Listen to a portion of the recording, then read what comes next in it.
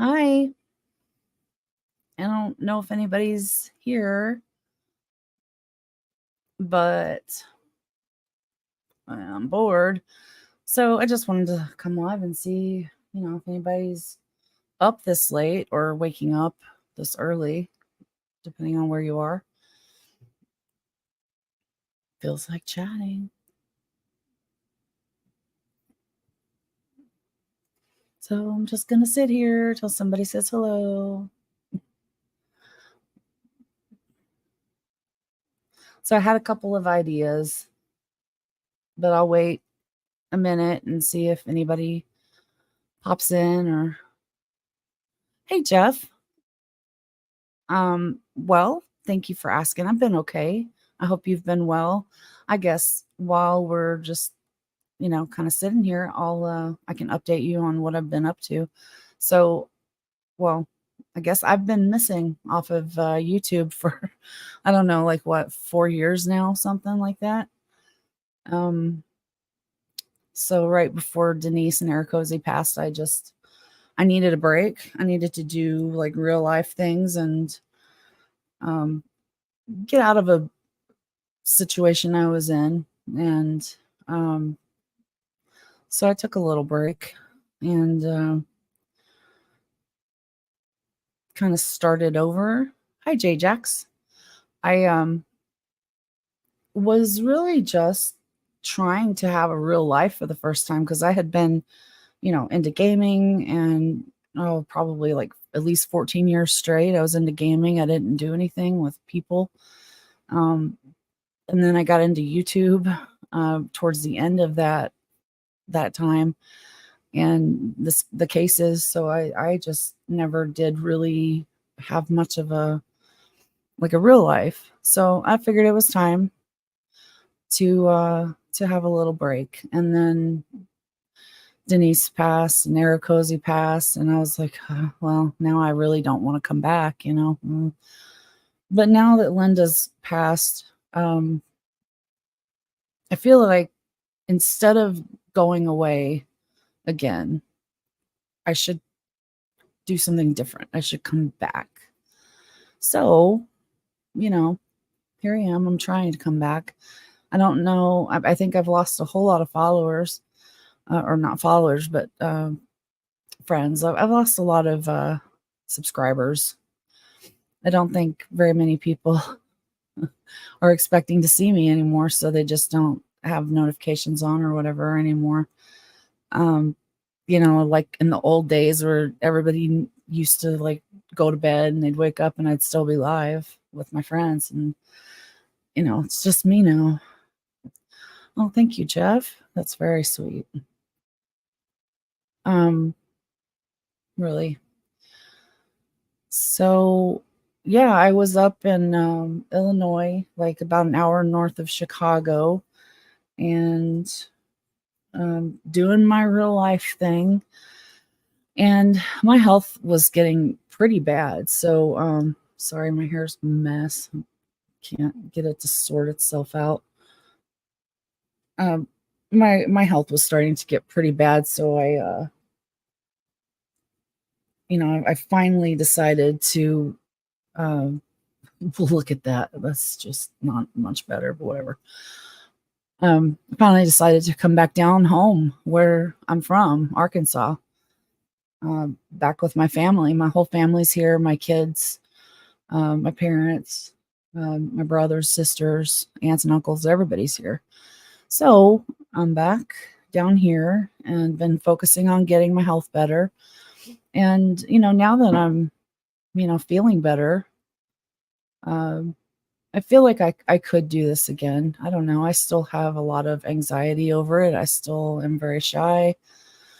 I don't know what I would talk about anymore. I have not been keeping up much with the cases or anything. So, I'm not really sure what I would even talk about anymore. Hi, Jay Fearless.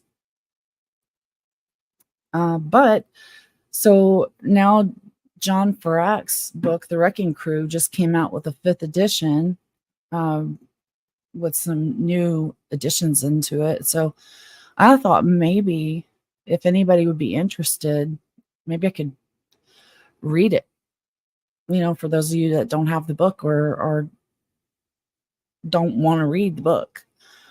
Maybe I'd just read a chapter a night or something and then chat about it or whatever, whatever people want to do. Maybe what I will do is do like a pre-recorded video of me reading one chapter at a time or something like that. Maybe 2 chapters. No, they're pretty long chapters. So maybe 1 chapter at a time or something, and do like the whole series and try to get through the whole book. I won't make y'all wait a week for the next chapter. I'll try to do it every day or 2, at least put a couple chapters up to listen to, because it's a great book. It's a really great book.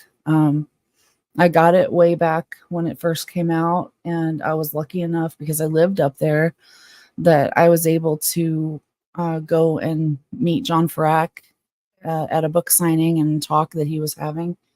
And of course, he was kind enough to sign my book for me and surprisingly knew who I was. I was just shocked. I couldn't believe it. But it was really nice. So we became friends after that on Facebook. And he is kind enough to send me a copy of the new edition that is just coming out when he gets it. He said he should have it any day. When he gets it, he's going to send me one. So when I get it, I'd love to share it with you guys if you'd like. I don't know what everybody's up to anymore because I've been gone so long. There's not a whole lot going on in the cases, is there? Like, what's going on now with you guys? What's everybody up to now?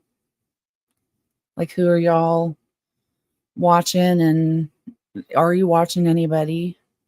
Stuff like what's going on? Or are you just like me, just kind of look on Facebook every once in a while and see if there's an update? Oh, rebutting convicting on murder. Yeah. I have not seen all of it. I did just watch the first, I want to say maybe 6 episodes. I think the episode where I stopped watching, the next episode was going to have Linda in it and be more about Brendan. I have not been real excited about watching that. So, and that was even before Linda passed. Episode 8. Yeah, that's what I'm worried about. I think 7 was probably the last one I watched then. But you're right. I did have the first couple of episodes was all about trashing Steven. He's a piece of crap, whatever. I don't care. Say whatever you want. Those things are true. He did those things, whatever. It is what it is. Nobody said he's a nice guy. We just said he's an innocent guy. That's all. So I didn't really care much about that. There's nothing to really rebut, like, for me. But I started getting the itch to rebut because that was the very first thing I ever did was a series that Dan O'Donnell did a long time ago. And it just got me so wound up because he was so wrong about everything that he was saying out his stupid mouth. And I tried to talk to him. I tried to message him. I tried to tell him, hey, you're wrong about this and that and whatever. Can I show you, and he just ignored me. I'm nobody, of course, I'm not real super surprised, but, I didn't want him to respond to me, but it would have been nice if he or someone who might have read his messages on social medias, because I messaged him in several different places. I think I even emailed, if they would have told him, hey, you've got someone that keeps writing in or whatever and has given this big list of things that they said you're wrong about, and they want to show you, and it just would have been nice if he would have wanted to listen or cared, but he continued to And he still does continue to run his mouth. And, now he's on convicting a murderer. So as soon as I saw him, ooh, I lit. That lit a fuse in me. I was like, I know I'm going to have something to say about something here, because this guy he hits me wrong. Every time I see him, he makes me mad. But yeah, there was some stuff that Brenda was saying. Some of the supporters that she was talking with, I didn't like the way that they answered. I would have answered completely different and a lot more educated. Yeah, Rich Donovan was not surprisingly, I wasn't too surprised to see him. I don't know who that girl is. Maybe I would recognize her. No, I don't even think I recognize her name, honestly. But I know, those people, they didn't want to have intelligent conversations. They wanted to, like Rich Donovan, he was just ugly. He was ugly. He didn't want to, he was always calling people names and insulting, personal insults and stuff like that. It wasn't about, like, let's debate this evidence. I think him and I might have had a few conversations. I think I may have even had a couple calls with him where we did have really nice debate, conversation. It was very respectful. And then next thing I knew, I think he was trashing me again and blocked me or something. And I don't know what the hell happened, but it was, people act like that. It's just so not surprising. I have talked to Brenda Schuler as well, because when I was talking, I used to talk to Michael Griesbach all the time, and I'd tell him, you know, I would just love it if we had someone in your position on our side that would help us to spread the truth, because we've got Kratz out there running his mouth and telling lies. I want people to know the truth. Well, he wrote his books and stuff, and when I didn't even have to read them, but I was seeing some of the things that were being said, and I was like, look, that stuff's just not right. This isn't right, and let me show you. And so I would show him all these things, and he would be like, not really know what to say. Hi, Cement Shoes. How you doing? So he wouldn't really know what to say. So finally, he said, I've got this lady that helped me write my books. Whenever you say something to me and I don't really, I'm not really following, or I don't really know how to respond, I usually go and ask her, and, how would you feel about just talking to her? And I'm like, sure, if you want me to, I will, and then after I talk with her, if she says, yeah, that makes sense or whatever, then will you consider helping and being on the right side of this? Because, unfortunately now, I mean, you started off on the right side, but unfortunately now you're on the wrong side, and that sucks, because he is a nice guy. He does have it in him to do the right thing. So I thought he would be the best person to ask. He wrote, oh gosh, what was the names of his books? He sent me like 2 or 3 books. So the first book I think that he sent me was about the Penny Bernstein case, the rape that Stephen Avery, Indefensible, that Stephen Avery supposedly committed, and then how he got involved with it and did the right thing and turned all this stuff in and stuff like that. And then the next was basically, as far as I'm concerned, it's the same as Kratz's book, which I haven't read either, but I have many times, I think, gone through his email that he was sending out to everybody, all the media and stuff, trying to get attention. All of his bullet points of things that Making a Murderer left out, things that the jury got to hear that you didn't hear in Making a Murderer. I like to, dispute those and be like, rebut them or whatever. Oh, but yeah, what I was saying about Dan O'Donnell, that he did a series called Rebutting a Murderer way back in the day, right after Making a Murderer came out. I wasn't super, super, super educated on it, but I had done quite a bit of research by then. And I had been already following Casey Martinez and Laura Perplexed. And I was constantly bugging Casey. I was like, Casey, you gotta say something about this. This guy's wrong, blah, blah, blah, blah, blah, blah. And I was just always poking at her. Hey, Casey, did you know this? Every time I'd find something, for example. So she was like, Allie, when I got all upset about Dan O'Donnell's series, she's like, Allie, you need to do that yourself. You need to start your own channel. You've got way too much to say. I don't have nearly enough time, So that was my first series of videos. Very first ever was rebutting a murderer is what I called it. I ordered that book from Amazon, but I haven't read it. Which one? Indefensible or Cement Shoes? Have you read the Wrecking Crew yet?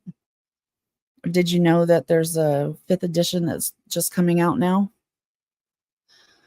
I was thinking about possibly reading that because John Farrak said he would send it to me. Yeah. Oh, you guys, when I moved from up north and came back down here, that place was just in such disarray and honestly shit everywhere. I had taken down my my little studio or whatever I had there. So all my stuff that I used to have in the background was just kind of displayed in my room on the shelf. And it wasn't, it was all put together, but it wasn't, for some reason, I just didn't grab it when I left. I just wanted to get the hell out of there. And I just wanted to bring as many fish as I could because this is the only thing that brings me peace in my life anymore. So I shoved a few clothes in that one 70-gallon fish tank and a couple 20s and just drove on down.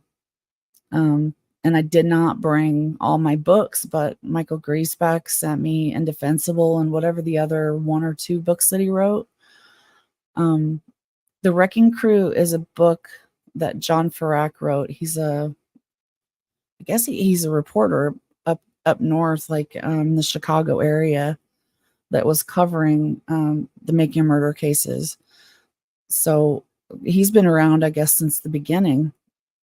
And he wrote a book about like following Kathleen Zellner around and just from his own research of the documents and stuff like that.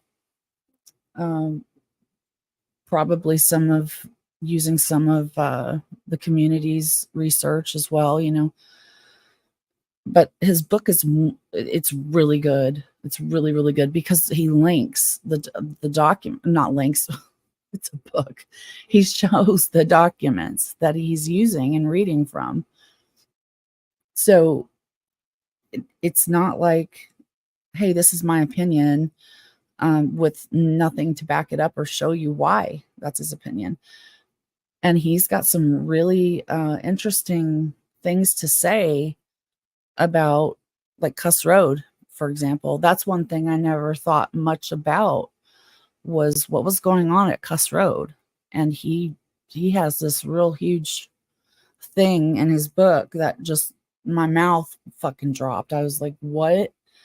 I didn't know all this stuff. I had no idea that some guy was called out of retirement to lead some kind of cleanup crew. I didn't know this, and that he was, I don't want to say anything because I might not remember it right, but I think he was some kind of the regular go-to guy for one of the sheriffs back then, before he retired. He was the regular go-to guy to cover up things, you know. But yeah, a super good book. It's on Amazon right now. It's called The Wrecking Crew. It's a great, great book. Highly recommend it. And now is a good time to get it because there's a 5th edition that just came out. So I'm looking forward to getting that so much. Not quite sure when that's going to be, but Mike Bushman. Yeah, that's right, J-Jax. Led Search Team A. Yeah, awesome, Cement Shoes. But yeah, Cement Shoes, I was talking about maybe reading some of that, and I'll probably pre-record those just to keep it separate for those who just want to hear the book and not so much the after the fact chat, you know, whatever. I might do a chat after I post a chapter. I might do a chat after, you know, stuff like that. We'll see. I don't know. I'm looking for ideas, so I don't really know what I'm gonna do yet. Honestly, I don't have any idea. But I'm random. I don't have a schedule. I'm sorry. I know some people can't be up this late, and you know, if you're in Central Time Zone like me, it's almost 2 a.m. So, but hopefully you can watch the replays. And I'm really sorry about that. I'm random. I never know when I'm gonna feel like doing something. But Allie, have you seen the unfiled search warrant for the property at Cuss Road?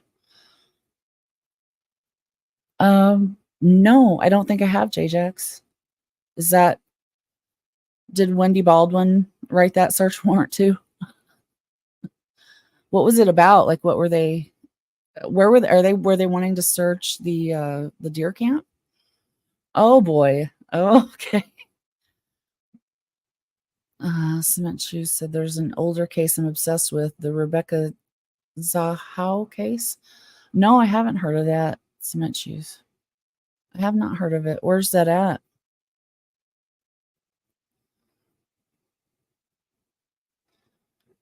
Yeah, I just got into Making a Murderer, you know, because everybody was watching it, and I got sick of everybody talking about it, and I couldn't, you know, have, I guess, an opinion on it because I hadn't seen it yet. So I got Netflix and I watched it, you know, binge watched the entire thing, and then went to bed thinking this is bullshit. And I just kept thinking about it and thinking about it and thinking about it. But I was so tired by the time it was over, you know, I just went to bed.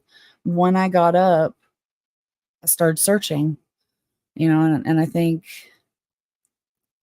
oh, you got it last year by accident? Um, where can I see that?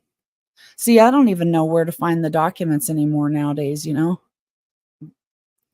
Foul Play, I think, is where pretty much everything is now. And I let me see if I can Foul Play Avery. Yeah, here it is. Stephen Avery's case files. So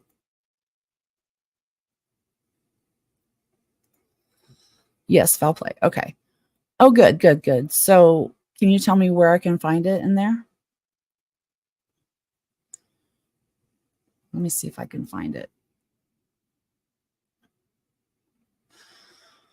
Oh, wow. I love it. It's got like news and all kinds of stuff. Let's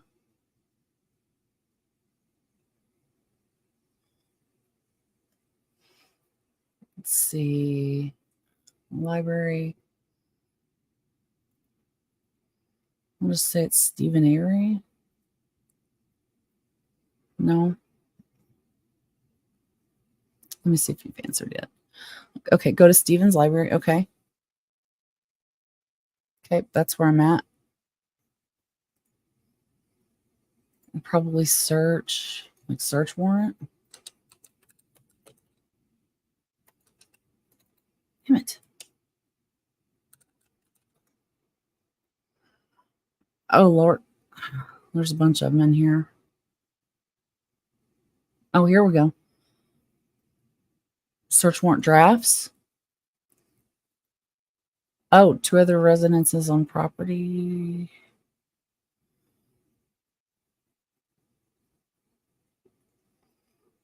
Affidavits, search warrant,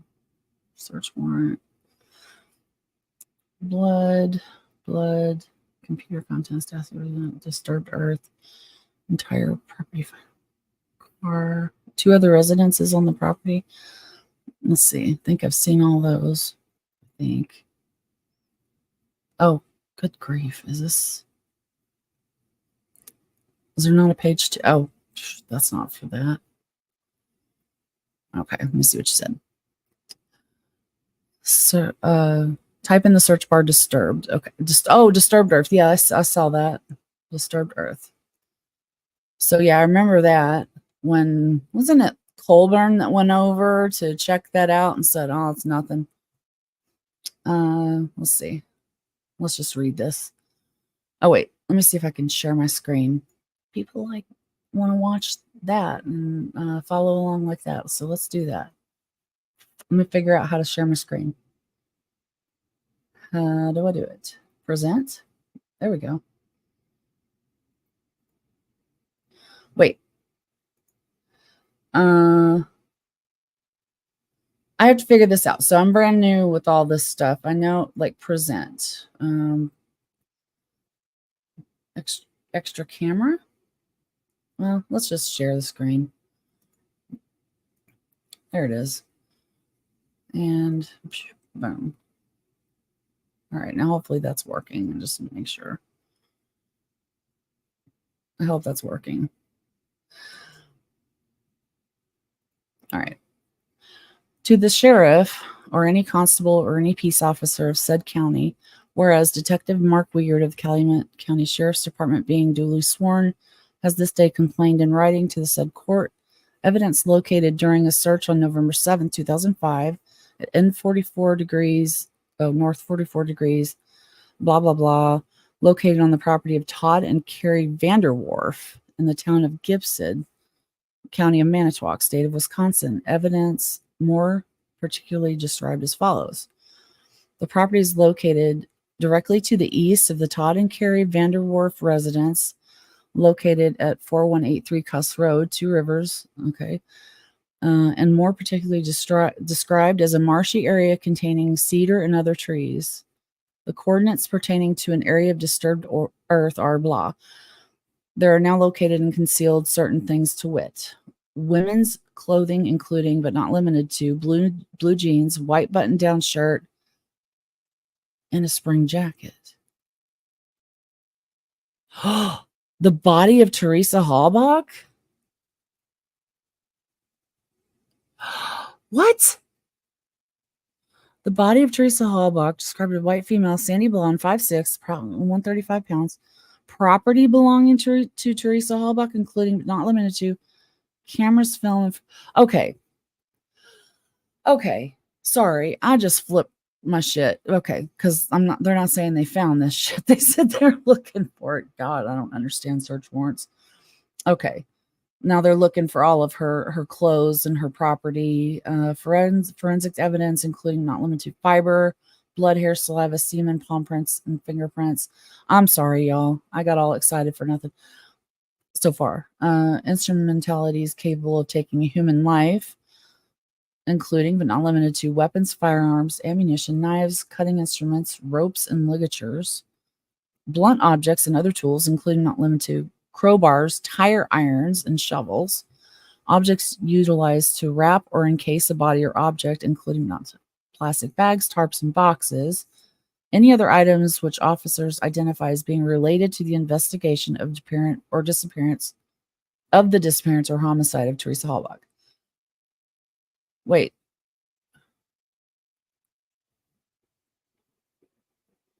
Is there a page missing?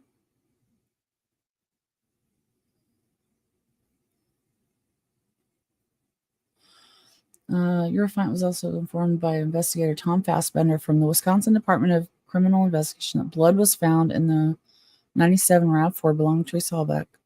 located within the Avery Salvage compound. Steve Harrington of State Wisconsin Laboratory in Madison stated that technicians had located presumptive blood in the rear cargo portion of the vehicle and also in the front of the vehicle ignition areas. Steve Harrington further indicated that technicians also located visible palm prints on the rear. There was also a blunt instrument upon which blood was found located in the rear of the vehicle. Now, I have heard of that. I think Jenks told me about that. That's super interesting. What happened to that?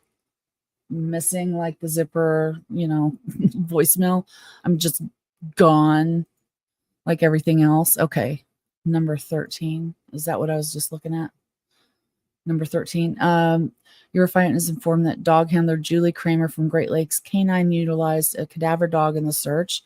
Kramer utilized a trained cadaver dog near the area of disturbed earth located by Bushman. The trained cadaver dog hit on the area of the disturbed earth, indicating that a body or blood had been present in that area. Now I do remember something about, I thought when they brought the dogs over to the Cuss Road area that they wouldn't let them get close. Am I wrong about that? Was that right?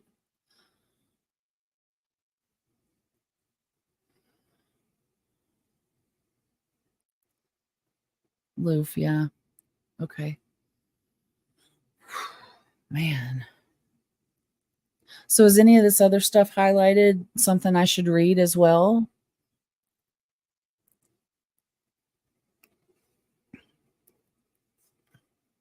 Yeah, okay, Loof. Loof was that the bloodhound, right? The live scent dog? Oh, keep going? Okay. All right. Your affiant is informed that a grid search was performed. Oh.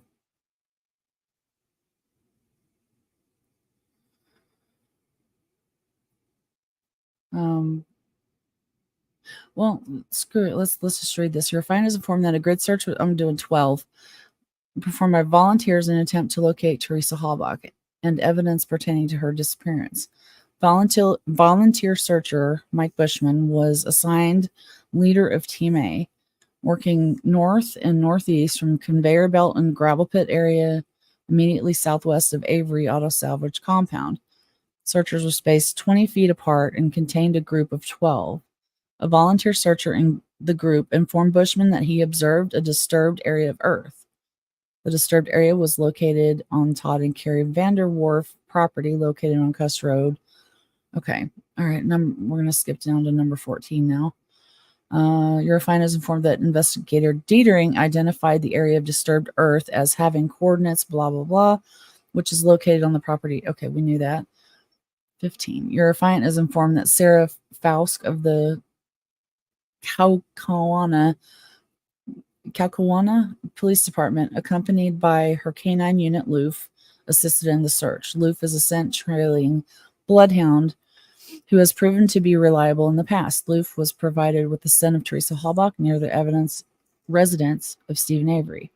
Loof detected a scent near the residence of Stephen Avery and followed it along a wood line that led in an east-west direction to Cuss Road. Loof led Sarah Fausk up to the crime scene tape, which was located in a perimeter around the area of disturbed earth.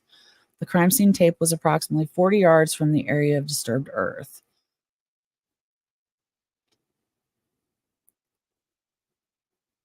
Okay. If I remember right, was this the area of disturbed earth, like if you were driving into Cuss Road and you pull up, is it like over on the right side, like off a little bit towards the trees, like near the tree line? Is that where that disturbed earth was? Your affiant is informed by investigator John Dietering of the Calumet County Sheriff's Office that the excavation site is approximately 3 foot by 4 foot in area. The area of disturbed earth is lightly covered by pine needles, which the surrounding area is densely covered with leaves and pine needles. Investigator Dating observed Bushman insert a flag to the area of disturbed earth. The flag went in with little resistance. Investigator Dietering then observed Bushman insert a flag in the area adjacent to the disturbed earth and noted that it went in with substantially greater resistance. Ew. Dietering also located a piece of nylon rope wedged between a log and a tree, 20 yards south of disturbed earth. Dietering noted that there was a small section of white plastic sheet material protruding from ground of the area of disturbed earth. Plastic sheet material. Okay. Dietering noted that there is a trail running in a north-south direction near the area of disturbed earth. On the trail, investigator Dietering located a piece of blue tarp, approximately 3 inches by 3 inches square. What? Your affiant believes that based upon his training and experience, the section of blue tarp and the piece of white plastic sheeting would be consistent with materials commonly associated with covering and concealing buried objects. Wonder what the little square of tarp did.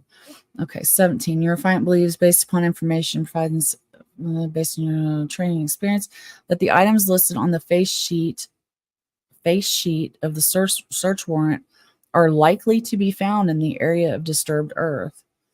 Affiant states that there is probable cause to believe that Teresa Halbach has been the victim of a crime, homicide, sexual assault, and false imprisonment. Mark Wiegert. Surprise.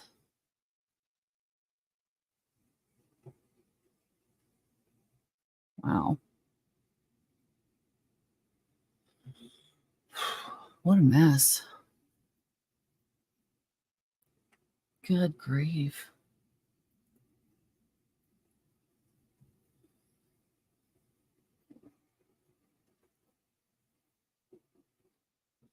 Okay. Because I remember, oops. See, I can't ever figure out how to do this. Is that what you guys saw the whole time? Oh my gosh. I hope that's not what I was sharing with y'all the whole time. Were you able to see? I am so sorry if I did that wrong. It was. Oh, no.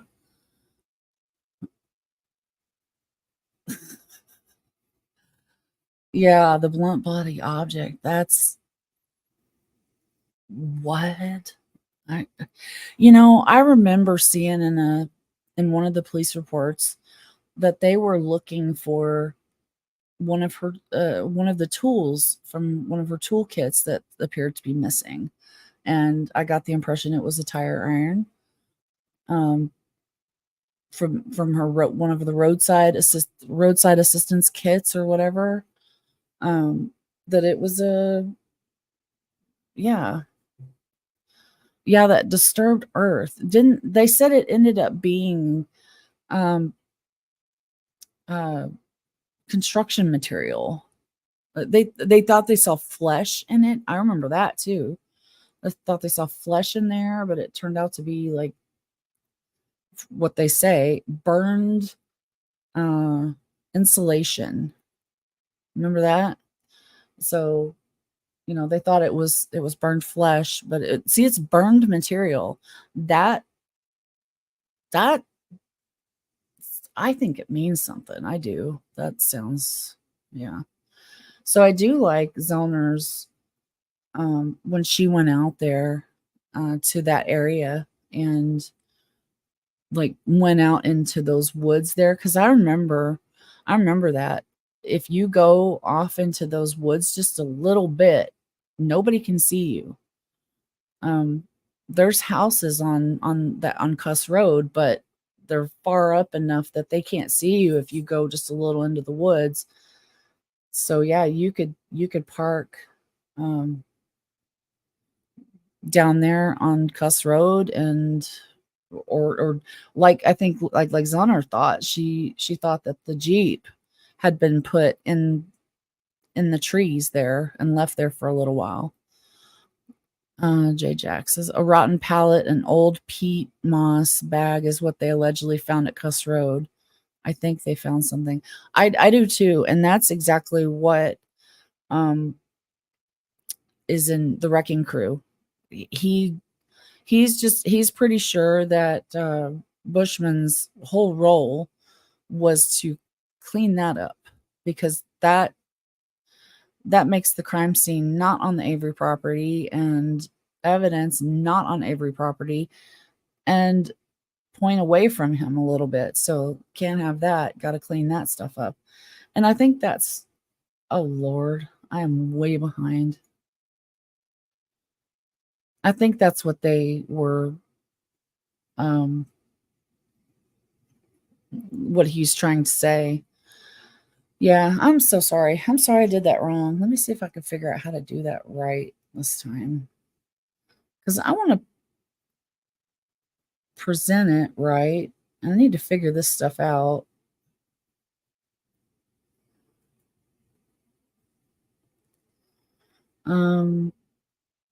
That. I want to share that. But I want it to.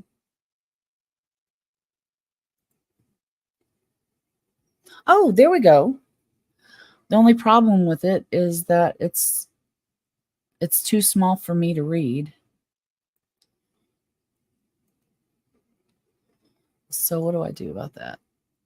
I guess I just pull it out and read it to the side or something. At least it's showing. I like to show the documents, but anyway, here's the search warrant that we've been talking about for anybody that wants to see. This is it on the 7th of November. So this, on the 7th. Yeah, see, this is the day before the bones were found, right? So interesting.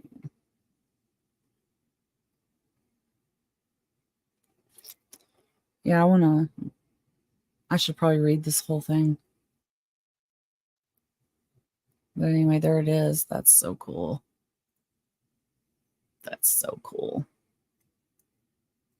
I love finding, like when you get something like that and you're like, oh my God. Yeah, but Jinx was telling me about this. It's like, Ellie, have you heard about this? I'm like, no. Look up on top. Okay, let me do it again. Uh-oh, what have I done? Share screen. Do that. Okay, let me pull that. Oh, wait, I don't need to do that, do I? I can zoom in up at the top. Remove full screen. Oh, well, how do I zoom in? Okay, edit it. Nope. I can make it full screen. I don't see how to. Maybe, does that make it more clear for you guys? Hi, Crockett. Just popping in to say hi. Well, the plus. Oh, on the actual document. I gotcha. There we go. There we go. Thanks, J-Jax. I really appreciate your help, because I don't know this stuff. I need to learn StreamYard and all that.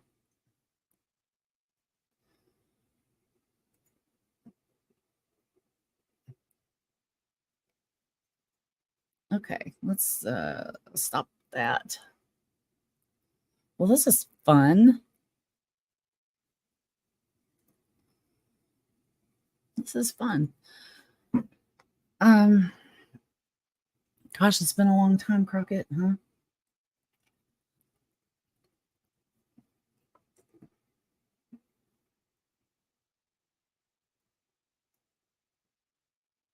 Uh-oh, am I frozen? Yep. No. Yeah, I need to figure this stuff out on chat too. Let's see. There's so many things. Yeah, it's been a long time. I learned how to got a bunch of new calls. Bam. Like I learned how to do that. I'm sorry. This is fun. Like that's cool. Um what are the calls about? And who are they? I assume MTSO. Yeah, see, I'm way out of this. I have not been around for a while. Did you know that I did send a FOIA to the FBI a little while back? Ooh, the dispatch from MTSO. Interesting. You know about that? Well, I think it turns out to be nothing. I mean, it's extremely confusing what I'm supposed to do at this point because they really don't like they sent me this CD and there's like very uh strange info on it. So I don't know what I'm supposed to do with it. It's not anything useful. It looks like maybe possibly every time someone said it may be something that or showing every time someone ran her through CODIS. But that's all it looks like it is. But it doesn't look like anything. It's not at all what I asked for. I asked for pictures, police reports. I asked for any kind of call logs, um, dispatch, uh, any kind of written logs. I asked for everything. I was pretty specific, but maybe I'm not being specific enough. I don't know. Like, do you have to have like an item number to request? I've never done a FOIA before, so I don't know how it works, but maybe I wasn't specific enough because I asked for everything you have related to the Teresa Halbach case. I was hoping that there would be some investigation into other people, other potential suspects, things like that. Maybe an app on Discord. Yeah, I thought I was specific. I was as specific as I could have been without having like an item number or whatever a tag number that they use for whatever. Like I don't know how many pages of reports that there might be. Like I don't know anything other than this is what we have. We've got pictures and reports and call logs and dispatch calls, stuff like that. So I knew to ask for that stuff.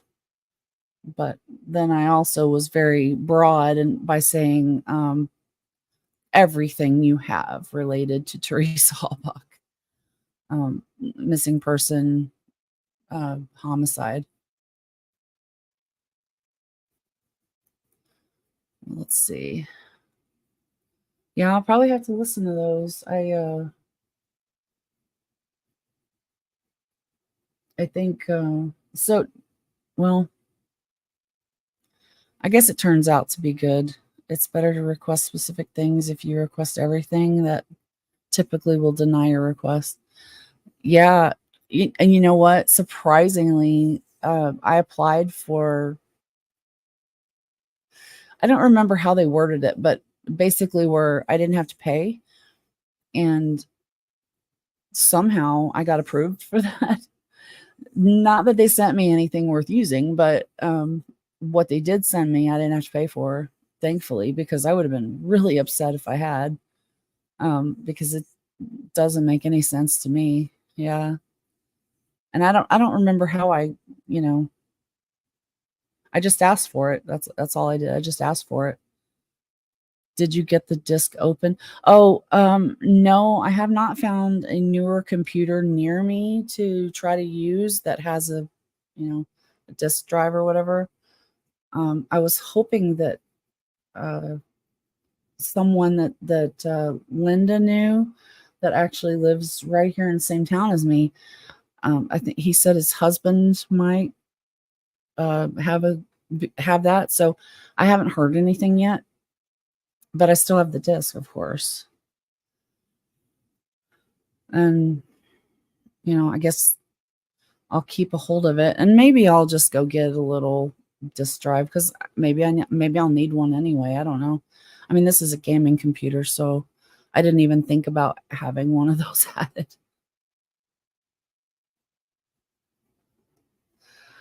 Okay, yeah. Hi, Dark Side of the Moon. How are you?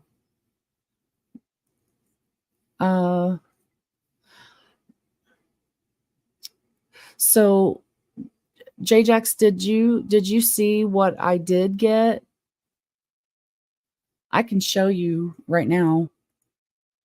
Um, it was literally, it was confusing, to say the least.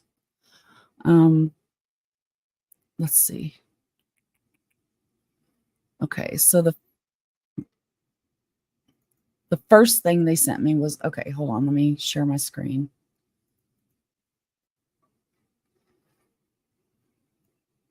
Okay.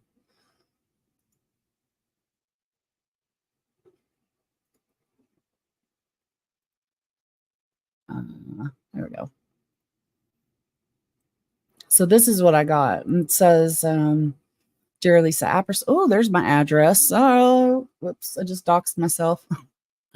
The FBI has completed its search for records subject to the FOIA that are responsive to your request. The enclosed 10 pages of records were determined to be responsive to your subject and were previously processed and released.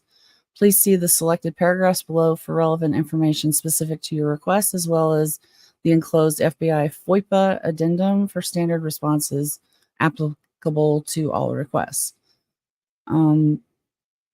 So it is checkbox. Please be advised that additional records responsive to your subject exist. So yeah, I would imagine if this release of previously processed material does not satisfy your request, you must advise us that you want the additional records processed. Please submit your response within 30 days to these people, or to this email. Please include the FOIPA request number listed above in your correspondence. Let's see, the other thing, nothing else is checked. And then this is just blah, blah, blah, blah, blah. If you are seeking new search for records, narrow the scope of your request based on material that you have already received, timeframe, or locality. These unusual circumstances will delay our ability to make a termination request 20 days. Yeah, so this, and then the FBI FOIPA addendum. So this is like codes or something. The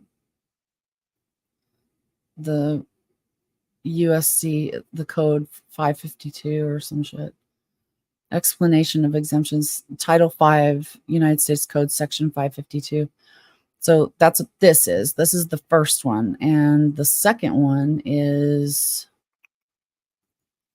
this. This is what is the most confusing to me. I have no flipping clue what this is. Hold on. Why doesn't it just show my screen? Okay. Like I have to pick exactly what I want it to show. Okay, this is the one that's confusing to me. This doesn't make no damn sense. And I showed this to an ex-cop, and he said the only thing he could figure out is that this is every time her name was run through CODIS. This is what's 10 pages. This is 10 pages of NCIC, Teresa Halbach, date of birth, sex, race, blah, blah, blah. Let's see. Bro, a bunch of numbers, has not been seen since October 31st. It's not like her. She's always checks in with family members. There's her driver or her license plate. It's the VIN, I think.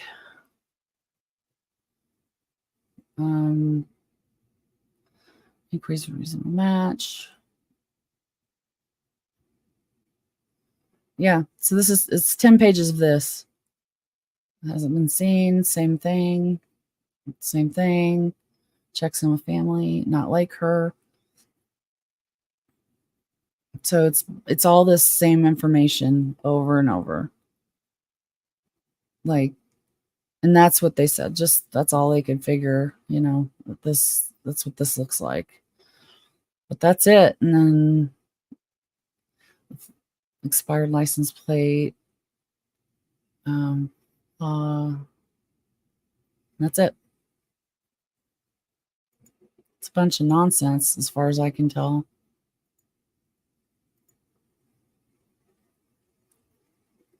Oh, shit. Did I not share my screen? Oh my God.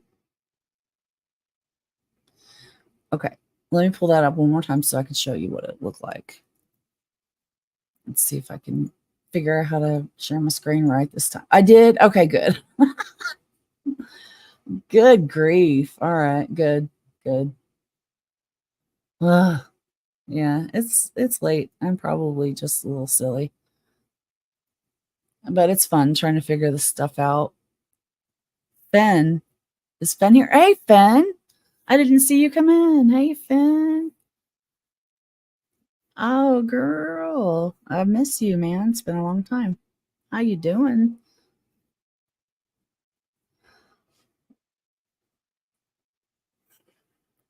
Hugh sent me a message asking if I could possibly help you, and he sent me a link to your last video. Yeah. So when I opened the file, literally those were the only two things on the disk that I could see. There was nothing else there.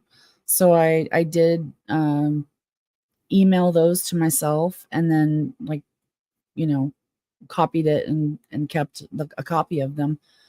But I couldn't, and that's the thing. Excuse me. Someone said maybe you're just not able to open if there's something else there, because maybe you're just not able to see it or open it because the computer you're using is so old and outdated, like it's not been updated or anything. So who knows? I don't know if that's a possibility. Definitely worth trying to see if there's something else there, or maybe I should just send, I don't know if it's an appeal or whatever it is. Check my PC to see all files. Well, I opened them on that computer and I read it while I was on the computer. Like there wasn't anything else in it at all. It was just those two things. Oh, Crockett, family commitment. It's nice to see you live, Allie. Been so long. We'll take a look later. Bye. Have a good day. Or yeah, have a good day, Crockett. Thanks for hanging out for a little bit. You have to, yeah.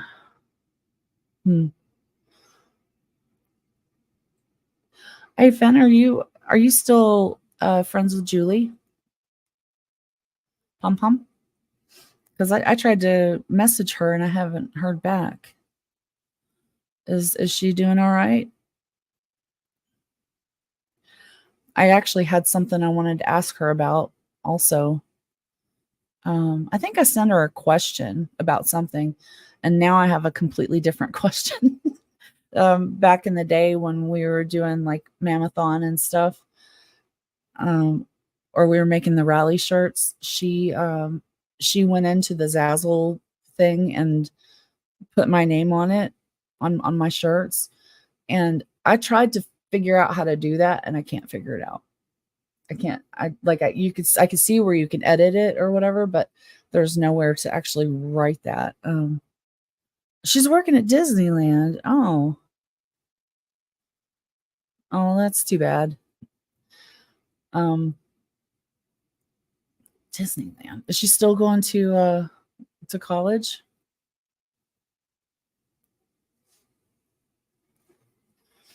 Man, we need to all get together. Surprisingly, it was oh, she put all our names on those. Yeah. I lost mine along with all my books and all my other stuff like the Ericoze, the Wrecking Crew sign that I had framed. Um, a friend of mine has Stacy's hat and Denise's mug and some of the little postcards and stuff. But other than that, I lost all my stuff. So I need to have those reprinted out and get them all because I don't know what happened to them when I was moving to come down with my family. I couldn't find them. Oh, I hope she is.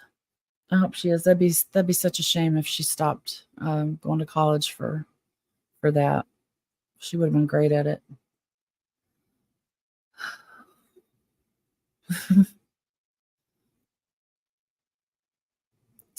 Oh, I'd love to have another, the Mammothon shirts and the hell, even my rally shirt. I don't even have that anymore. Like, I don't have any of them. The only thing I ended up with is maybe two Brendan shirts, but that's it. I never did have a Cozy Wrecking Crew t-shirt. I don't think. No, I didn't. I didn't.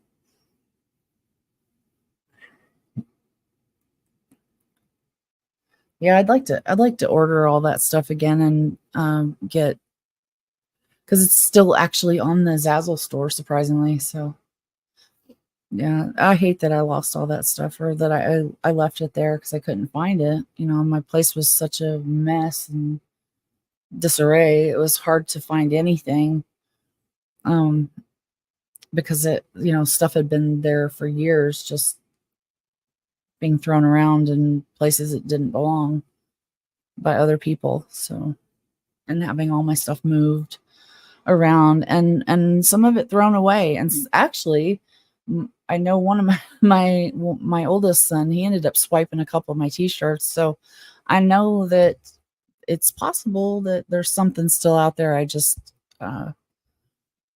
don't know where, unfortunately. But yeah, so it's just stuff. Memories are still there, and that's the important thing. You're right. Yeah, Finn. Oh, so I talked to Amber.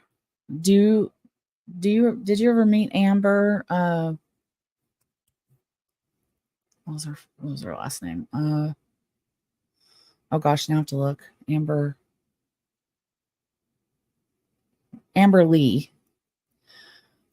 Anyway, she's the one. Yeah, okay.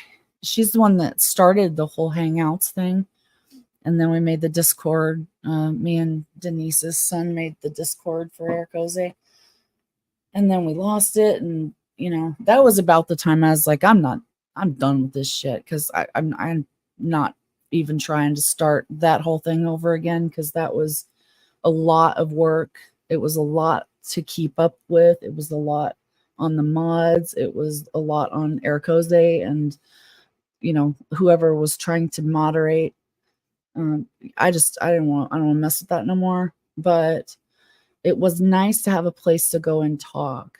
So she said, it would be nice if we had a place like that again. I'm like, I would love to provide that place just right here on YouTube. And she said we should all get together and have a little reunion for Linda or something and um just get together one more time at least. I'm like, no, girl, you got to get together at least one more time when it's my turn. Come on, and we'll do it for everybody else. Yeah. So Georgia Hello, ma'am. Yeah, I missed those days. That was so fun. Had so much fun with everybody. It's going to be hard. I'm trying to do this again just because I need to do something different this time and not disappear. But it's going to be hard doing it by myself, and I don't have a clue what I'm going to do yet. You know, I can't imagine many people wanting to just listen to me ramble. I don't really have a lot to say. Oh, thank you, J Jax. Oh, that's so sweet. I appreciate that a lot, really. So I've been asking, like, what's everybody else up to? Like, who's everybody watching? Thank you, Dark Side. Who's everybody watching? Like, maybe I can just go and watch them and maybe pop in every once in a while and learn something, because I would love to catch up. I just, like, is there a person that goes over all these new things, J-Jax? Thank you, Finn. Is there a person that goes over all these new documents that as you guys are getting them on Foul Play, in Foul Play? You do? You go live?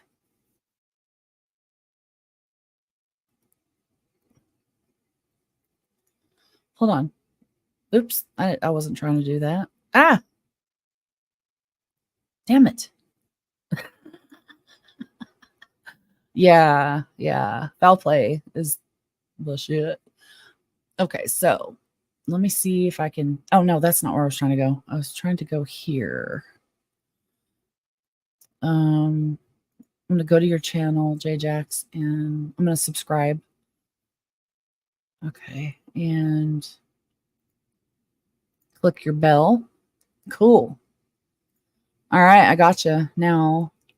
So Foul Play does? I don't even know if I'm following Foul Play on YouTube. Let me see.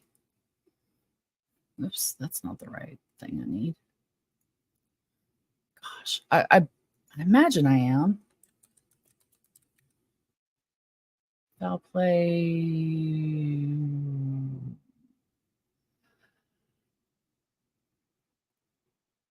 Hold on. There it is. Oh, look at that. I am subscribed. Hold on. Let me see if I can click a notification. There we go.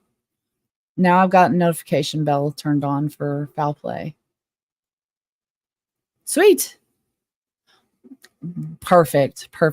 Then I will, yeah, I'd love to just sit and watch and learn, catch up on the stuff that's going on. Maybe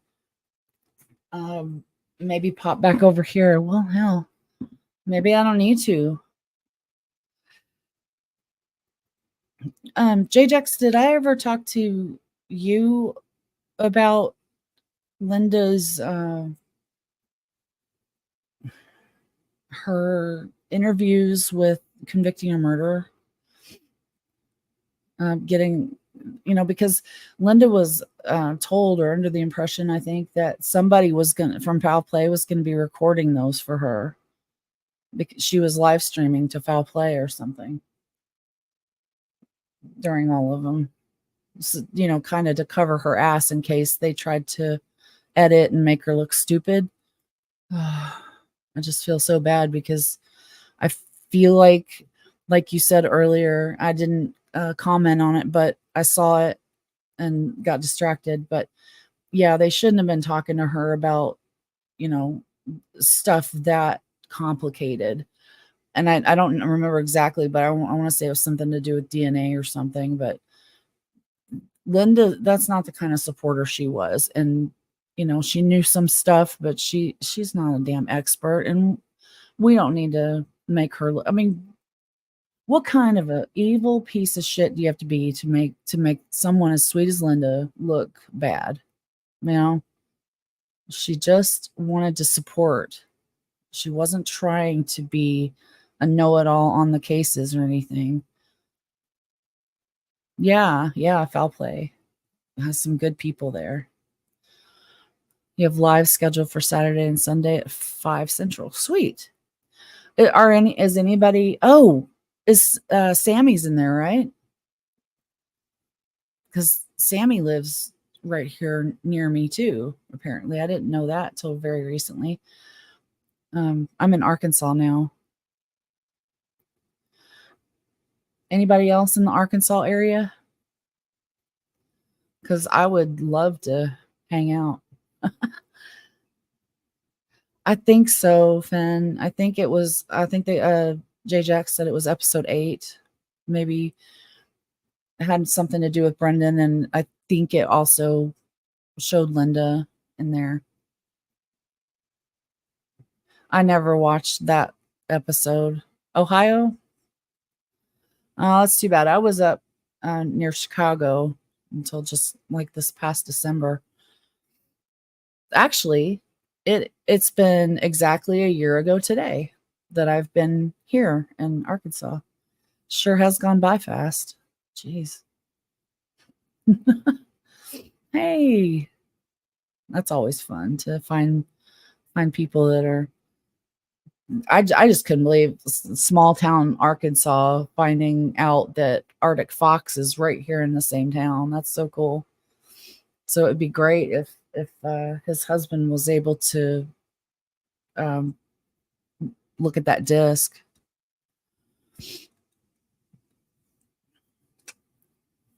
Yeah, she was a good person.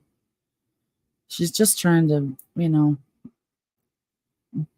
do the best she can, be a voice when assholes like me just disappear and other good people pass away,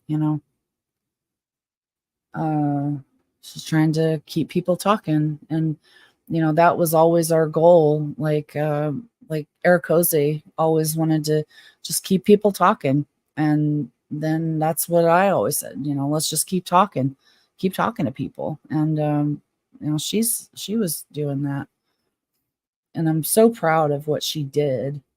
The thing that she started, how big it got with Becca. I mean, that's just so cool. Now that they're talking with Brendan and they're friends with Pete, and they do stuff with him all the time. Yeah, Finn. I look at my cover photo and I'm like, man, 3 of my great friends are in that picture are gone. I just it's hard to look at, but I'll never take it down. Yep. That's what you do. Just keep talking about it. And I've always loved, honestly, my favorite thing was talking with people who were just coming into it, like brand new. And they're like, hey, where can I find all the documents? And hey, what about this? And have you thought about that? And do you know this answer? That was always my favorite thing, was talking to the new people and being like, I'm glad you're here. Welcome. We need more people. Just keep talking, and let's all just keep talking about it. And the more the better. I think everybody, well, I feel I feel like some of the convicting a murderer just cherry picked a little bit of what they chose to learn, but you know, I just don't see how you could possibly come to another conclusion if you looked at everything. I just don't see how you could.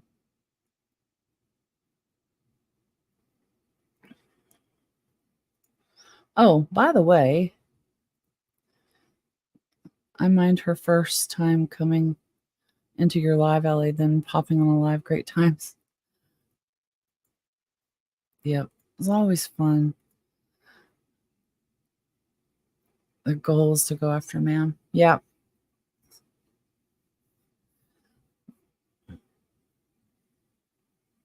And I don't care. And what I expected, if anybody wants to join me, there's the link. What I expected more from Sean Reck, whatever his name is, Sean Reck. I expected more from him because I'm proud of Rookie too.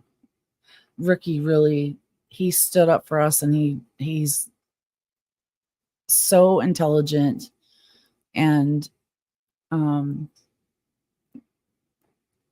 he has a really good presentation, like the way that he presents things, and he seems so level-headed, and um, I love having him as someone to represent us.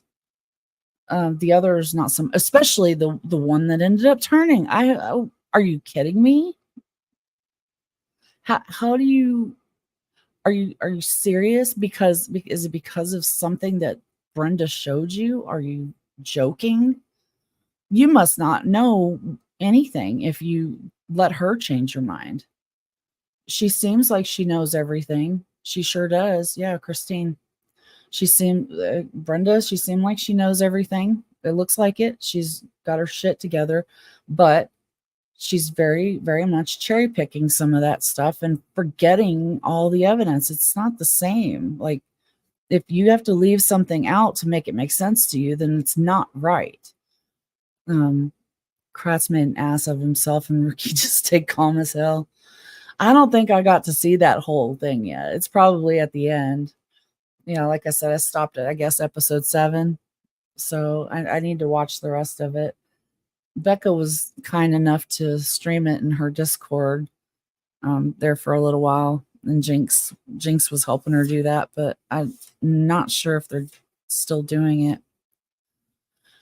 But I'm not paying for a damn subscription to that nonsense. Scattered. Okay. Yeah. Kratz is a mess. I've already messed his ass up so many times on Twitter and just talking, you know, mostly on Twitter, but and he knows it too. Kratz knows it too. That's why he don't want to talk to me. He doesn't like me. And it's not because he doesn't like me, because we have very calm and respectful conversation. And actually one of the very last things he said to me was, I appreciate the intelligent banter or something like that. And then he blocked me for no reason, you know, and it's because I brought up the day planner. Sorry. You know, we talked about all the other stuff that you wanted to talk about. All I wanted to talk about was explain the day planner to me. How do you explain that? Yeah. And you know, I will say this. Kratz was never inappropriate with me. He never hit on me or anything crazy like that. Even though we did have several private chats. I was a lot more of a bitch to him on Twitter than I am in private chat. I was, you know, very respectful. Like I try to be with everybody. But I get mad when people don't fucking listen to me, you know, like Kratz, as many times as I've gone after him about repeating himself, every time he repeats himself, I get mad. Like, stop saying that shit. It's not true. How many times do I have to prove that what you're saying is not true before you stop saying it? But yeah, so it made me mad every time he'd say the same thing. Yeah, that's a great question, Finn. Did they address it in Cam, the day planner? It's good to talk. Ignoring people because they have a different opinion is stupid. Exactly, Dark Side. I love talking to the guilters. I always enjoyed it. And you know, Falcon, he's still my favorite guilter. Always will be. He's so cool. We're still friends on Facebook. It wasn't mentioned. Of course, it wasn't mentioned. You know why, J-Jax? Because, you know, I'm sure you do know why, but Sean Rex said that he wasn't going to show any evidence of anything.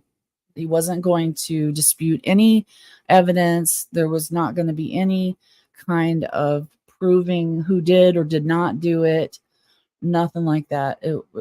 Not at all. And that's exactly what he told me he was going to be doing in the very, very beginning, you know, when the shit first started. Because I asked him, I said, look, I don't know who you've got fact checking your information, but if you are interested, I would love to help you fact check.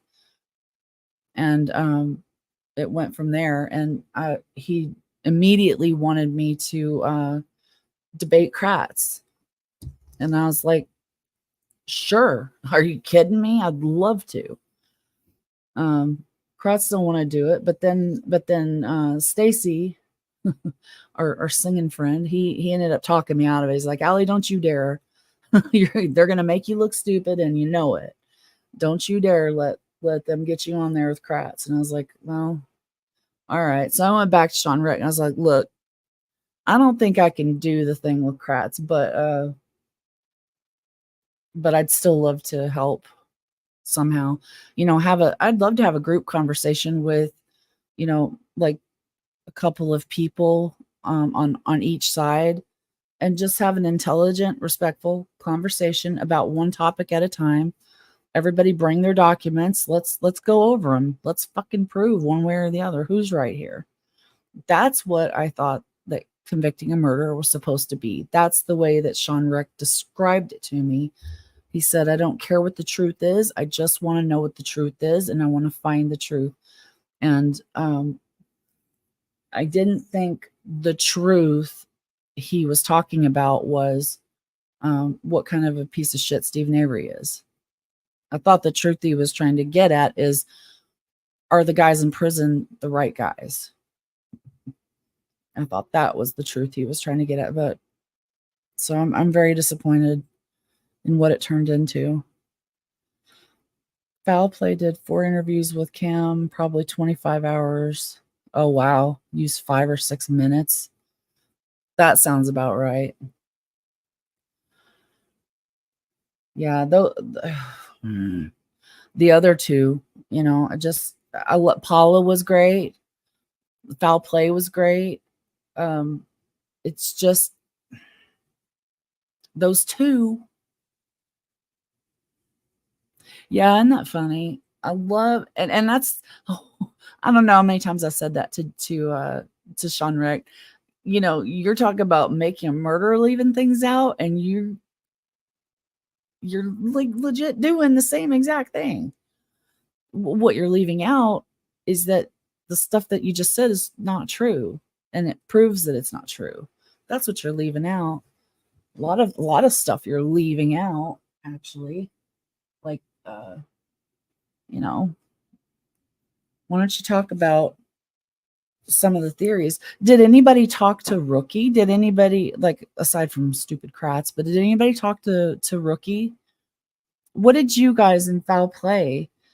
Um, did you get anywhere with Brenda, or did she just talk down to you like you're stupid?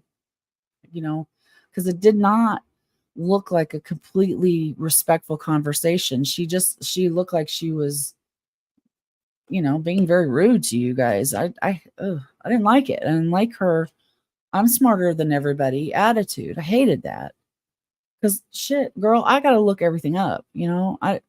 It's not on the top of my head anymore. I don't remember probably a tenth of the stuff I used to have in my brain. It's gone. Was she cool? It just must have been edited to make it look like she's smarter than everybody else, and y'all are all like cuckoo fangirls. Just rude. It just felt very rude. The only parts that didn't feel rude was the like when Rookie was by himself, uh talking, being interviewed alone, and then like when Paula was alone being just being interviewed, she was just talking. They seem perfectly normal and great, but as soon as they get Brenda in front of them, she makes people look like, "I'm smarter than everybody. Y'all don't know what you're talking about. Do you want me to show you?" You know, mm. There was another producer named Rick. I've never heard of Rick.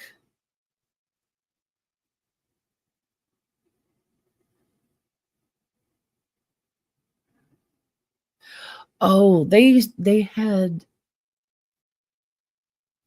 I want to say it was some production company or something. Like what? Rick got fired. Good. They wouldn't let you discuss the Halbach case. What were you there to talk about? Like, what were you? I mean, isn't that what the whole damn thing was about?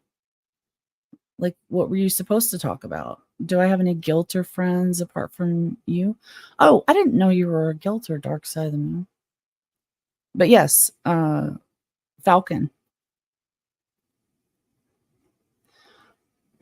See, I love you, Dark Side of the Moon. I love you, and I didn't even realize that you were a Guilter because you're always so nice. The 85 case. Why? The 85 case had nothing to do with anything other than, some of the same people might have been like civil suit stuff. Yeah. What the? If that's the case, then why didn't they have, or did they have? Yeah, I guess they did have Greaseback on there, didn't they? Which doesn't surprise me. She helped him write his books and Kratz's books, and they're all the same. I mean, as far as I can tell, they're all the same.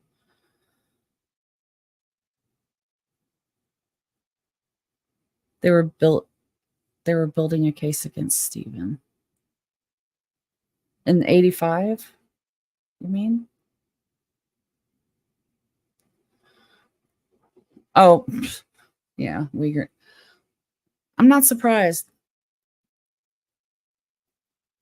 because I think he is one of the dirty ones, honestly. I think he's more dirty than anybody. So, like, Colburn and Fassbender, I think they're less dirty, but Link and Uyghur, nasty, dirty. That's why I love you, Allie. Jinx told Linda, and she said she still loved me. That's our Linda. Yeah. Yep. That's right. Loved. Yeah.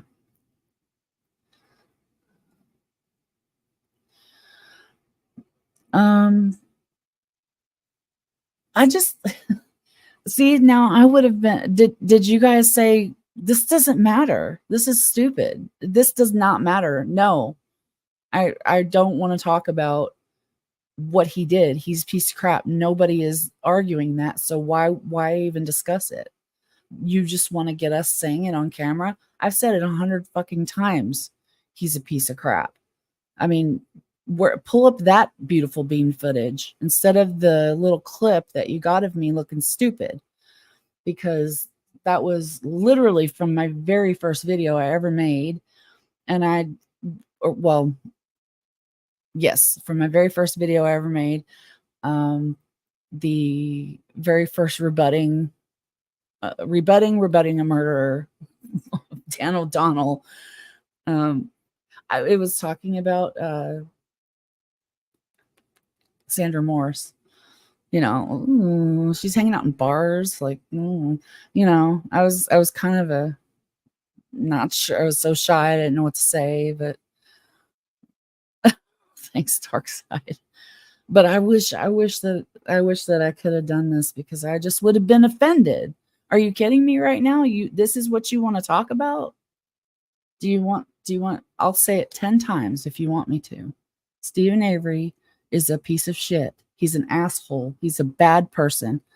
Boom. Mic drop. Did you never think you'd hear us say that stuff? Because that's dumb. Why do you need to prove that to everybody else? You don't need us for that.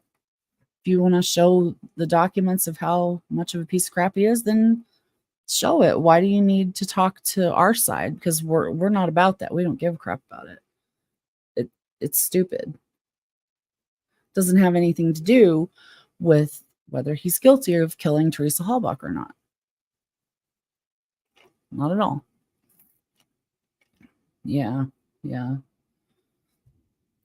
Every person that kills an animal has not killed a person.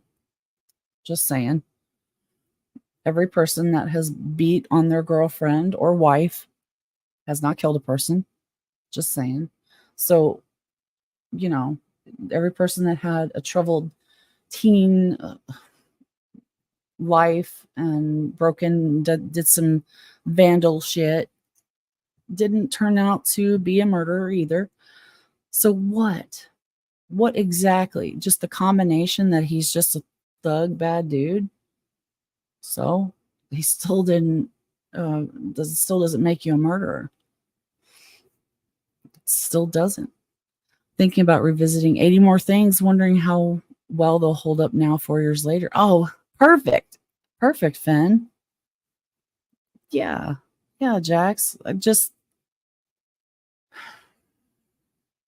would have been pissed. Like, are you seriously gonna, waste our time? Like, why are we here? You don't I'm just going on and on and on. Oh, camera. There we go. Right, there you go. So did y'all talk about the brothers? I mean, not that I want to drag them into it, because just because they're bad guys doesn't mean they did anything. There's a lot of people that just because they're bad dudes or have done some bad shit does not mean they killed somebody. Show me proof that he killed somebody, and then I'll believe he killed somebody. Like, yeah, and I'm sure you did, J-Jax. I'm sure you tried and you showed them all the stuff, and then of course they cut all that out because all they wanted was to hear y'all say that he's a bad dude. It's disgusting, and that's exactly why Stacy was like, "Don't you dare." I'm glad in a way he talked me out of it. But I really would have liked to, because I would have recorded it myself, because I will show you um where I showed Brenda, that whatever she's just said is not quite right. Doesn't prove anything. I'm glad y'all record. I'd love to see it. Do y'all have y'all played that on your channel or anything, or on the website? I'd love to see the whole thing unedited, because that's so interesting to me to watch how they, edit it down to look a certain way. I hate that. Oh, you don't? Oh, would you ever do that? Would you ever put it on so we could see? Oh, you can't? Like, ever? Or is it just until all the shows come out?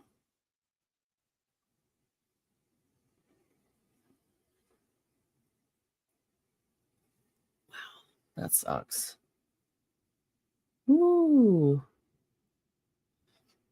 Are you allowed to talk about the things y'all said? Um, not sure how long. Oh, okay. Well, hopefully it's just until all the episodes have aired, and like been given time to do what their goal is, which is to change casual watchers of Making a Murderer, change their mind. I don't care about those people. Those people they're not out here fighting and protesting and stuff. So yeah, maybe now you can. Maybe now, because so if you find out that y'all can, would you ever maybe show that? Because I think, well, I'd love to see it. I'm sure other people would too. I'd love to see y'all um showing her what's up about stuff that actually matters.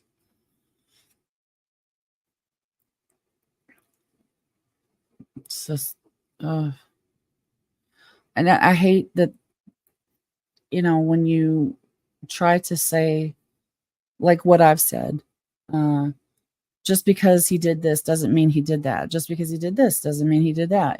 Just because he did all this doesn't mean he did that.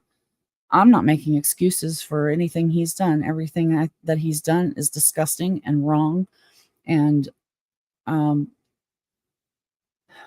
gives good reason to not personally like the guy, not want to be friends with him, not think that he should be around minors, all these things, but uh, not necessarily in prison for something he didn't do. Lock him up for the shit he did do. but not for the stuff he didn't do. That's not fair. Just you can't lock up bad people because they're bad people, because they might have done something or they might do something. That's not fair. I have to get some sleep. Great to see you, Allie, and all. Let's chat soon. Yeah, Finn, girl. Good, Dark Side. I would love, yeah.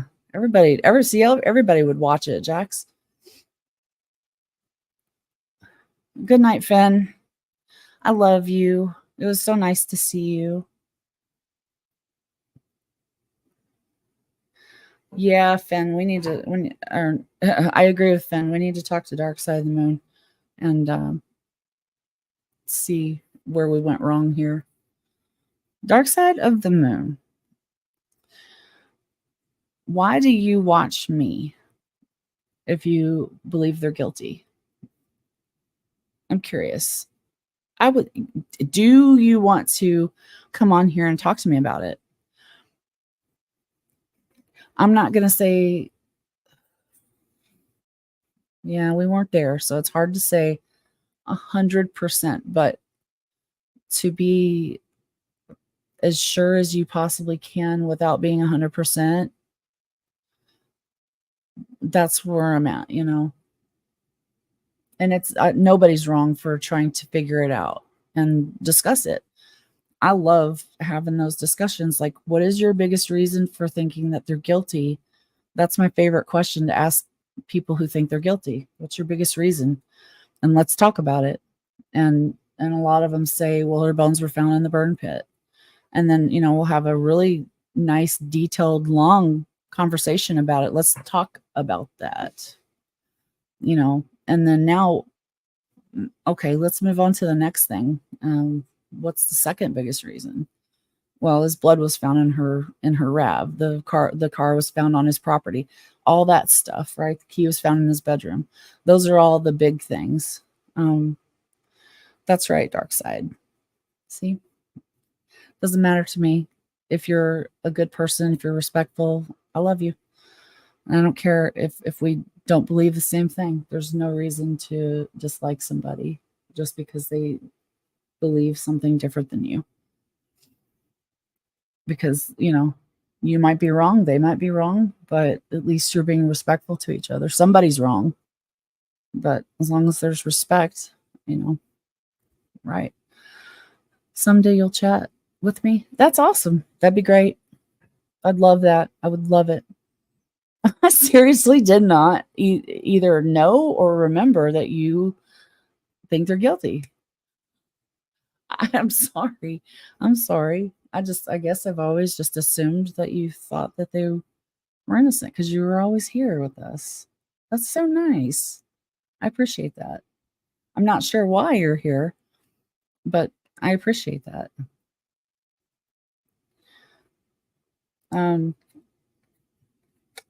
I don't think that there's anything like now that I could just pop off the top of my head. I know where to find this document and that document to show you that this is wrong, that's wrong. This is why that's all questionable to us. Why we think it's planted. There's so much, and that's the thing that I think that a lot of people like Brenda, I think they don't consider the whole picture, all of these things put together. You're not allowed to just pick and choose. The bones were found in the burn pit. Yep, that's a fact of the case. But another fact of the case that you have to consider too is that there's also bones in the quarry in 3 random places, and there's also bones in the burn barrel. Why are they there? There is no good explanation for that.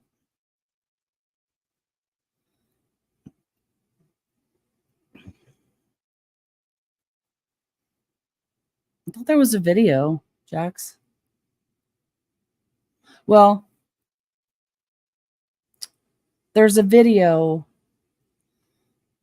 of somebody looking at what looks like a burn pit.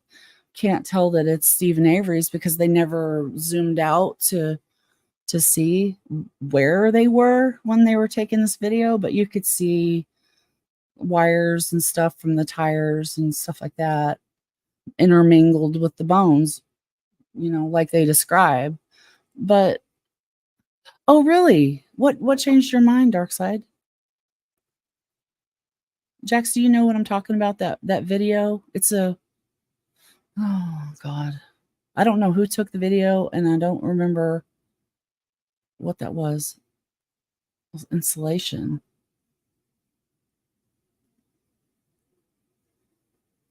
Oh, there's a video. I know there's a video that I'm thinking of.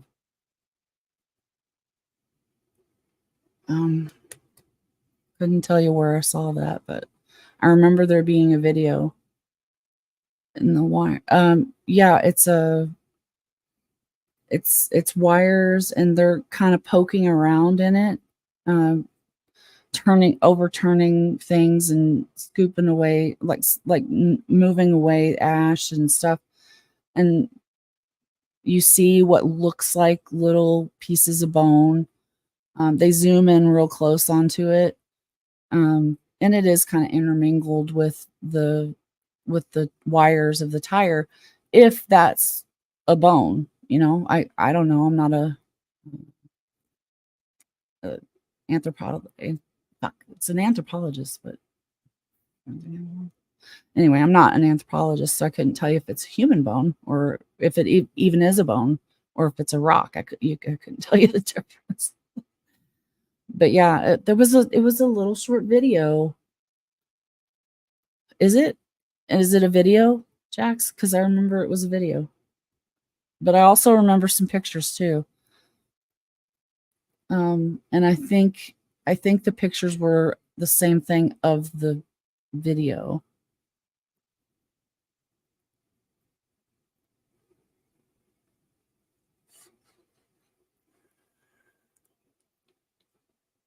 And I also feel like they didn't show that, because I thought there was supposed to be like no video of this.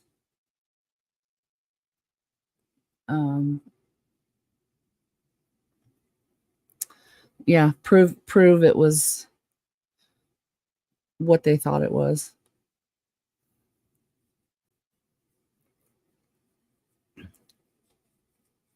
Oh, I don't know if it was November 8th or like there's no date or anything. But I know what you're saying. Like, I know that's the day that the bones were found. You would think that would be the day that they would have done a video or pictures if there was any. But I'm with you.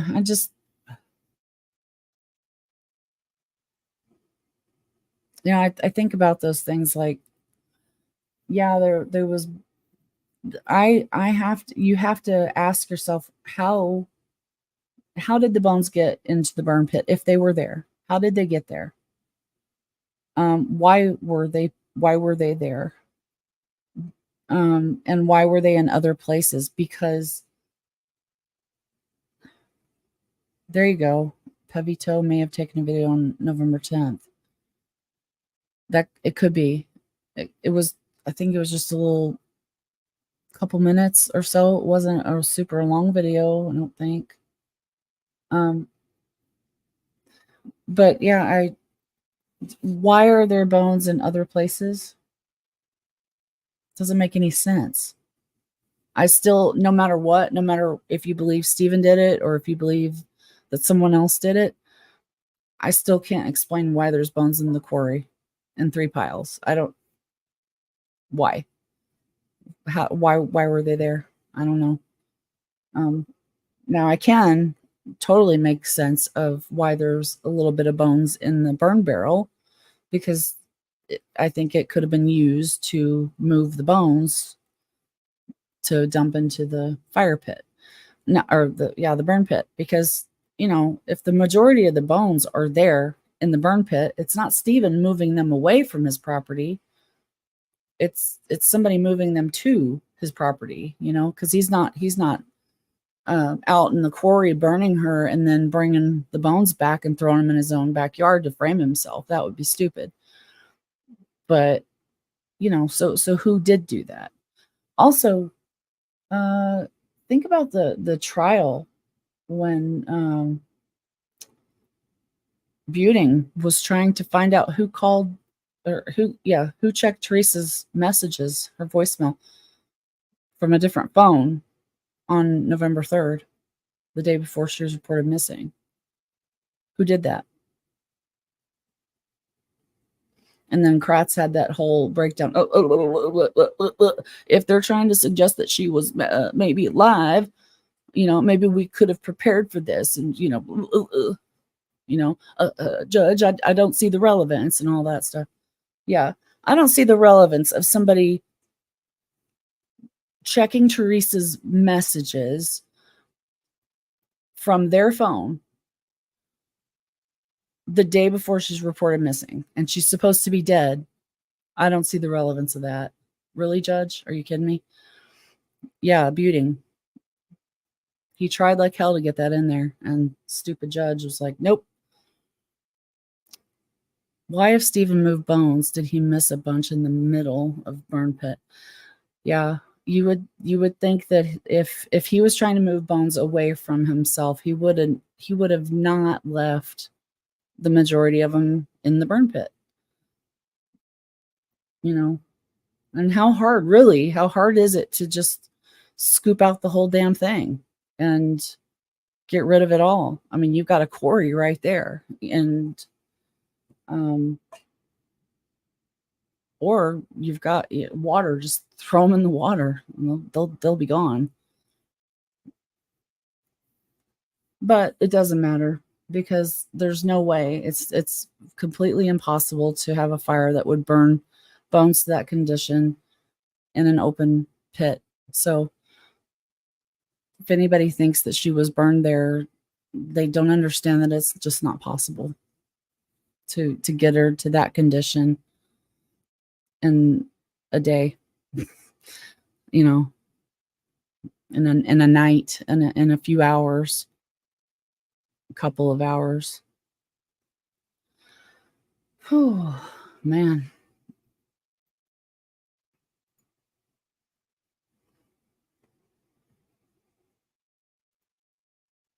Well, I appreciate you guys hanging out with me so much, and Crockett coming back and saying hi again. That's really cool.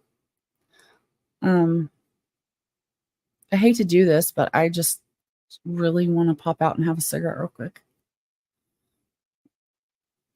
Oh, okay. All right, J-Jax, thanks so much for coming and hanging out.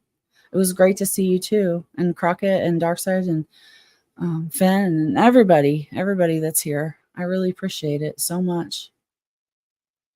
I hope y'all have a great weekend coming up too.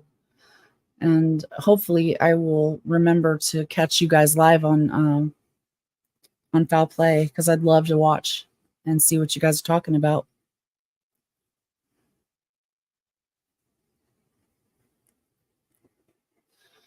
Oh, thanks, Cement Shoes. I appreciate it. My lives aren't usually quite so like this.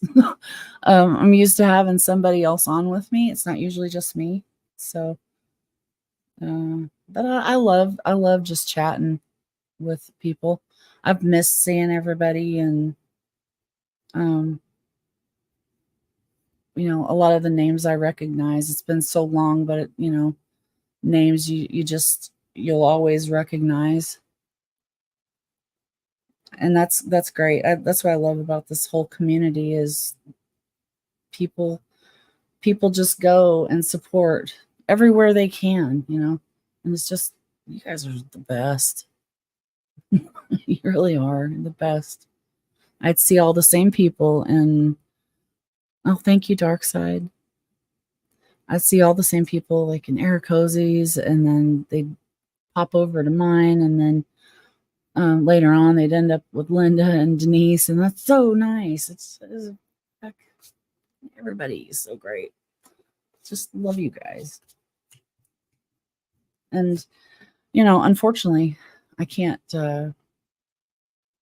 smoke inside, so I have to go outside to smoke. But luckily, my dog is sleeping. Oh, she's not all barky tonight. She's already been out, but I'm scared if I get up, she's probably gonna be like, I want to go. But she probably won't because she's already been to the bathroom. So now I'm just rambling. I'm gonna go smoke really quick. I love you guys. If anybody is leaving, thank you so much for coming. I will be right back in like 2 minutes. I smoke very fast and it's just a little short cigarette. So plus I'm going to be right there. And I wish if there was other people in the chat, I could literally stand at the door right there and still be talking to you all. But well, I guess I still could be talking, but I can't read the chat. Okay. Dark Side, I would love to know what was it convicting a murderer that changed your mind? And I'll be back in just a minute. And if so, what part?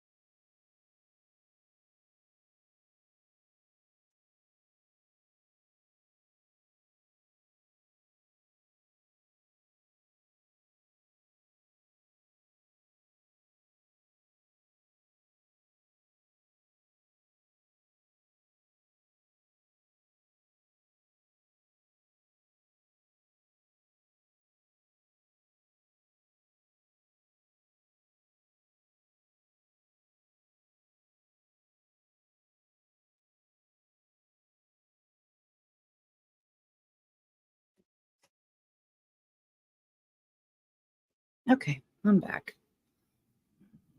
Oh, there we go. All right.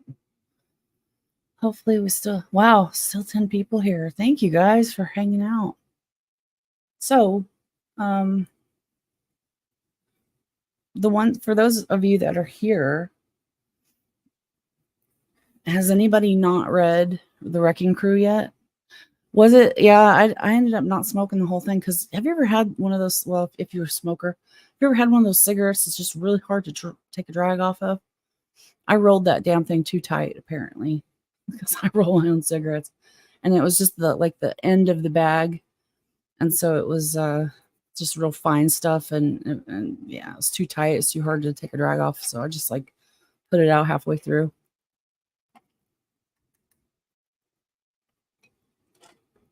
I got to figure out why my damn camera keeps locking up. Oh, that's great, Cement. Yeah, you can get it on Amazon. Gosh. And let's see, you're in Ohio. I don't know how close you are to like Chicago, but he may schedule something so that he's doing a talk again about it, and where you can get the book signed and stuff if you're interested in that. Latest on order for you. That's awesome, Crockett. I'm getting one. I don't know when it'll be here, but it'll be here pretty soon, hopefully. So I can't wait to. I think I've read a bunch of the pages.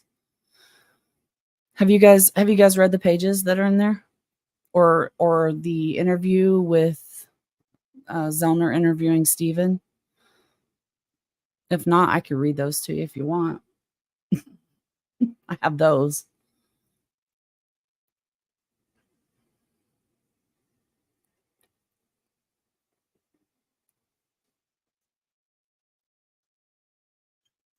Let's see. I could pull it up if you want.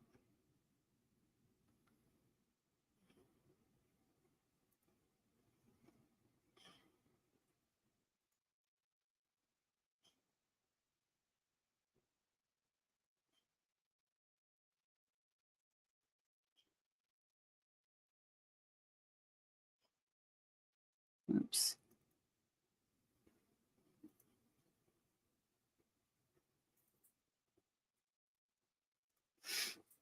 Okay. I've got it pulled up if you guys want to hear it. Okay. All right. So this is just the interview. I think this is epilogue. Let me see if I can figure out how to share my screen again. Oh no, it's got.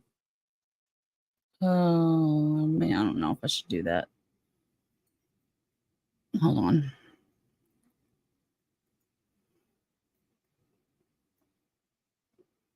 Oh, I hate that. Hold on. I gotta see if I can. I don't really want to. I don't know if I should show the person's name that sent these to me. I don't know if they'd want to be shown, but I can't find a way to hide that.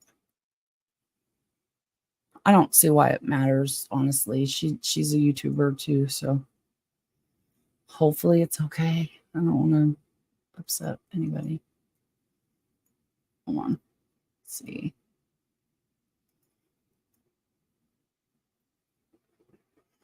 Okay. See if I can share my screen again.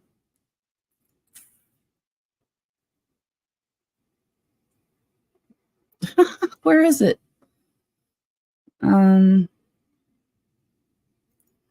Oh.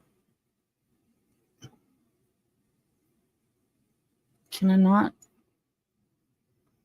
do it that way? Because it's not really a tab, I guess. It's a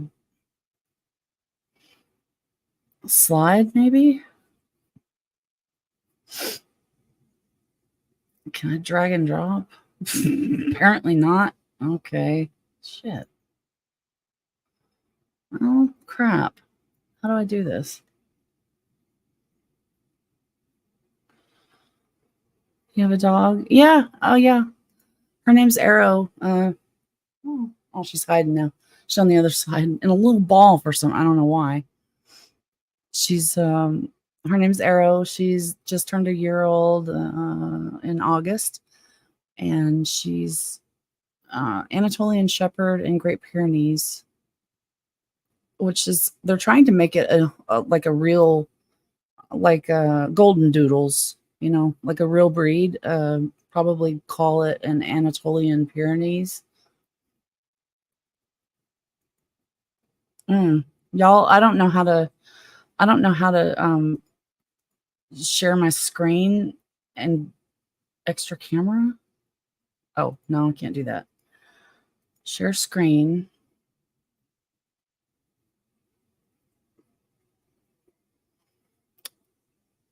Yeah, I can't. Oh, here we go. Here we go. I got it. There we go. Yay. All right. All right. Here we go. On November 10th, this is Stephen Avery Talks. On November 10th, Stephen Avery spoke with Zellner for a half hour during a tape-recorded phone call made from Avery's medium security prison in Fox Lake, Wisconsin. The call's purpose was to provide readers of Wrecking Crew with an update on Avery's plight, his prospects for a new murder trial, and his reflections on his sister Barb Tadek's son, Bobby Dassey, as the alternative suspect in the 2005 death of Teresa Halbach. John Ferak is updating his book and is going to come out in a couple of weeks. Zellner told Avery, and so I'm going to ask you a series of questions, okay? Zellner began by asking Avery for his reaction to the recent assignment of a new judge to handle his post-conviction appeals.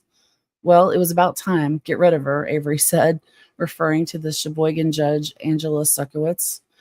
Well, because I wrote to the Wisconsin Supreme Court. I wrote to her boss, kind of to get rid of her.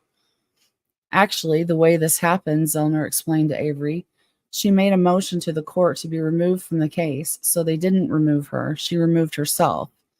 I don't know if you were aware of that.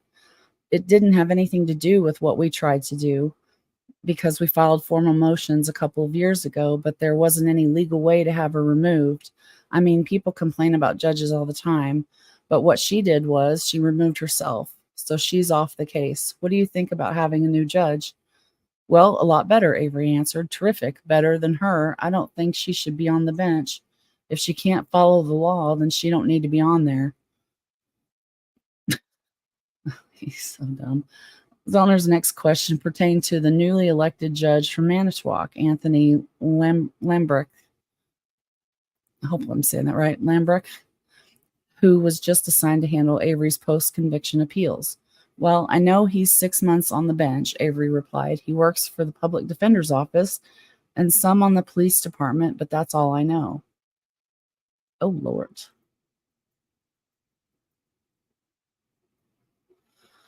Well, do you think he's going to be more balanced? Here, let me make it bigger. Zellner inquired. He's been on both sides. Oh, good. It's still showing it. Awesome. He's been on both sides. He's been a police officer and also working for the public defender. Yeah, it's probably a little bit better because then he's coming into it with a new set of eyes. Avery said before pausing and finally blurting out, maybe, as he began laughing. I feel the same way, Zellner told him. I feel optimistic about it. I think it's a good thing. From there, the conversation steered toward Bobby Dassey. Zellner reminded Avery how her law office identified multiple witnesses, including Thomas Sawinski, the Manitowoc newspaper carrier, who saw Bobby Dassey pushing Halbach's RAV4 along Avery Road during the middle of the night, just hours before the RAV4 turned up on the edge of Avery salvage yard. Kevin Ramlow, having seen the car, Thomas Burish, having seen Bobby driving the car. What's your assessment of all of that? What effect should that have on the case? Zellner asked. Well, Avery answered, that kind of proves that he's got her car, saying that I'm right, that I got nothing to do with it. He does. It's all going back to him and the computer, and that he was sick on the computer. All of that is a factor. Do you think he was interested in Teresa Halbach? Zellner followed up. Well, most of the time he was watching her, Avery said of his nephew Bobby Dassey. Every time she came, he would always say something.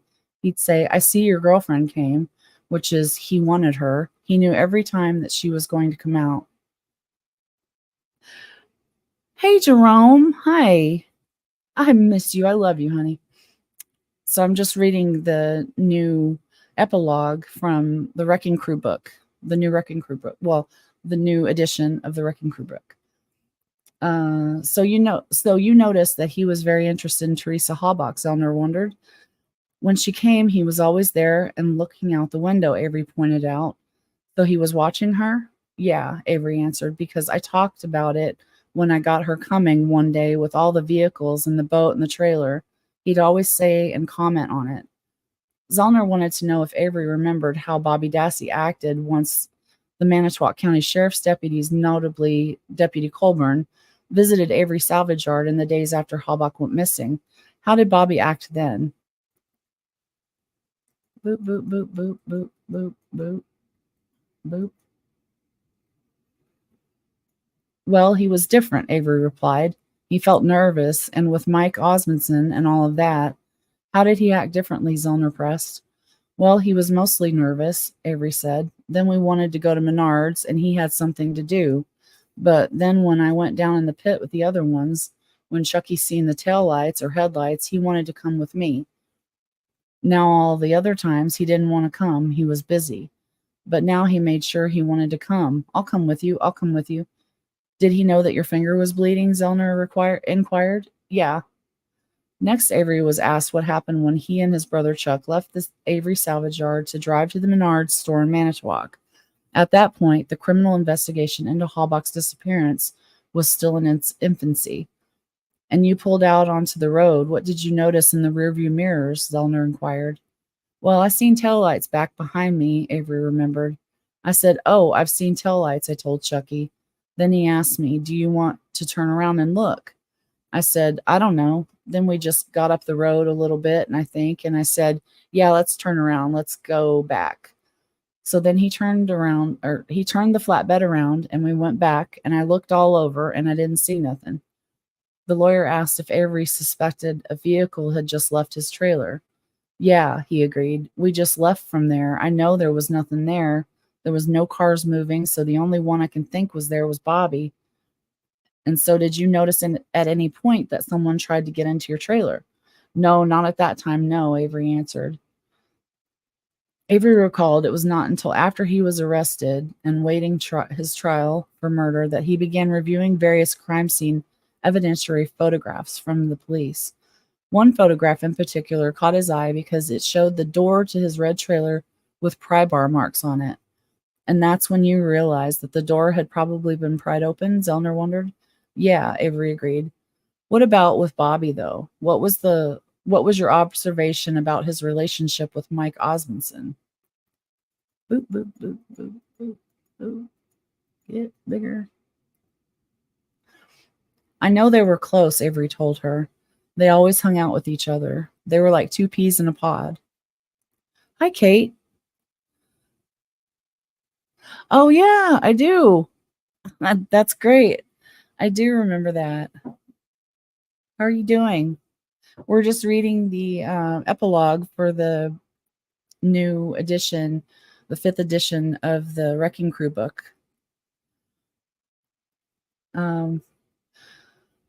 What about that conversation where they were trying to testify against you about a conversation after Teresa had disappeared?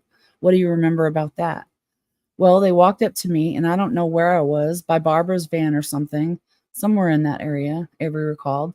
And then they just made a comment. You got her in the bedroom or a closet or something? And I said some comment back. And then when they tried to testify, did you think they were lying about the conversation? The date? Zellner followed up. Yeah, Avery answered. And when Bobby testified at trial, what did you think when you saw him testify? When he got nerves, and I don't know, tried to pin everything on me. Not sure what that means. Avery responded. Was he lying? Zellner followed up. Oh yeah, he lies about everything, Avery remarked. Sometimes I let him use my Cadillac and my Blazer and take it to school, and then he lied about that because he'd do some donuts with it and squawk them tires. And then he said he never did it.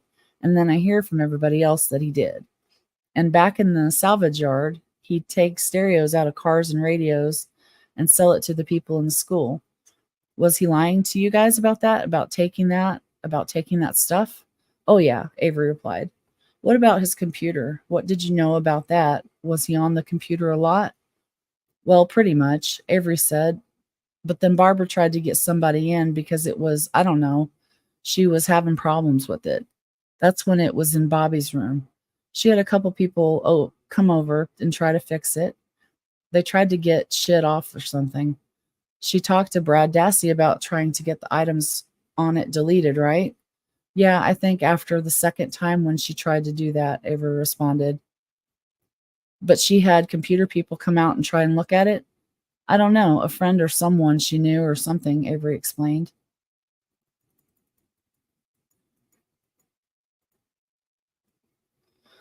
Zellner asked Avery to describe what kind of relationship his co-defendant Brendan Dassey had with his brother Bobby. I'm gonna punch this man. Well, it was kind of rough, Avery said. Brendan would do his schoolwork, and Bobby would come and hit him on the side of the head and go out the door. He was a mean guy. He'd pick on him all the time.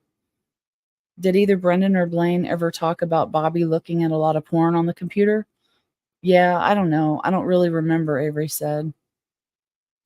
Zellner reminded Avery that when Bobby Dassey testified at trial, he told everyone he last saw Halbach walking towards Avery's red trailer. Did she come to your trailer door that day? Zellner asked. No, Avery replied. So you knew that he was lying, right?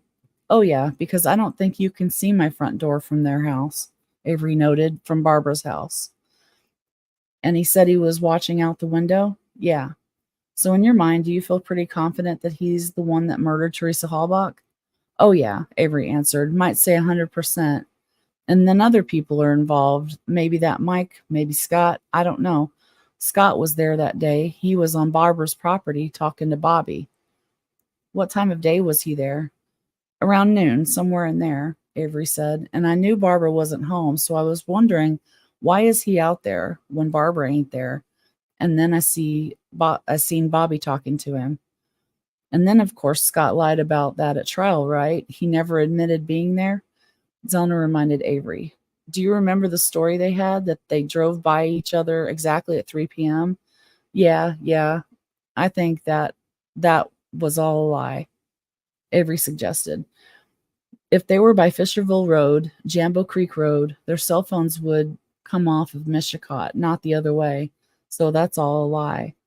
What do you think about the timing of Scott and Barb's marriage? Zellner inquired. Well, it's all strange, Avery responded. Everything is strange. Tom Yonda and Barbara would always go over there by his trailer almost every night. To Scott's trailer? Yeah. Weird.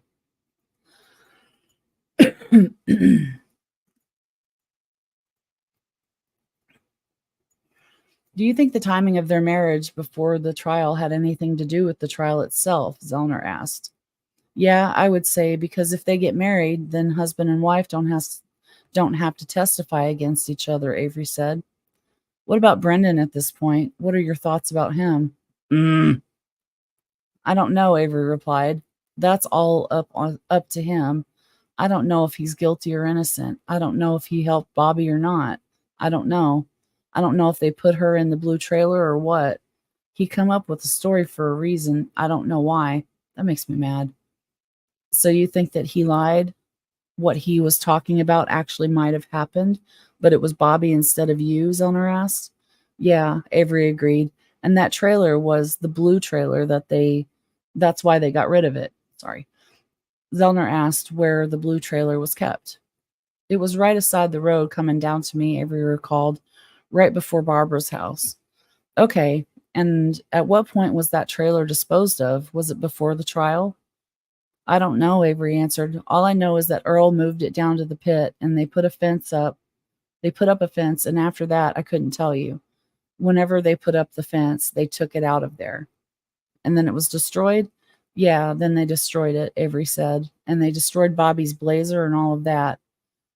Yeah, so tell me about that, Zellner inquired. So Bobby was it the blazer that he was driving that day that Teresa disappeared? Yeah, a black blazer, Avery pointed out. And who took the blazer and destroyed it? It must have been Earl and Chucky, Avery said of his two brothers, because he only had it for a month. He only had it for a month. Was it in good condition? Yeah, it was in good condition. Ran good. Transmission was good. The tires were good. The brakes were good. Everything was good on it, Avery insisted. So they destroyed both Blazer and Blue Trailer, right? Yeah, and they got rid of Barbara's vehicles too, and they crushed them all, Avery remarked. The van and everything which she had sitting there. So the van that she was going to sell, they crushed it?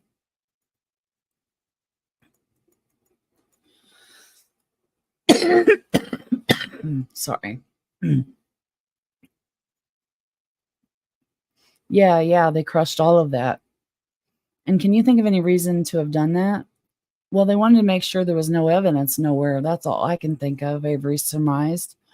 Do you believe, and we put forth in the briefs, that it was Bobby? What do you think Barb thinks? Do you think Barb knows that he was involved? Well, maybe not at first, but I figured after that, yeah, they all knew, Avery replied. Have any of them ever explained how Teresa's bones ended up in the Dassey burn barrel? Zellner asked. No, Avery replied. And has Barb ever responded or said anything about Bobby pushing Teresa's car? No, she never wanted to talk about it. And at some point, did she put on Facebook that Bobby had told you that he had never saw Teresa walk towards your trailer? Yeah, I think there was a time that she put it on Facebook that Bobby said she left. Oh, goodness. So tell me now at this point, the appeal is pending with the new evidence with Thomas Sawinski. What do you hope, like best case scenario, what do you hope will happen when it gets to the appellate court? Zellner inquired. Well, I think they should just give me a new trial and let the jury decide, Avery answered. That's what I think they're going to do, is just give me a new trial and it will go back to circuit court. Oh, Lord. Wow, I'm coughing now. And probably would be in front of this judge, the new judge we got, Zellner noted, don't you think? Yeah, Avery responded, because he won't have had any involvement in the decision on the appeal. Because Suckowitz did that, but it would come back to him for trial. Zellner explained, do you think you'd get a fair trial with him, or would you want to try to move it? I don't know. I don't know nothing about him or what. I just don't want a Manitowoc jury, Avery remarked. Right, Zellner agreed, laughing. So you'd have to get a jury from elsewhere or try to move it from Manitowoc. Is there any other message that you'd want for John Ferak to put in his book from you? I mean, you could actually just give the message right now to people that are following it, your prediction on what's going to happen. Well, I think that I'm going to get a new trial, but then I want who's all involved, to go to trial, Avery replied, so this don't happen to another person again. I think that's it. Oh, nope. There's one more, I think. Oops. There's got to be consequences. If you set somebody up, you've got to make sure it don't happen again. So you would like to see, if you had a new trial and you're acquitted, then you would like to see that people that were involved in framing you, you would like to see those people go to prison, Zellner asked. Yeah. And would you like to see Bobby Dassey charged with the murder? Oh, yeah. That would be the first thing to do, Avery said. Why don't they arrest him, and then they ought to let me go? We already got the judge saying that he's got the vehicle, so that should be enough evidence and everything. Right? Zellner quipped. Nobody's really questioning that he had the car. Okay, can you think of anything else that you would want to say in a book? I'm sick of doing time for something I didn't do, Avery told his lawyer, and I've got to put up with all this corruption in here. Oh, there's so much. HSU, Health Services Unit, the medical department, the dentist is garbage. I've got to wait a year just to get a filling. They pulled my tooth, and they didn't have to. If they would have taken care of it right away instead of wait, all they do is tell me, oh, you're on the list. And then with the phone and the video visits, the stuff is so old where you can't get through. And them phone lines are so old, they crackle and everything else.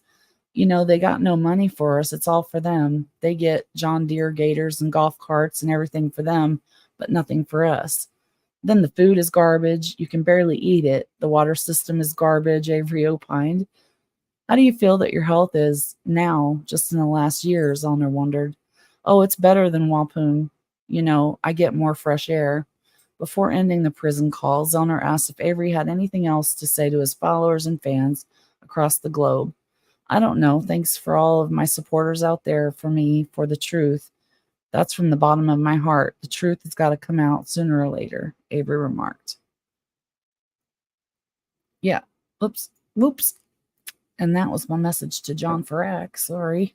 There we go. So yeah, there's that. That was interesting to read. So far, that's all I've read of the new editions in the book. But man, I am so sorry. I don't know why I'm like choking on something here.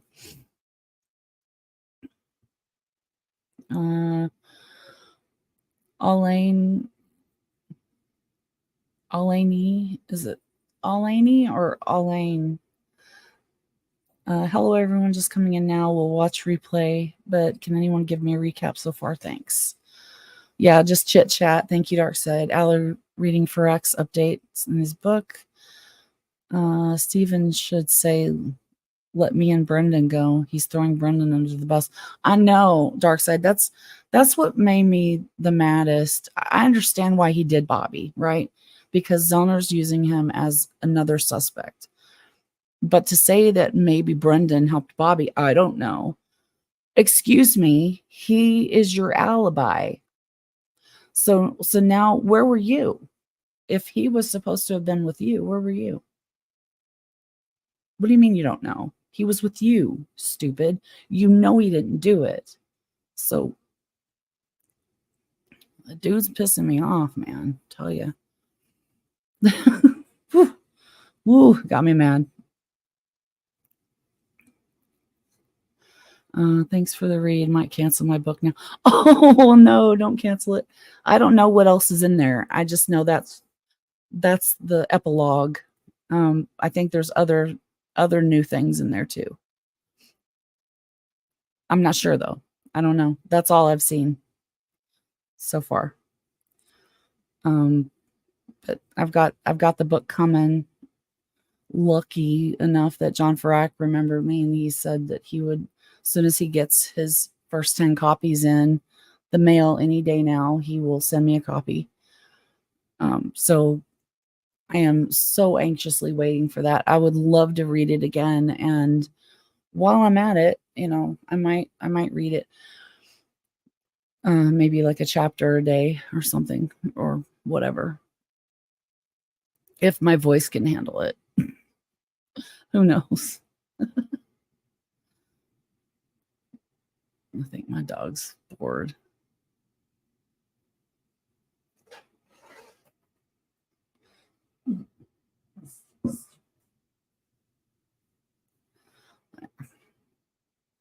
Are you bored, Pumpkin? Oh no. Here we go. Don't get up and acting crazy. I don't want none of that. My woo woo.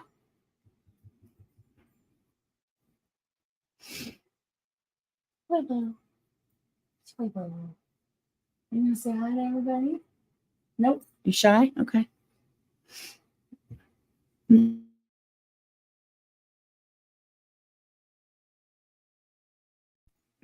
Uh-oh. Whoops. I coughed and she barked. Just my opinion, Stephen has every right to suspect all. Brendan in jailhouse calls throws Stephen under the bus too. You know, the thing is, I don't know how I feel. I haven't heard that call, Crockett, but if he does he know? I mean, does he understand that if him and Stephen were supposed to have been together, if one of you didn't do it, then the other one couldn't have done it? Were you together or not? If you were together, then you know damn well the other one didn't do it. So neither of you should be saying that shit. I'm not sure if Brendan quite understands that, but I think Steven's, Steven's got a lawyer that should have told him, shut your mouth. If you say bad things about Brendan or say that you're not sure about Brendan, then that could come back to bite you in the ass when people say, but I thought he was your alibi. Because he was in the beginning, he was his alibi. So, yeah.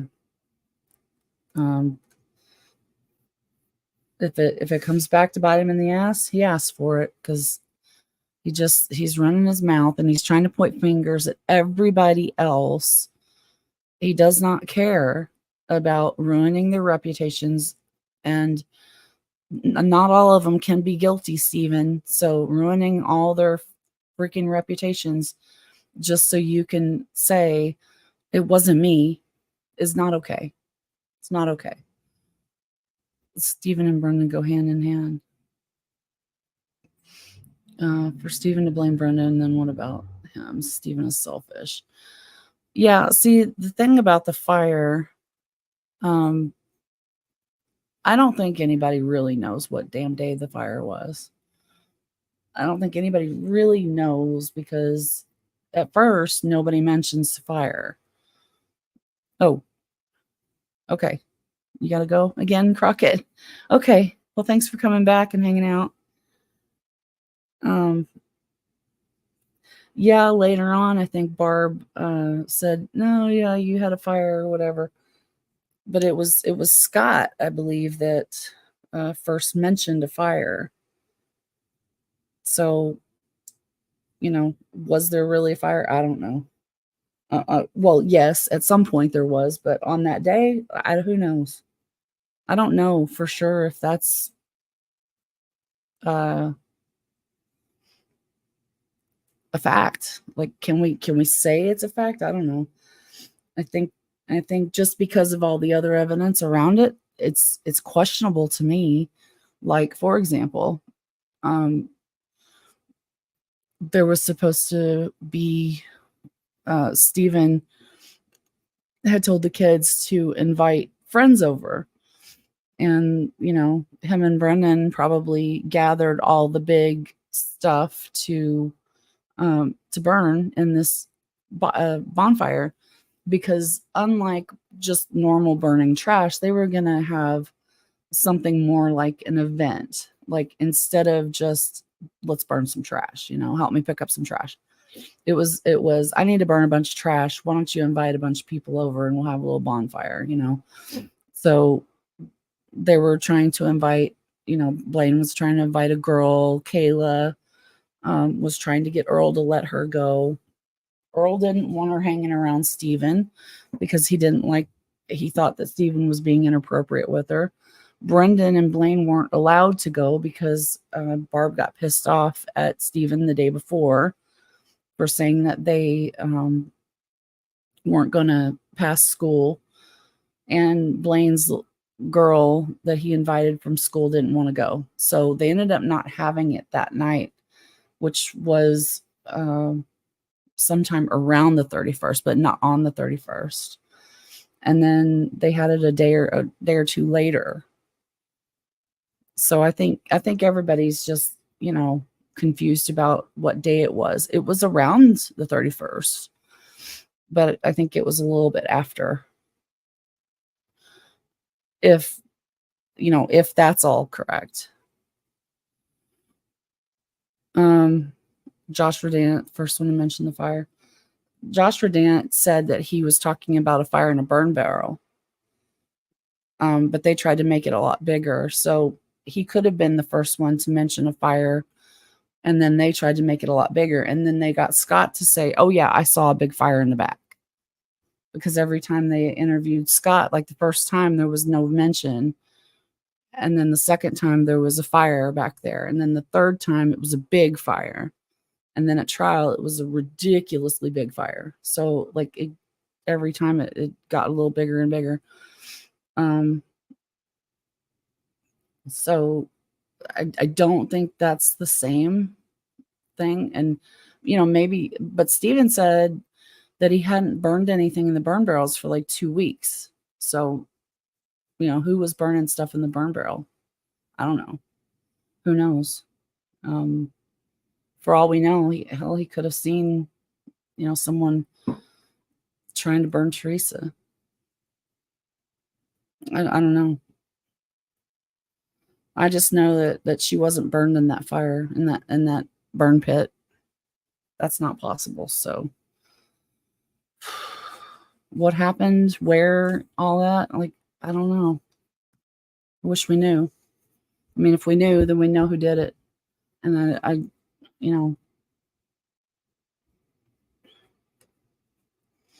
that's all I really want to know. Who did it? Yeah. Josh Verdance saw the burn barrel, not the fire pit. And I believe he said he thought it was in the Dassey's backyard, if I remember right. Not in Stevens. Sorry, I'm hot now all of a sudden for some reason.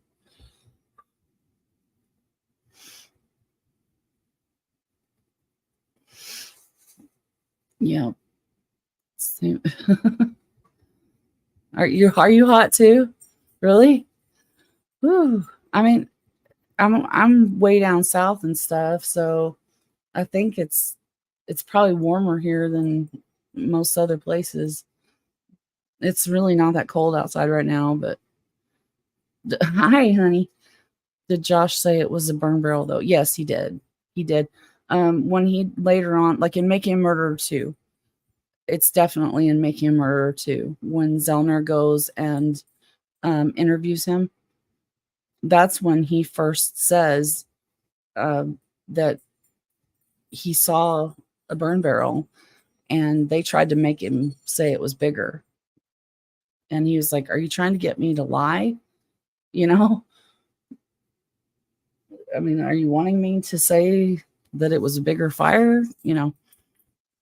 So see, if they did that to Redant, I am not one bit surprised that they tried to do something like that with Scott or, anybody. The way that they were making threats to everybody. Bobby has a fire the 1st or 2nd of November. Yeah, see, so,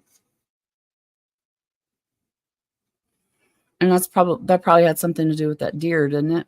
Wasn't it? I bet it was, which is why they found some like deer bones and stuff. The deer that him and Mike Osmondson were supposed to, I think they were cutting it up on November 3rd, which was when they supposed, yeah, that's right. See, it's been a long time. It's been a long time since I, read through all this stuff. But if I remember right, it was November 3rd. And that was the issue that they had at trial with Bobby's testimony about Mike Osmondson. Mike Osmondson wasn't there on the 4th or the, whatever. And I can't remember why. Oh, yeah, I don't remember. I don't want to say anything wrong because I don't want to give anybody wrong information. I don't remember exactly. I know there was something there to that, though, with the dates that Mike Osmondson was there, could not have been there, something to do with, I think there was even on the flyover video on the 4th, Mike's car was there. That's right, yeah. Josh Redant's affidavit. And then if you or watch Making Murder 2, it's the episode with Josh Redant where Zellner's interviewing him and his lawyer in his truck and showing them around the property and stuff. The deer camp and all that. But yeah, if somebody knows the answer about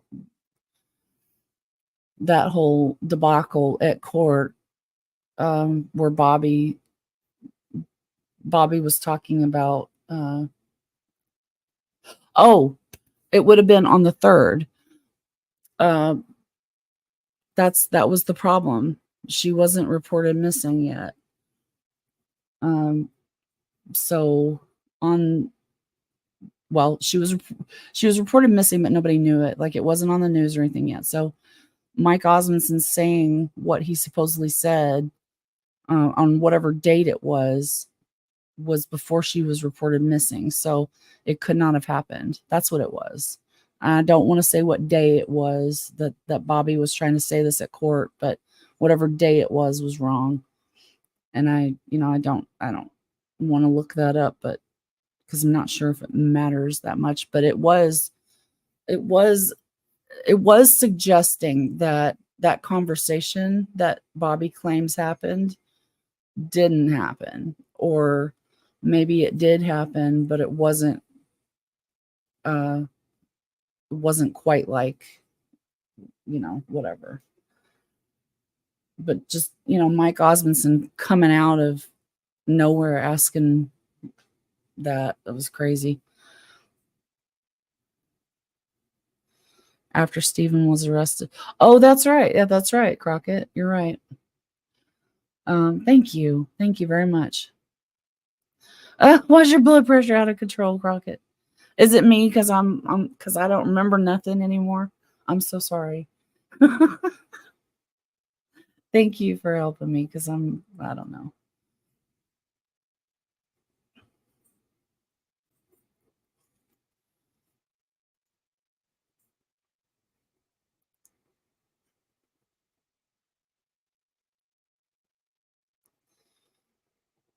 Oh man.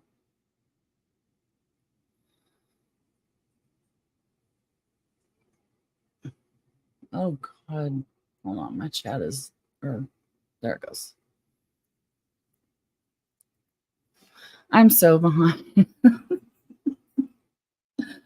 Is it all right, dark side? I wasn't sure. I don't know. This is better. Hey, I went on to, I don't know if you guys know, Matthew is Funny AF, one of Linda's friends that I just recently met. Um, I just went on live with him. Well, I joined his live. Sorry, I joined his live right at the end, and he was just about to read a bedtime story, and then got this girl that came on, and we ended up chit chatting, and then this other chick pops on and was like mooing and just messing with Matthew as Funny AF. And then it turns out that this mooing girl and the other girl that joined when I did to hear the bedtime story, they ended up getting in a big dramatic fight. So me and Matthew are sitting there going,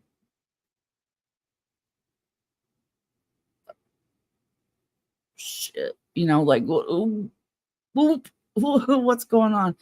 So yeah, that was dramatic and not fun, because at some point, like, I was trying to be nice and everything. At some point she started turning on me. I was like, hold up a second. Mm-mm. No, we're not gonna do that. That's not cool. And she said some things that she shouldn't have said, and I was like, okay, for just a half a second, I started to get a little irate, but I calmed it down. I was just like, okay, no, I don't do drama, so stop it. I'm not doing drama. She was reported missing on the 3rd. Yes. Thank you, Elaine. That would be after the 48-hour waiting period, and searches started the 5th. Searches started on the 4th. The flyover that Poggle did with Wendy Baldwin, and maybe Wiegert was there, I can't remember. The flyover video that they did in the airplane was on the 4th. That was when Colburn went out and talked to Stephen for the first time and found out that the appointment for B. Yonda was with Stephen, or that Stephen met her. Yeah. Ryan did his first day of like arranging search parties and stuff, sending everybody out with flyers and stuff like that to go put up around town and things.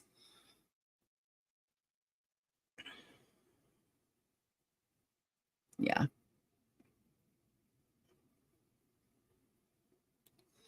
Searches started the 5th.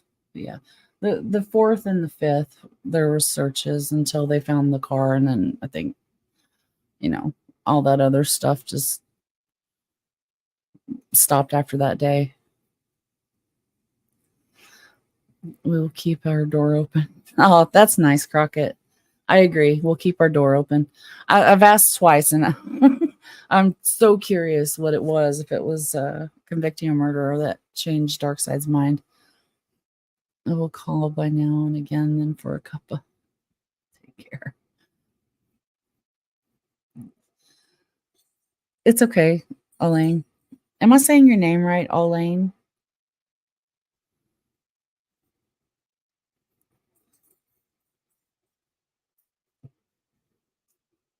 Oh gosh.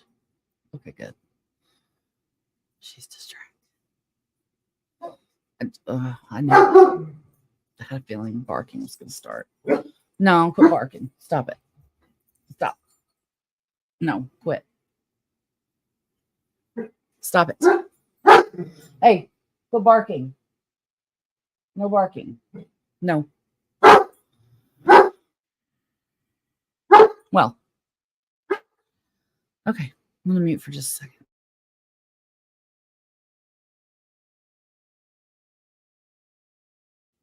Okay. So this is what she does. She brings me a toy, and that's kind of her. Mom, I'll give you one of my toys if you'll take me outside. Lainey. Okay, so is it all Lainey?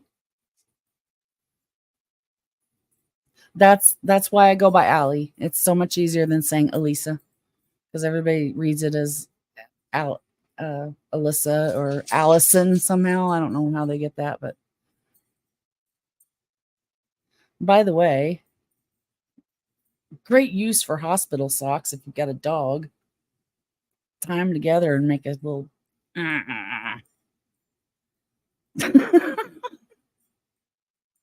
She loves it. It's probably one of her favorite toys.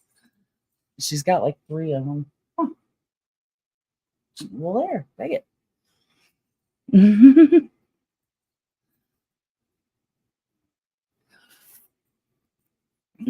She's going to want to go outside here in a minute.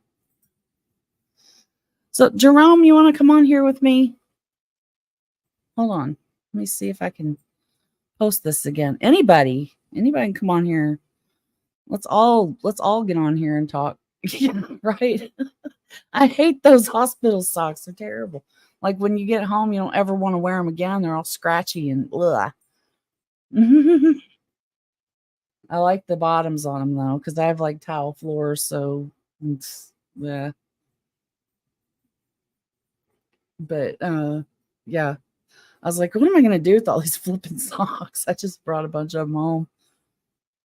And well, I was in the hospital like twice, almost, back to back for stuff. So I had like 6 or 7 pairs of socks somehow.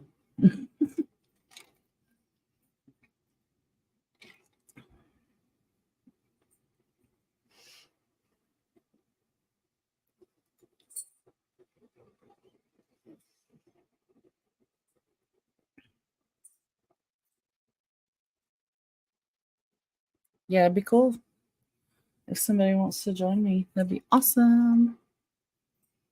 Because I'm running out of stuff. How's Linda's kids and family? Well, I'll tell you. Georgia posted. Okay, it's okay, Jerome.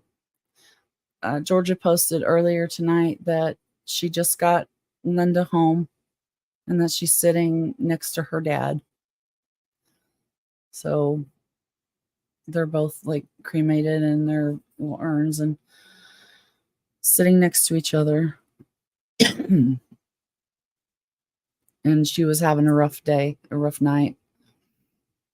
Well, that's terrible. But I think I haven't heard about the other sister.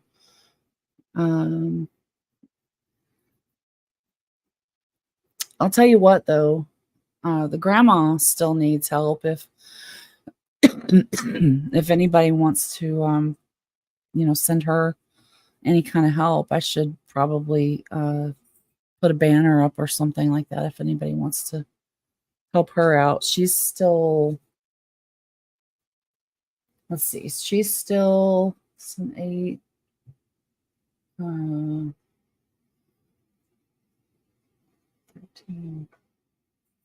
15. Hold on, I'm sorry. 22. She's still about 13 or 14,000 short, or 100. Oh God, 13 or $1,400 short. If my math is right, um, it's and I don't have everything, so it's right around 13 to 14, I think. The live on the 9th. Who's going live on the 9th? Alani? Is that what I said? Elaney? Oh my God.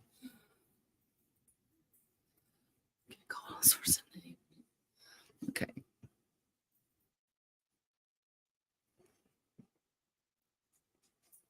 Oh yes. Oh my God. Duh. Yes, of course. I'm gonna watch it. Yes. I'm not joining. She's not gonna. She's just gonna turn on the live stream and let it go. I don't think she's gonna be interacting with the chat or anything. She's just gonna turn it on and let us watch pretty much and talk amongst ourselves. I think. I think that's how it's gonna be.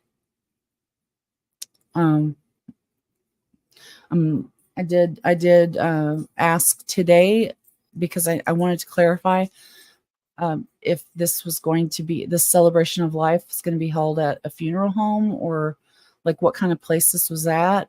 Apparently, this is going to be at. Let me just read what Georgia said. Sorry, I want to make sure I say this right.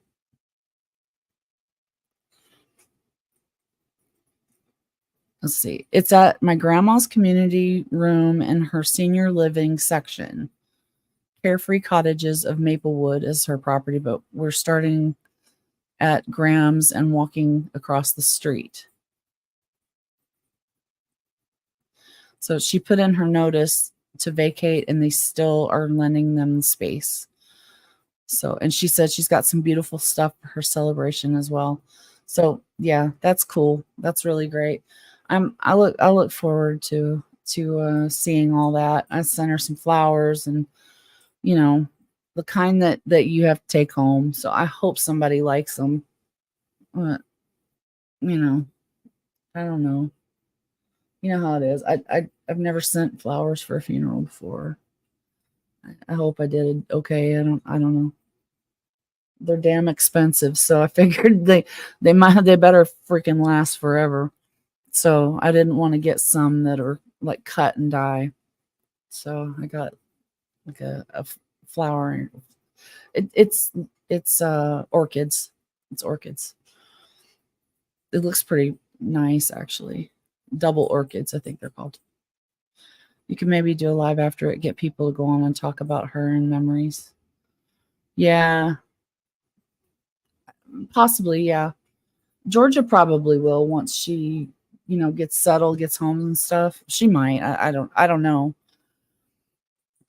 For Linda, I only just joined her channel before. Didn't say anything because no one knows me, but even I can see how passionate she was, and that's why I joined her YouTube. Oh, thank you. Thank you so much. She was her and our other friend Denise. They were my two closest friends, and they were on all of my old live streams with me. So I'm really, really, really lost without them. Lots of anxiety about trying to do this by myself. But yeah, Linda, she was so passionate about Brendan, especially, but just wanted to support the family and each other, and especially Brendan. Um, she was so hilarious, so hilarious. I just love love her sense of humor and just how quick she could just pop stuff off the top of her head. And sometimes it didn't make a damn bit of sense, but sometimes it was just so funny. You'd laugh so hard you couldn't breathe. Um, yeah, you're right, Dark Side. It is nice to see her commenting now. And now we know you. Yeah. What are you doing, Goofy? What you doing, Goofy? She's so pretty. It's my good puppy. Yeah, so she was great. I'm gonna miss her laugh, but I'll tell you all what Linda said to me the last time I talked to her, which, well, let me tell you when that was exactly. Well, I guess it's not important when, because it was I would say it was about it was right when she got sent home, I think, when she went home um with hospice. I think that was when I talked to her. Either right before or right after she went home. And she, I don't believe, was talking to people herself after that. Um, Georgia was reading messages to her, and she was communicating back to Georgia, and Georgia was answering back to some people, but for the most part, like, she wasn't communicating, I don't think, herself. So I know that I talked to her right before she started doing that. So what she told me,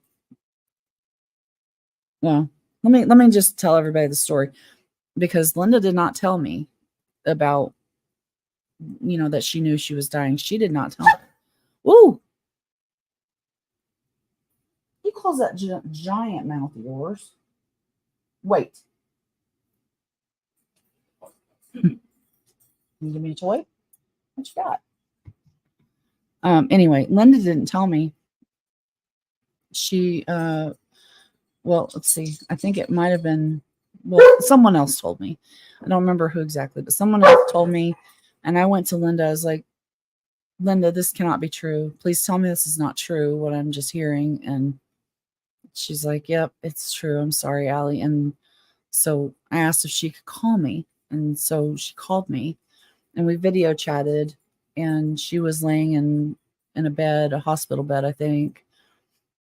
So it might have been right before she was sent home. And she looked tired. I know that she had been sleeping a lot because her medication would make her sleep a lot, pain medicine.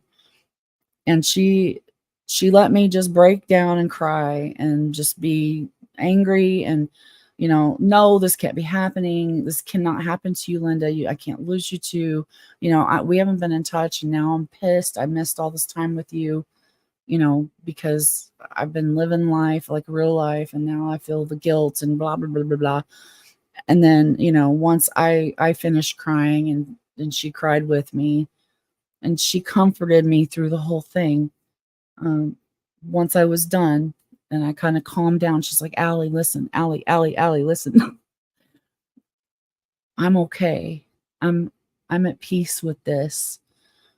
And I need you to promise me that you will not let it ruin you, like when our other friend Denise passed. It ruined me. I'm still not the same. I never have been the same. I've never recovered from that. And she knew that, which is why she didn't tell me, because she was afraid that it would ruin me again, all over again, or finish me off, who knows. But I think because she told me that she is at peace with it and she's really okay, She's ready to go, and she's really at peace with it, and she's happy. Um, and I made her that promise. If because of that, it's because of her talking to me that I'm here right now. Because if it wouldn't have been for that, I would have been like, nope, now I'm really never, ever, ever going back. And I might not even have anything to do with making a murder because I just don't want I can't deal with losing any more people. Um so yeah, because of her, she made sure that I didn't allow that. Much love to you, Allie. You must know she will always be with you and by your side, and proud of you for staying strong. I think so. Thank you. I think she would be proud of me. I know Denise would. Denise is probably really pissed at me for how I let it ruin me. I know I let her down pretty bad, and I won't let Linda down too. So I told them, I said, listen, bitch, when you get up there, you better grab Denise's ass and y'all better come see me because I know that stuff scares the shit out of Denise, and it would be hilarious if you grabbed her and y'all came down to see me. Because I miss y'all. Yeah, this stupid camera. Anything till a couple months ago, just when I know I can. Hurts. What's wrong has been done in this case? I was in voice when she said she didn't know how to tell you. She got upset talking about having to let you know. Oh, really? Where was that at? Ziggy, Denise, Ericozy, BB, Linda. Yep, it's a lot. Do you mind when she first came onto chat and we all talked her into going on the live? That was her hooked. Yeah. She's like, I don't really have anything to offer. I don't have anything to say. And we're like, you're fucking funny. You're so funny. Denise had the funniest laugh. She's like, I'm out. The way she did that.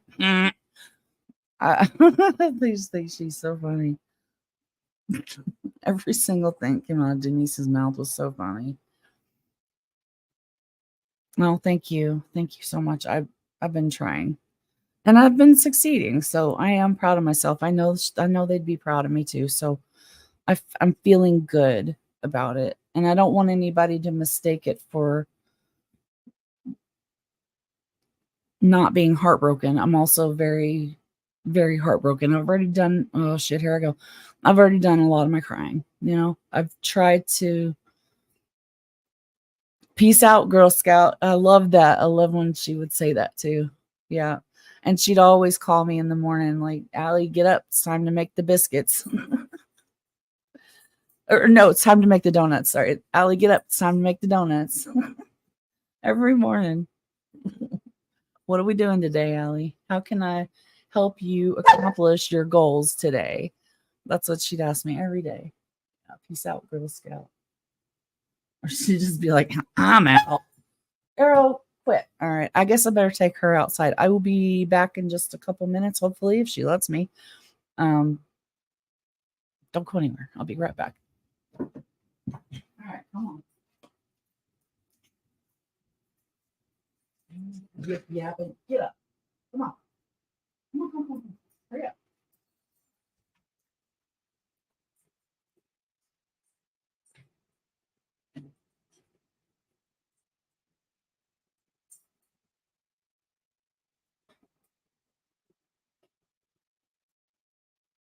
That's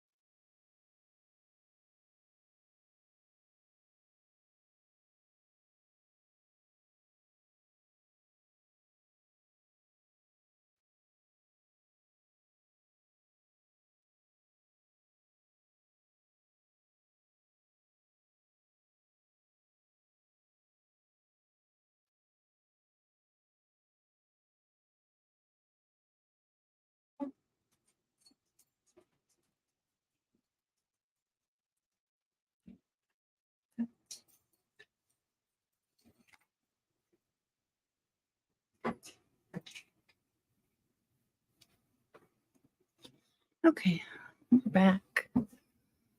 He's out, Girl Scout. There we go. Nope. There we go. Yeah.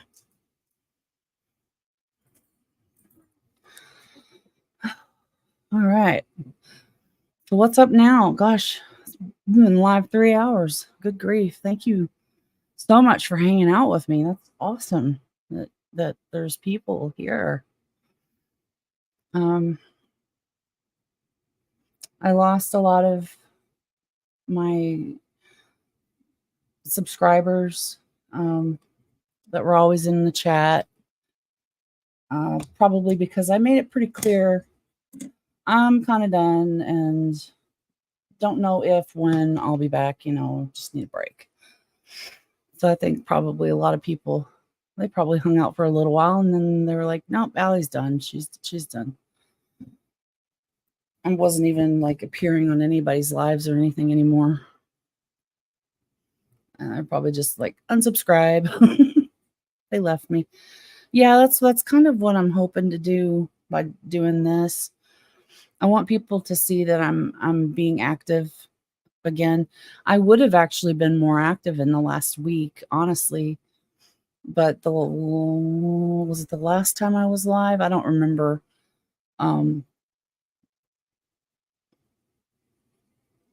I think it was. The last time I was live was with Becca and Ray. And then we're waiting on Georgia because I wanted to update everybody. Will help her spread the word and update that Grandma still needs some help, because she's got to move because she can't afford to stay where she's staying without Linda anymore. And probably, I don't know if she needed also to not live alone. I don't know that much about that, but so I know she's got to move and she's moving with her son. So,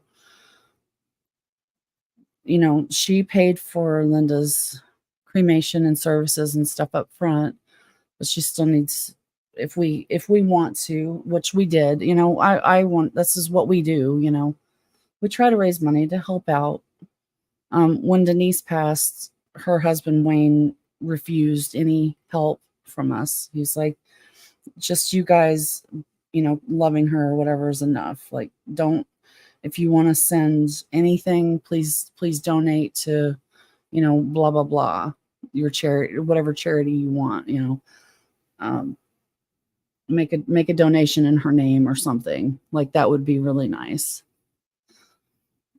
You found me through trying to find as much info as you can, and there's a lot of bullshit out there. Good on you for doing what you do. Thank you. Oh, thank you. Now, I will tell you, if you go back and like watch my older lives, there's a lot of just funniness from Linda and just the three of us just chatting. But also there's a lot of serious conversations going on. Like we do have some really good conversations. We have really good chat interaction. Always, usually was me watching the chat and making sure that there weren't questions. And when there were questions, we loved answering the questions, and discussing whatever it is that people wanted to talk about. And we'd just pop up the documents and say, well, here's this, here's this, here, and this is where you can find the information that we're showing you.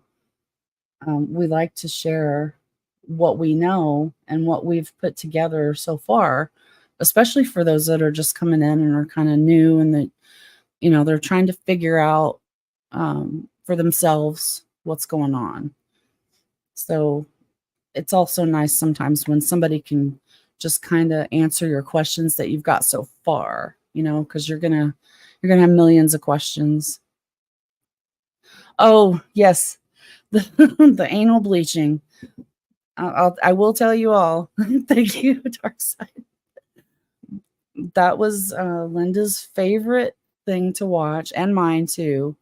Anytime we needed to laugh, anytime we wanted to just get out of a bad mood we're in or something, we would go back and watch that. And it was it's an hour-long video called Change Your Ringtone. And it's somewhere towards the top-ish of my videos. And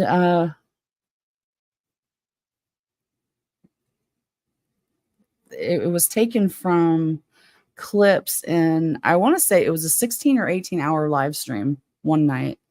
And Denise just perfectly clipped it together so it looks like one whole long conversation. It's really just a little bit more broke down throughout the whatever.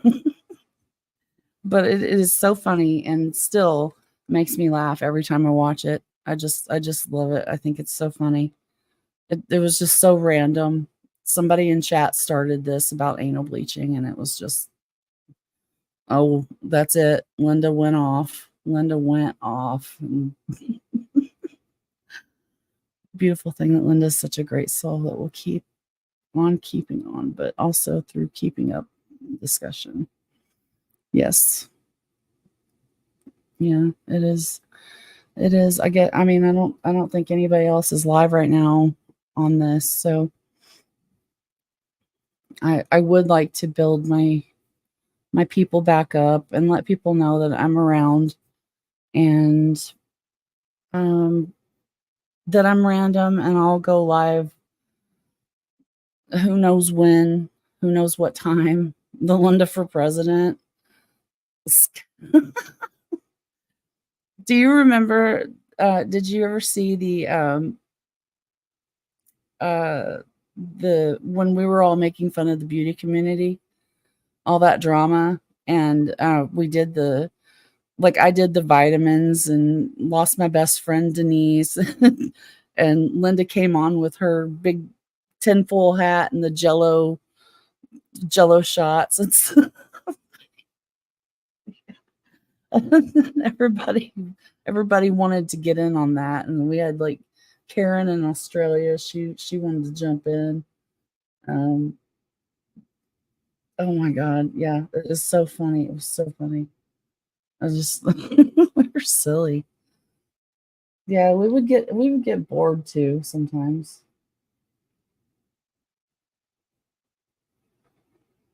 So we would just be silly. But there's a lot of serious conversations in there too. Sorry, I'm just checking out my fish. If y'all want to see, I'll show you my fishes. Well, some fish behind me. But here's what I'm looking at right now. This is the side of the tank. Oops. There we go.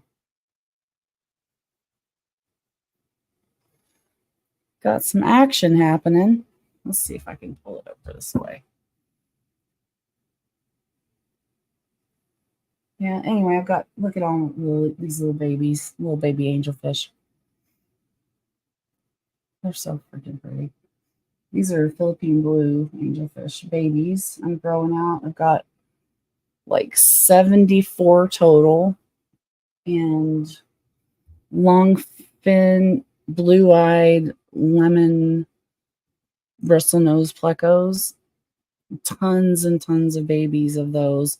And the two that, I've got a breeding pair in here that I was just checking to see if they were brown chicken, anything crazy going on. Hi, Mary. Just woke up. Great to see you. Oh, look. That's what I love seeing. Like people waking up and they're like, what the hell? Allie's live? I haven't seen this in years. Yeah. Shocking. I know. Don't really have much of a plan other than just go live randomly whenever, and hope that people join and get some of the people to know that I'm back, trying to be, and give people a place to hang out and talk and discuss things and just be, because gosh, when we lost Discord, oh man, what a mess that was. Everybody just scattered, and that was heartbreaking. That was really hard to see everybody, just scatter and not, it was like nobody had a home, and everybody just went in every direction after Eric Ozzie passed. And we lost his Discord, which I fought like hell to get it back because it was, I was the original owner of it. So I fought like hell to get it back, but unfortunately I turned it over to him and his aunt or somebody turned it off. But you haven't changed. Do you know what was said with Steven the other day?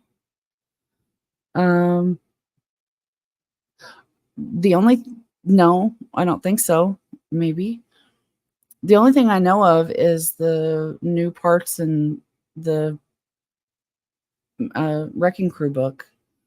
Well, I know of at least one part where Zellner interviewed Steven. I just read that whole epilogue or whatever. I just read that out loud a little while ago. You haven't changed. Oh, yeah. I should make my own Discord. Oh, I used to wave goodnight and in the morning wave hello. Love those lives. I should make my own Discord. I don't know. I mean, now there's Jinxes and there's Becca's and there's Foul Play. I don't know. Do you guys want me to do that? I'll tell you this. I sure as hell don't want to sit there and babysit people. So I don't want to hear one person complaining. This person's being an asshole. You know what? I'm not messing with that. I ain't taking no stress. That was one of the reasons why I was like, yeah, okay, you know what? Richard, Eric Ozzie, he did not want me to turn the Discord over to him. So there for a long time, he would not take ownership of it. But there at the end, I was so done with trying to be a peacemaker and and all these little childish things. I was like, no, take it. I forced it on him and made him take it because I was just done with it. I didn't want nothing to do with it. Like, put me down to maybe mod or something, but that's all. If I'm on here and I see something, maybe I'll get involved, but otherwise I'm not coming on here to babysit. I'm not going to sit here and just watch. But yeah, if people were okay with that, not having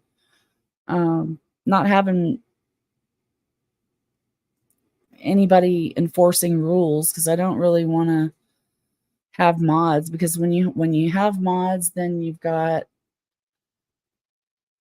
people accusing them of abusing power, which is one of those things that was happening in Eric Ozzie's. Some of our mods were getting accused of that, and it's like, you can't make everybody happy. It's impossible. So if people didn't mind that, I'd be like, sure, just try to be cool with each other. If you don't like somebody, don't talk to them. You don't have to talk to them.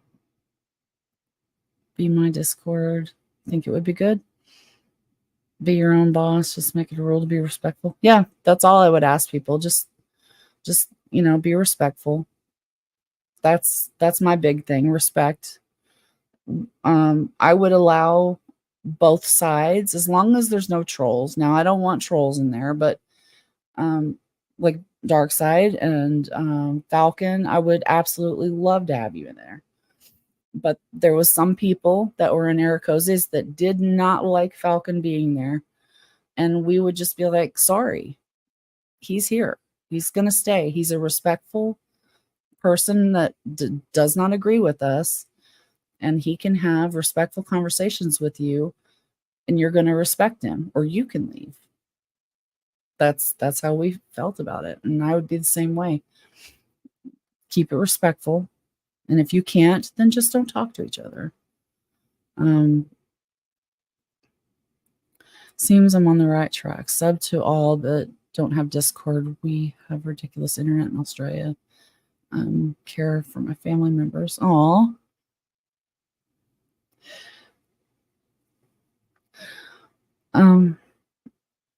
Yeah, Discord's all right. It's pretty cool. I only do YouTube. Don't want drama. It would be nice to see a channel for Steve member, and then there isn't any really now. Well, Becca is still doing Brendan Talks. Foul Play is still there.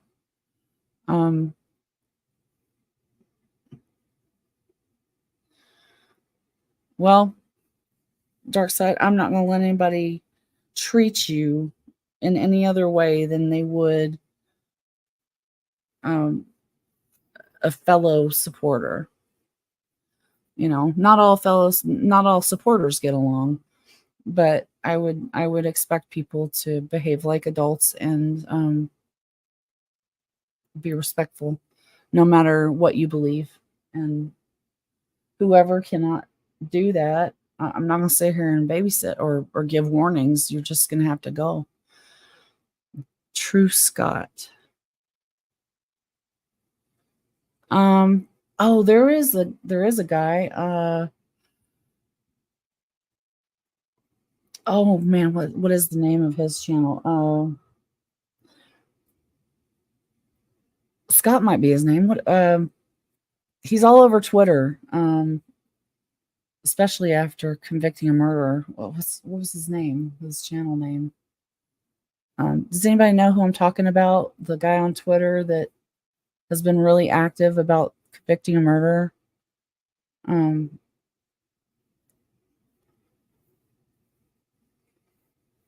He's got a kind of funny channel name too, if I remember right.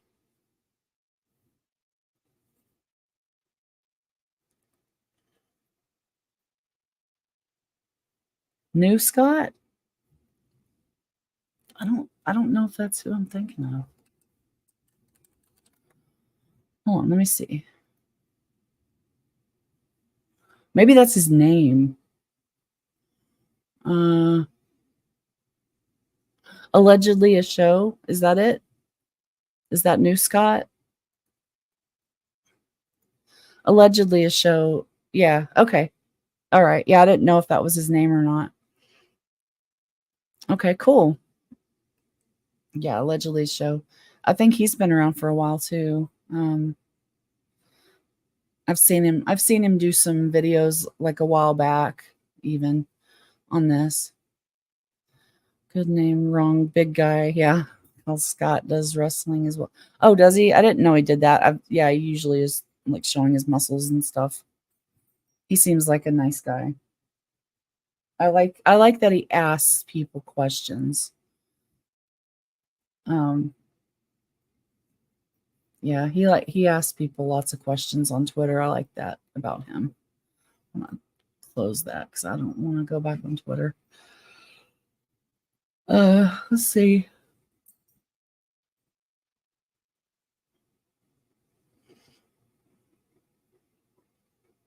Yeah. I don't, let's see. Now on Brendan Talks, if you follow Brendan Talks, I guess she has Pete, Brendan's dad, on there all the time. I've seen bullshit between people. That's why I don't comment. Silliness shouldn't be a part of all his opinions and change. So, yes, tell the truth. That's what's important.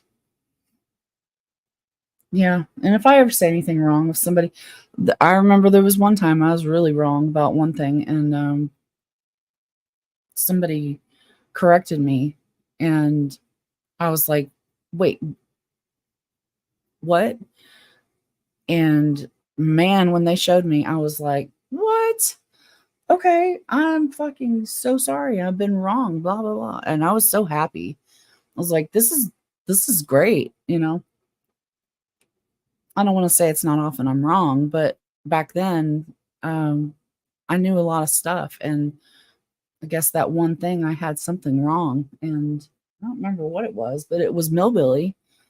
It was definitely Millbilly that told me that I was wrong about something, and I loved it because um, he showed me. You know, he's not one of those people. It's like you're wrong, stupid ass mother. He told me you're wrong. Here's the thing, and showed me, and it was really cool. So yeah, I like that. I dig that. Millbilly. There's another person to follow. Um, I don't know if he still does lives and stuff, but I know he's still on YouTube. I'm pretty sure. Becca Brennan talks. New Scott Foul Play gets into good details. Sometimes the chat has trolls. Oh, do they? Yeah, there's always some stupid trolls. Now, I do kind of have a lot of mods, but then again, like when it's this late, they're probably sleeping under their bridge or something. Going on in Cam. Can you run through what's going on in Cam? Haven't seen it when you do your next live. Are you going to be here now? Because I can make it pretty short because I have not seen all of it. So far, all I've seen basically is them talking about not Brendan, about them talking about Steven being an awful dude, and nobody's saying they're wrong, but they're trying to say that that's why he's guilty um because he's a bad person. He's not a good guy. But they're not getting that doesn't mean he killed somebody, because he did all these bad things, lots of bad things, but doesn't mean he killed somebody. Oh, he doesn't do lives? Oh. Well, maybe he's putting out some videos though. I don't know. I don't know. I don't Other than reading the Wrecking Crew, I can't think of anything that I would do a pre-recorded video about.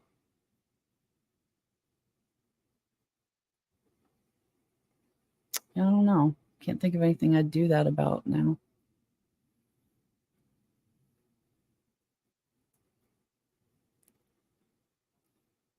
Yeah. Which, I wish I knew how to edit, and that's probably why I don't care to do pre-recorded videos, because I don't know how to edit. So if I was ever to get into anything like super interesting and I wanted to pull that out and then just do like a short video on that topic only, I don't know how to do that stuff. So, that was stuff that Denise used to do. If it ever got done, it was because Denise did it for me. I never did it. I could never figure out how to do it. But I think though, on this StreamYard, I think there is a way to edit stuff in here, and I don't think it's nearly as difficult. So I might play with that and see if I can do that. Pick some things if I wanted to, because when we would go live, the live streams would be so long that, God, you've talked about everything probably 3 times, so it's good to get those clips and put everything on that topic together. That's how I like to do with evidence. I like to find everything I can on one thing and then put it all together and see what pieces are missing, and what are the pieces that I have, what are they telling me? Because if you pull out a piece and you stick it over here to the side, I'm sorry, it doesn't go there. It goes here with this picture. And if you can't find a place to fit it in, it's because you're missing something. But it goes here, and you can't put it over there to the side and make scrap parts. You have to put everything. So I don't like when some people do that, they leave out, like, for example, even with Zellner's theory about Bobby, it leaves out the evidence about the day planner. How does she explain that if Bobby is the killer, for example? How does it get back to her apartment, her house? How does it get back there if Bobby did it? I don't I don't know. I want to hear everything being accounted for. Can't get it. Get. Oh, you like one on one? Hmm. Oh, did they trash you? Oh, well, that's not cool. Saying now, has anybody got to Gilter's side? I have heard a lot about it. Steven isn't the best, but he's no murderer. Yeah, I mean, none of that stuff they said, pretty much, almost every bit of it, I already knew. There was a couple of little things which were not a big deal. Like, for example,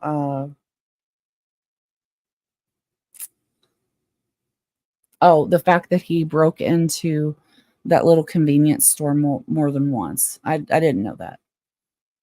It makes no difference to me. Doesn't make him a killer. It does not, add to him being a killer. If he broke in there 7,000 times, it would not add up to him being a killer. Just shows that he's a thief and, a bad dude. Beat beat one wife and a fiance. Yep. I don't care if you show evidence that he beat 7,000 other women. I do care. Okay, don't take that wrong. I do care, but it doesn't mean he killed Teresa because she's a woman. Because I understand people like Steven, because I used to be married to a guy like Steven.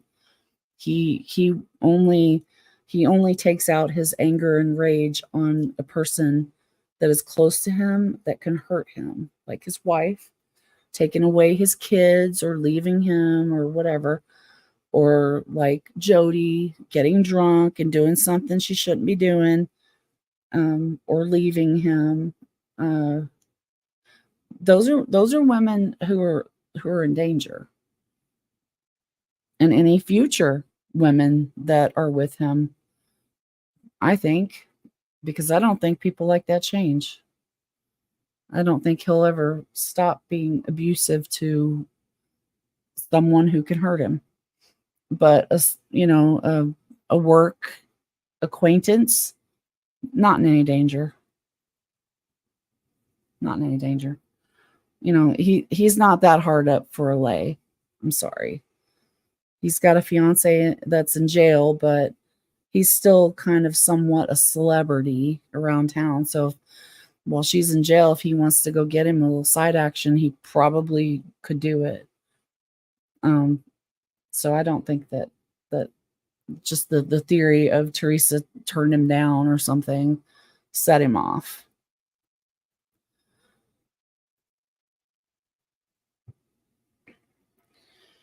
Yeah. I'm sorry about that, dark side. A lot of drama. Is there drama? I don't know. I've never watched Foul Play. I don't want to watch drama. That stuff does not feel very good to watch because I'll get stressed out, and I don't. That's not fun. I don't want to be stressed out.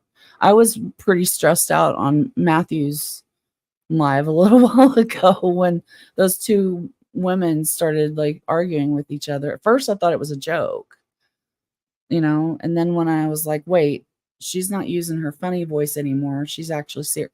Oh, and this girl is kind of screaming over her. And they're not laughing anymore. So yeah, not a joke anymore. And then it got really uncomfortable. Yeah, I didn't know that they trashed you. That's not cool. Mm, me too, Mary. Me too. I don't want to watch it. I love Laura Perplexed. I love her. But when she started doing drama, I was like, girl, I'm out because I can't get into this. I can't. I mean, I get it. You're making bank. You can afford to quit your job and take care of your kids like on your own. Good for you. I am so freaking happy for you, but I can't watch this, all this arguing, bickering back and forth and receipts and shit. Man, I don't want to keep up with who's talking about who and, you know, and who's friends with who now. Cause last week they were all hating each other and now they're friends. And oh, but we're not friends with that person anymore. Like it's too much. It's too much. And I don't want to get stressed out. This is my piece. Yeah. They do go into details. Keep watching them. Good researchers. Yeah, I do agree with that. Like, uh, that's why I would like to check them out. I want to see, because they've got they've got all the stuff now. We used to have everything linked in the Discord. So, where you're sitting there hanging out, you can also research. And it was great. But, so losing that, it was a lot of work that just got thrown in the trash. It was a lot of hours and hours of work that was put into that Discord to make it accessible for everybody, all the information if they wanted it, and have it right there where they were hanging out anyway with their friends. And if they were in a voice chat or just in general chat or whatever, talking about something, they could go right there in the same place and look it up.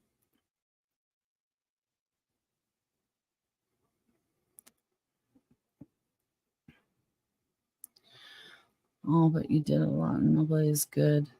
He's a top man.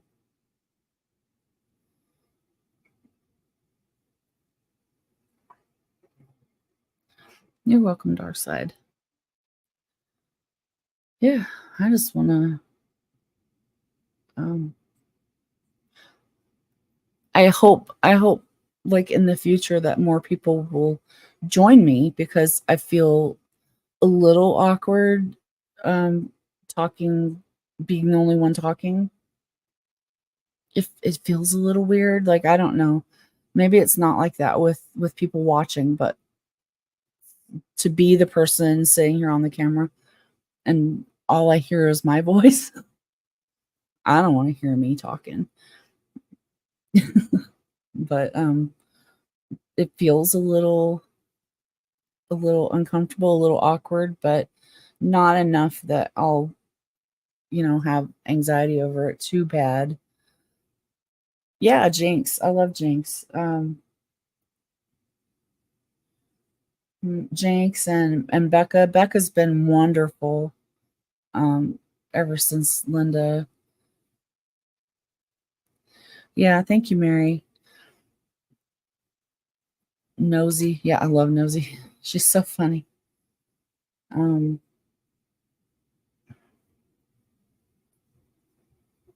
yeah, it's just, in the middle of the night everybody's got to go to work and stuff like that. It was great when I had my two girls that were like me, didn't have to go to work, so we're up all damn night laughing and stuff. But I want other people to be able to have the experience that we had. Um, Getting into, well, to start with Google Hangouts, but like, let's just say, um, hey, here's the Discord. Everybody can go here and chat and find documents and, make friends and whatever, right? Whatever you want to do. Just hang out and watch or whatever. Read stuff. And then somehow you end up getting in these, like, you find these people, you see them every day and you get to form these friendships that are uh, forever. You'll never forget these people, and they'll always be in your heart because you've spent so many hours with them, and everybody is so caring, usually so caring. And, in the end, most of us at least are um, all fighting for the same thing, just whatever the right thing is to do, let's do it. If they're innocent, and let's do something about it. If they're not, then prove it, let's figure this out. Because we all want to solve this case, I think, no matter whose side you're on. If you think that Stephen and Brendan did it, and there's people like us that don't think so, I'm not saying prove that they did, but if you really want to be able to have a good conversation with us, if you can tell us something that we have not considered or we're not seeing, because we might be biased or whatever, or just unaware, then please show us, because I want to see those things and see what's there. But I don't, what I don't understand, and I don't like, is when people get documents and they hold on to them, you know, share them. Why aren't they being shared? Why isn't everything being shared? Back in the day, it used to be just, it's online, it's not all just on someone's Discord or whatever, or website. Though that is very, very convenient if you're already there. But, well, like for example, Dark Side of the Moon probably would not go into Foul Play's Discord if they have one. I'm not sure if they. I imagine they do. But I would like to have a place like that where everybody can have that experience of just making great friends and having great conversations and trying to come to the conclusions that we all want to come to together, making these bonds. Used to watch you and Denise and before you went to rally together. Yeah. I should only have my phone, but I feel good being here. You're good people, so I'm with you. Oh, thank you. Thank you so much. You've listened to all the jail calls. I still have not. See, now there's a bunch of things I need to catch up on. Jail calls I've not listened to. I'm sure there's lots more. I'm just unaware of it. Like Jinx just sent me a screenshot of the search warrant that was, I guess, like a draft or something, where they said that that they had found a bloody tool of some kind, blunt tool or something with blood on it. The thing was, whatever. There's the flipping murder weapon. So, like, what was it? What was it? I think it was a tire iron, but what was it? Where'd it go? Jinx showed me that the other day, and I was like, wow, that's crazy. So it would be great to have a place like where you can find all these documents, all the new stuff that's coming out, that people are getting. What I was like, wait, hold on, because I did a FOIA to the FBI, and I had, Jinx coming to me that someone with Foul Play didn't want me to release it because they thought that it would mess up their FOIA, and I'm like, what? I didn't understand that. Like, sorry, I'm just playing with my hair.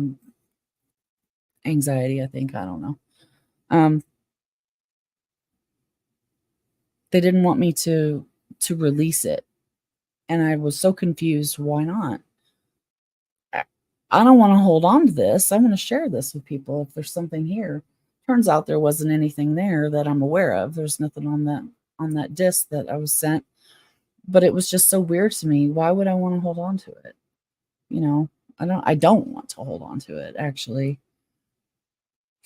You were a staff member in Foul Play for years and a supporter of supporters and left last month.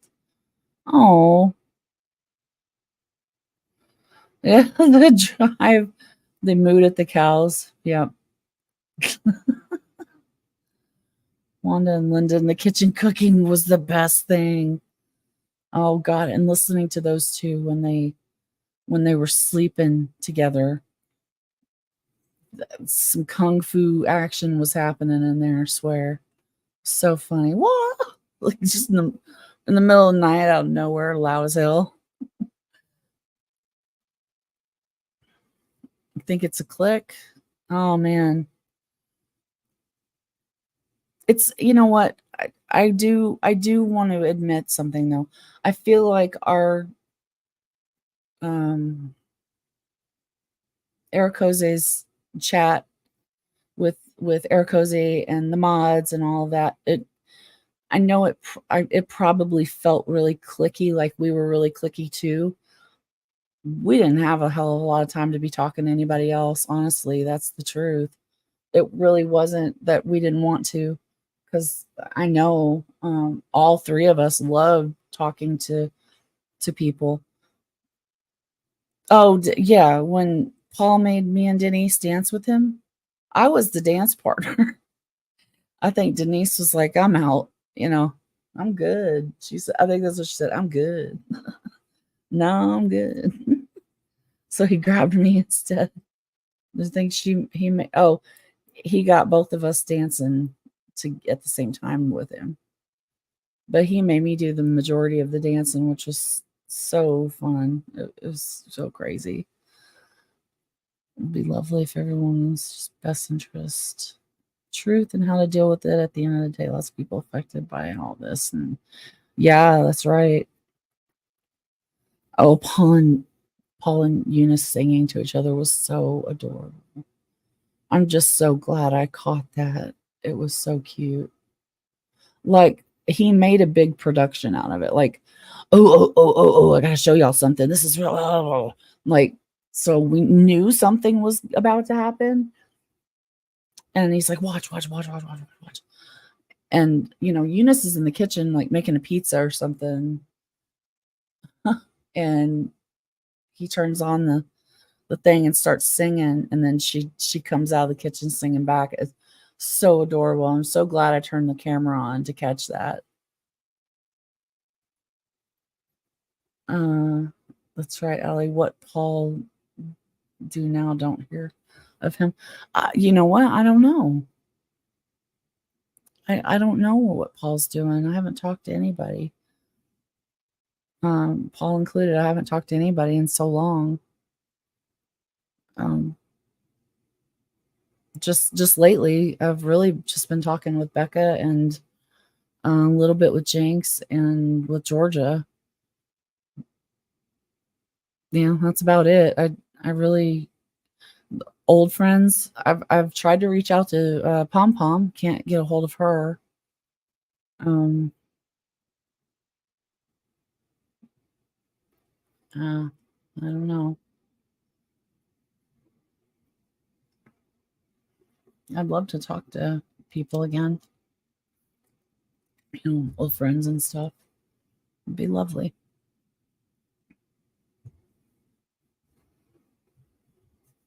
I mean, you guys are wonderful. I appreciate you hanging out with me.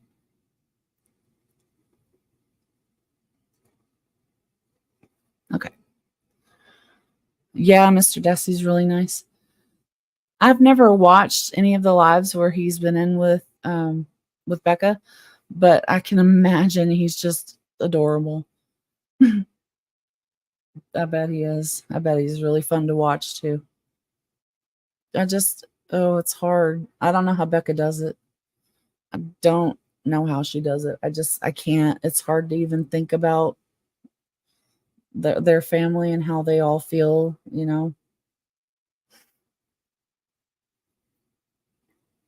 Well, I used to get so mad at people that thought Barb threw away her son for the other one. Not a chance. No chance. Anybody saying that does not have kids. That's not how it works.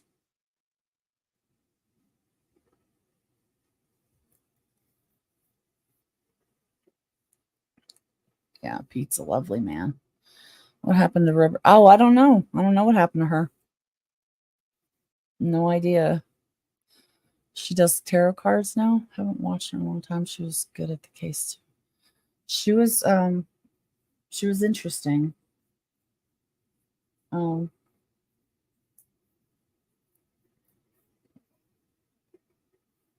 I feel bad. Her and I had a little clash.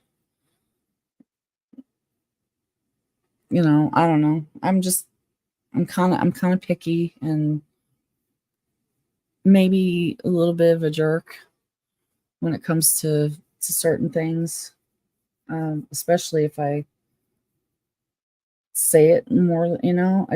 Mm, when you ask people, hey, would you mind, not doing this? Yeah, there you go. There you go. Reading Casso, you can't really mess that up. It's when you start adding stuff to things and saying that this is a fact when it's not, and that bothers me. But when it had to do with like Teresa, I was like, no, we should not do this. This isn't okay. Ooh. Yeah, so I did that for a little while. I was reading Casso back in the day, years ago. I read Casso. Oh man, I used to have the whole thing printed out, that and all of the Brendan interviews, because I wanted to, especially with the interviews, I wanted to go back and see where each piece of evidence was first brought up and who brought it up. That eventually ended up in the confession on March 1st. I think she got it off the others, but Allie, we're all on the same side. Yeah. Start up again, Allie, go back to the beginning. Yeah, I like that idea. I did think about doing that. Um, I just have been trying to figure out how. How do I do that? Because I do need to go back over stuff, and the only thing I can really think of doing is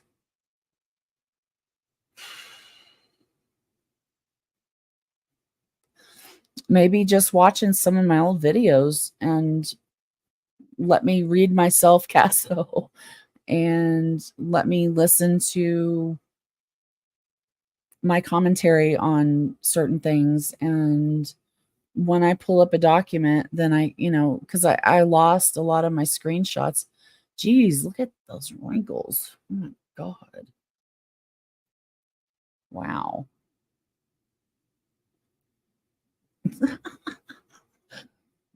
I guess I've got some really bad five head, six head wrinkles going on here.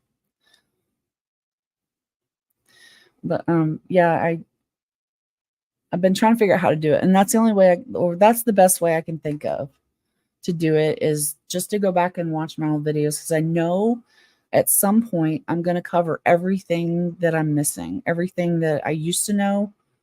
I don't think there's much of anything that we covered that well, I mean, there was things that we couldn't cover because we just didn't know enough about, but we would tell what we knew.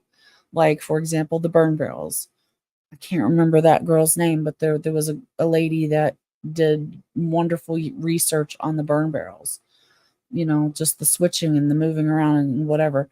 And I could not follow it. She sent me her research and I could not translate it, follow it. It was so confusing. God love her. She did an amazing job, but it doesn't make sense to me. So don't ask me about burn barrels. Don't ask me about dog tracking, because I know very little about what went on there. Um, but otherwise, uh,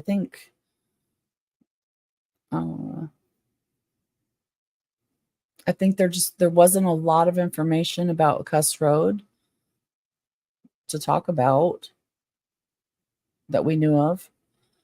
Um,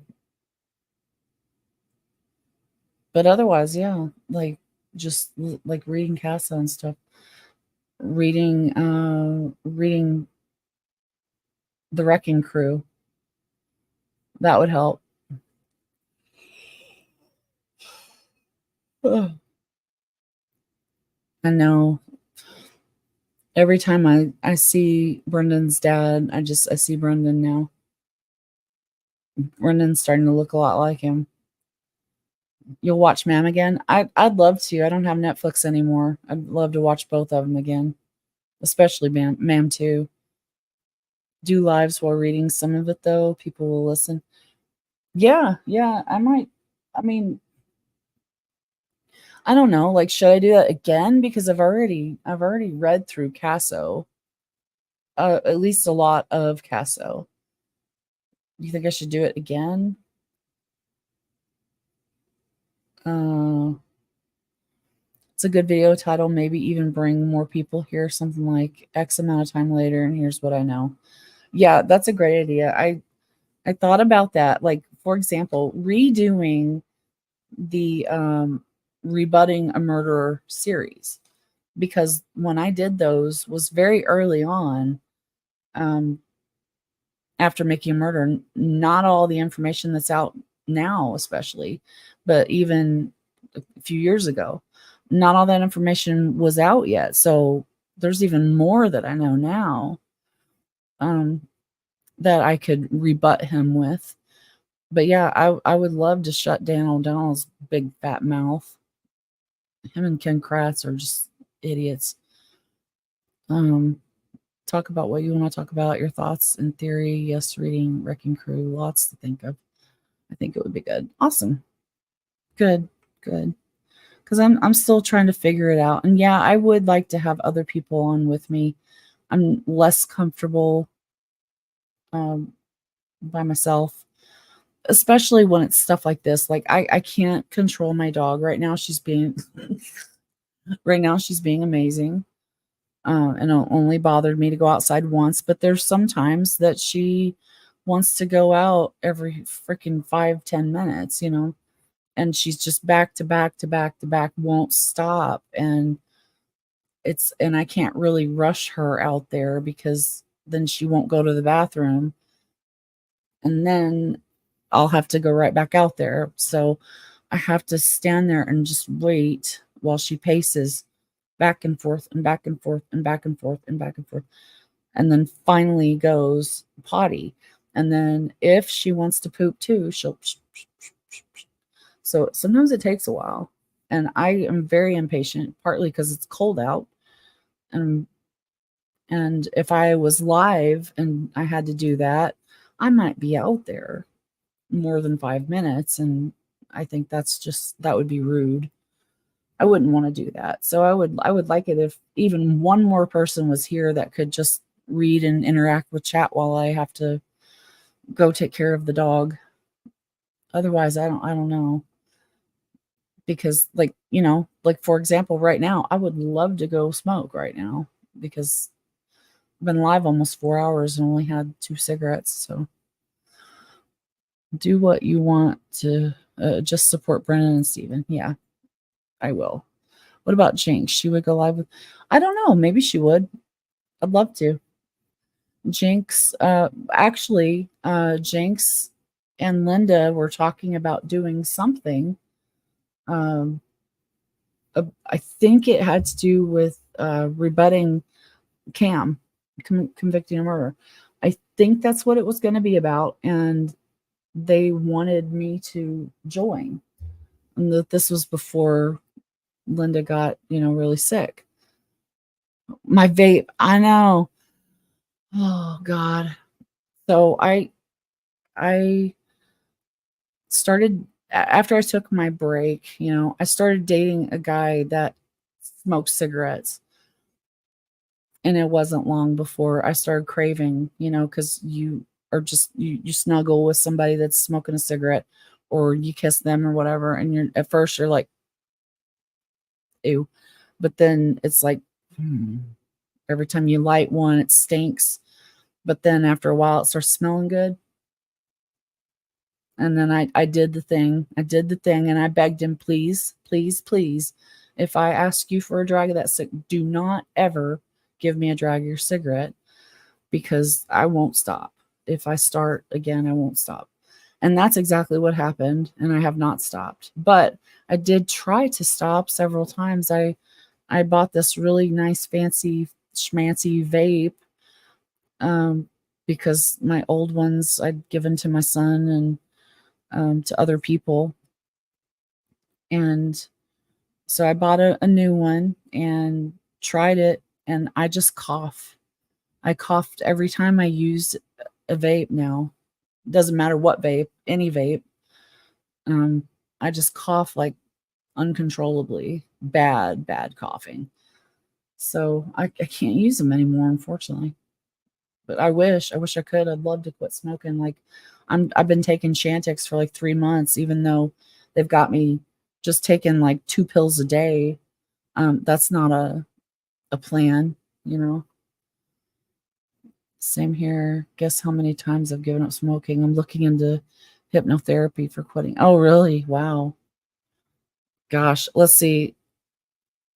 I've quit twice before, I think. Both for about 5 years each. Yeah, I would like to do that, Mary.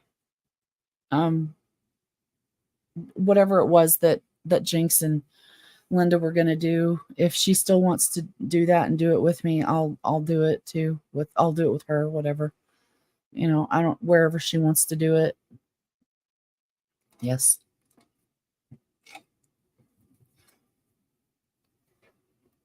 Yeah, I should probably get with her and see. But if it's about convicting a murderer, I guess I'm gonna have to finish watching it. Watching it, not washing it. It makes me sick. Do you? Yeah. Chantix has worked for me once. It worked for my mom. Oh my gosh. Brother passed away last Christmas with tongue and throat cancer. He was 49, hoping to quit this Christmas. Oh no. I'm so sorry. I'm so sorry. I'm 50. I just turned 50. See, that sucks.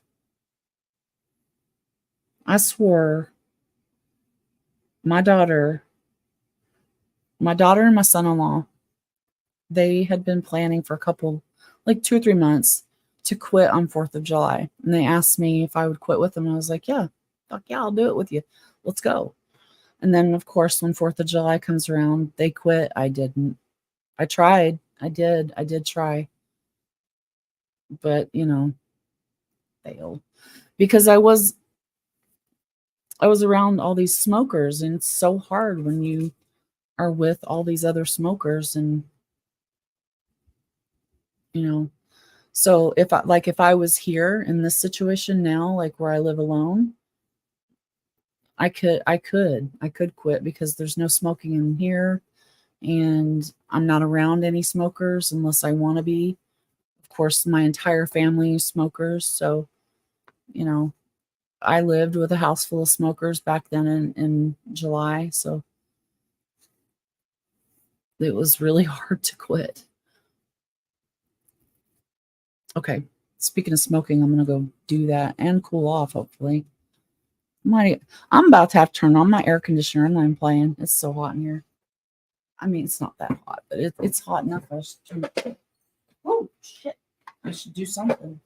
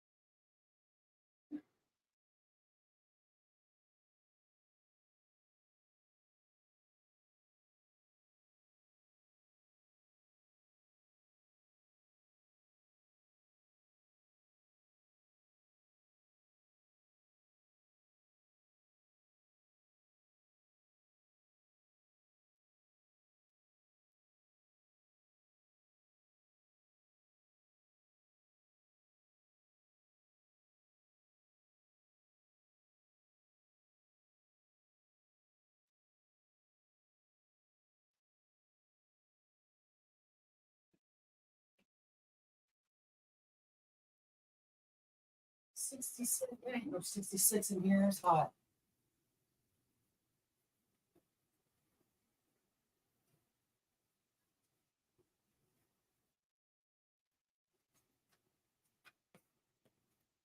All right, that's better.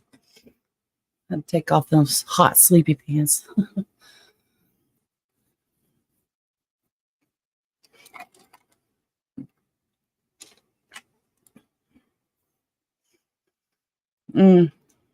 More healthy. There you go. Jinx will be singing a wee song.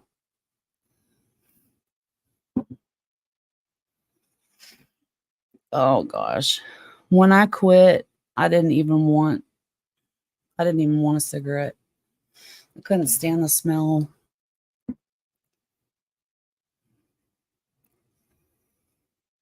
Yeah, exactly, Mary. I'd be on camera having less cigarettes. If I would have been just sitting here at my house, for the last 4 hours, I would have had a lot more than 3.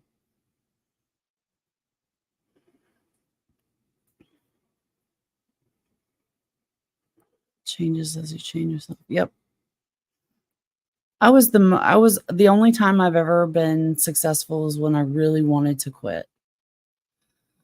Like there was a time, uh, the first time I quit, I got to where I couldn't breathe. I was so bad. I just could not breathe at all. So, I was like, I had asthma so bad from it and was wheezing and coughing all the time.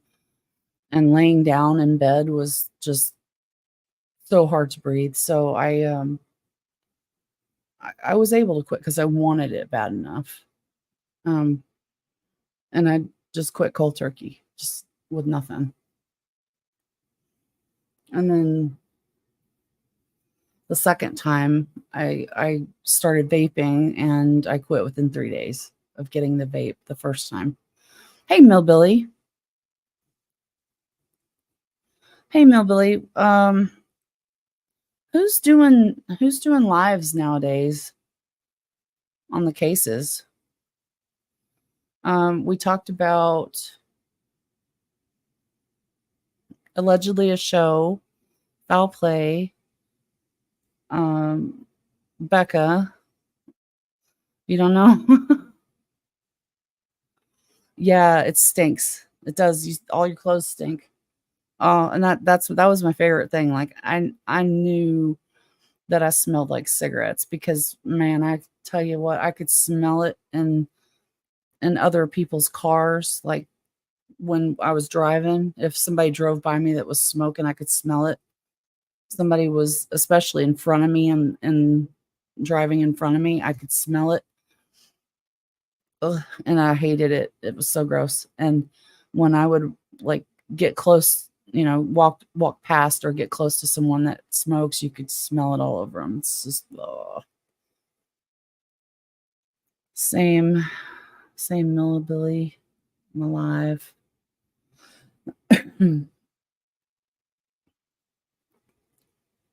Good on you. Acknowledge you are making progress and keep going. Even small steps, journey of 1,000 miles, begin a single step. That's true. I am trying. I'm halfway there with the wanting to. I kind of want to, but I kind of don't.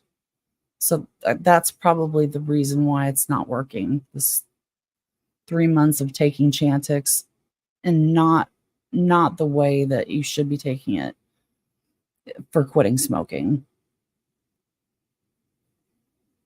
I think I was prescribed the Chantix not to quit smoking. It was for something else. I can't remember what now, but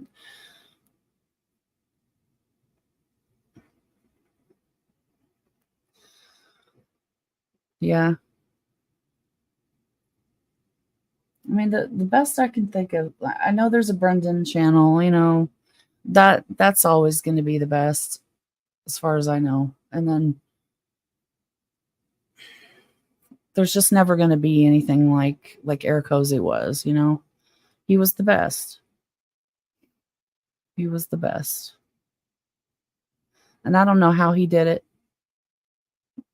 he had, like for example, Travis would go on and help him with the legal stuff. And so he would just basically ask Travis questions and Travis would, explain, reading through the documents and stuff, the legal documents. And then, we would be giving him information and stuff like that. But I don't know how the hell he had time to read all of it, because sometimes we would have so much for him. And I don't know how he did it. Because I'll tell you, he was just always, by the time he would go live, like he'd get home and just jump straight on a live as soon as he changed out of his work clothes. Usually, he'd go straight on a live and just somehow it all came out just right. Yeah, KZ filing that's going to be exciting.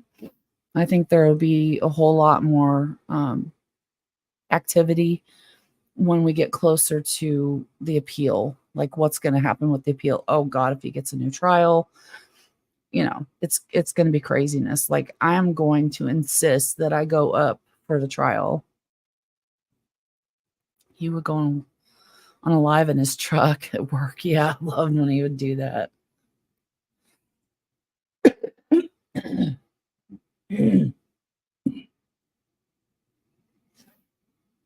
That was funny. Yeah, he would call us sometimes, like on his way driving home, because he had like maybe 30-ish minutes drive or so.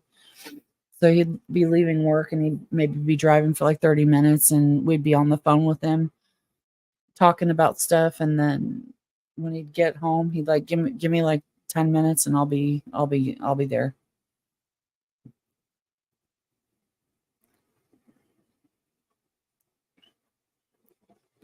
Which Mark is it?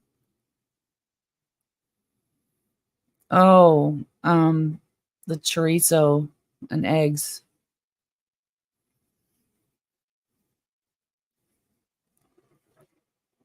That's what he used to cook. Oh, the Hod? Oh, cool. I haven't talked to him in a long time either.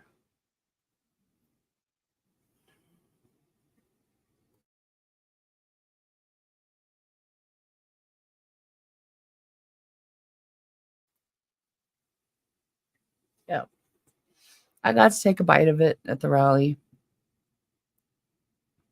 Just a little bite.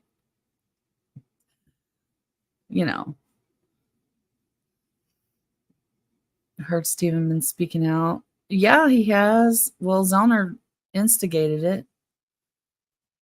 She did. She was interviewing him for John Freck's 5th edition of the Wrecking Crew. And, she's getting him to talk about Bobby and Brendan and, all of them. Oh, that's really cool, Millbilly. Mark's a nice guy. He's a really, really nice guy.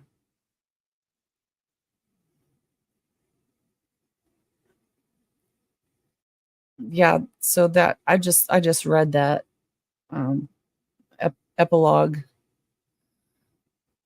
that's going to be in the new version or the 5th edition version of Wrecking Crew.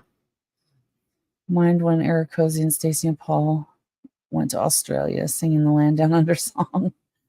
Eric Cozy and the passport drama. Yes. God. Man. I was so jealous of that trip. I would have given anything to have been there with them.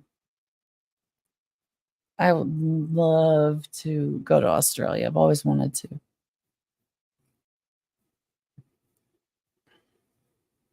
Yeah, I haven't even talked. Gosh, it's been maybe a month since I've talked to Stacy even. But I guess out of everybody, him and I would keep in touch probably the most. Just check in on each other every once in a while. Can I just ask, is this Wrecking Crew a YouTube channel? Sorry, I wish I wasn't so new. I'm a nerd by nature. Oh no, the Wrecking Crew is a book. You can get it on YouTube. You can get it on Amazon. It's a book by John Ferak. He's a writer, like reporter up in Chicago area, I think is where he's at, but he might be in Wisconsin. But either way, it's a great book. Great book, lots of information, has documents and everything. But we used to also call ourselves like the Koze for Eric Koze. We call ourselves the Koze Wrecking Crew. And sometimes we just shortened it to the Wrecking Crew. But I think we were talking about the book just now. But the Wrecking Crew used to be Eric Koze as our leader, and all of us, his friends that YouTube, we were YouTubers, but Eric Koze was the main one, and he's different than my channel was. Mine was a lot more laid back. His was a lot more serious. Mine started out that way, but it didn't end up that way, which is impossible if you have Linda, you know. Not really impossible, but she can't help but be funny. But yeah. I'm surprised that I am too, Mary. I still talk to people, new people I'm meeting, and I'm like, have you seen Making a Murderer? No, I haven't seen that. Really? Some of them haven't even heard of it. Like, what rock have you been living under? Like, really? It's crazy when you think, like, wow, there's actually people out there that have not ever even heard of it. Like, and we're so into it. How's that possible? Wow, that's crazy. It was such a big deal, you know. Yeah, I know. Billy. His book was made into a 10-part mockumentary. I can't say I'm surprised. He just, it was like he was trying to get that to happen or something, like something. He was always just running his mouth about all the stuff that Making a Murderer left out, and evidence the jury got to see, but we didn't in Making a Murderer. There isn't any. If anything, it's the other way, you liar.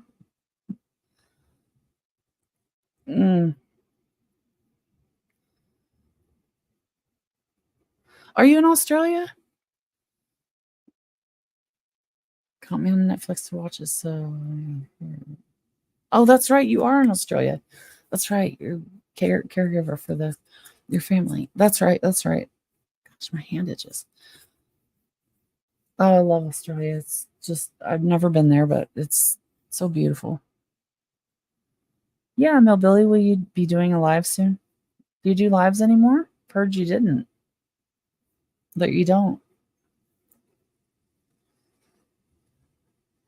I think he said he's waiting for Zellner's filing.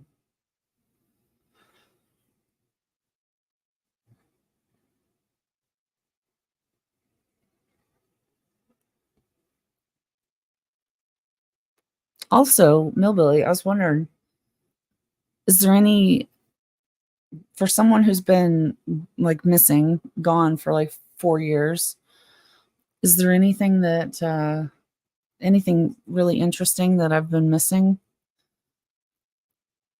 You did a video debunking Fauci bullshit, but audio was jacked, 45 minutes wasted.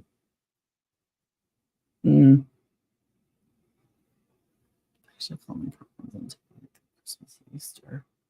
Wait, what? I have to make dinner, come back, Allie Millbilly. Thank you. Oh, have a good day. Yeah. Have a good day. You're gonna make dinner. Have a good night, Mary.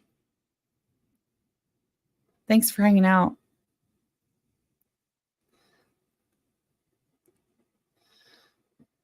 Yeah, there you go. That's such a better.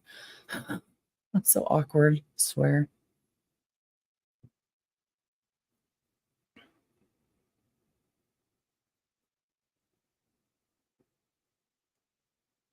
Hmm.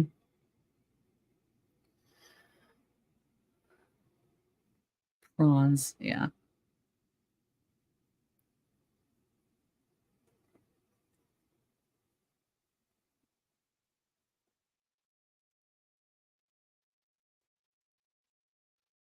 I'm sleepy. I think I'm getting sleepy.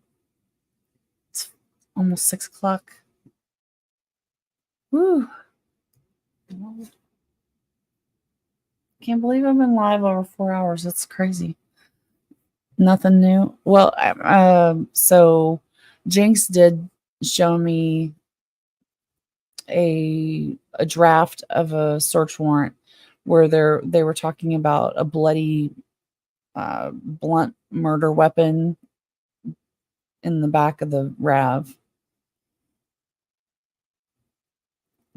That's apparently missing with all the other conveniently missing things. That's a pretty cool thing. Paperboy info.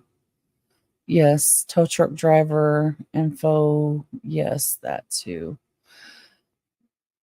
What's with the tow truck driver? Let's see. The only thing I really remember about him is that who this Fauski person is that you were talking about? The tow truck driver, because all I remember about him was he was talking about going under the front and unhooking the whatever. Oh, Fauski is the one saw Bobby driving the RAV. Okay, with another person. Okay. Okay. On Q. Okay. On Q. Is that where the old man lived? Where the old man saw the white Jeep and a greenish SUV going like they're going towards the quarry?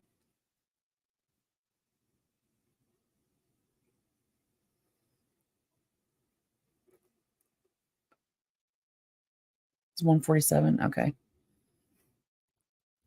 Interesting. Need a map now. See, we need to put all that shit together. Need a map to see how all that kind of is connected and where they might have been coming from or going to during all that, you know, because I'm convinced that damn RAV4 was down at the turnaround. So, you know, I don't see how you can say it wasn't. It was down at that damn turnaround. So, of course, at some point, someone's going to have to drive it to get it back onto the property.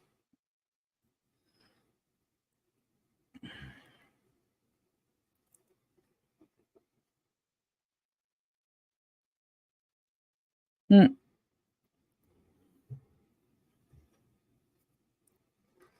Let's see. Jam Creek 147 Q. I think I kind of have a, yeah, wasn't it like, well, it was a lot of people saw the RAV there. But let's see. I think, what was I going to say? Oh, I think I have kind of an idea of what that map of where Q 147 Jambo Creek Road are. And also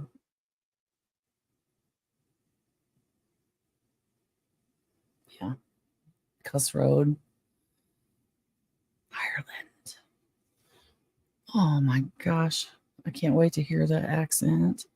What? Yeah, Ramlo. Um, Earl saw it. Fabian saw it.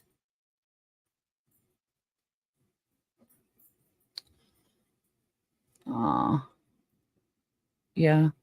Who the guy who reported it to Colburn, is that Ramlo? I think it is.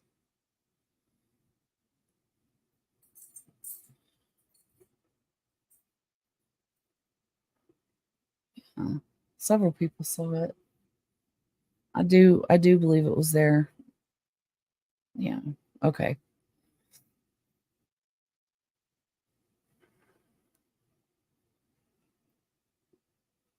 And that's another thing. Like if you're I like asking guilters these questions. How do you explain that? Why would Stephen have taken the RAV off of the property and put it down at the turnaround? Then how did it get back? You know what I'm saying? Like how and why did it end up back on the property? You have to be able to explain these things.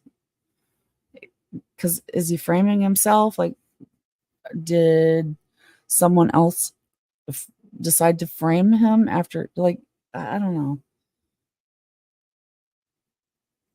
Someone decide to frame him after he did it? Like, I don't like explain why it was moved, how it got moved back on.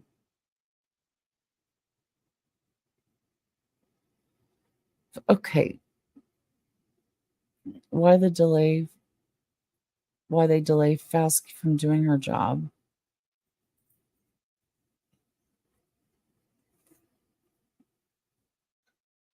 What was that? What was her job? Sorry, I'm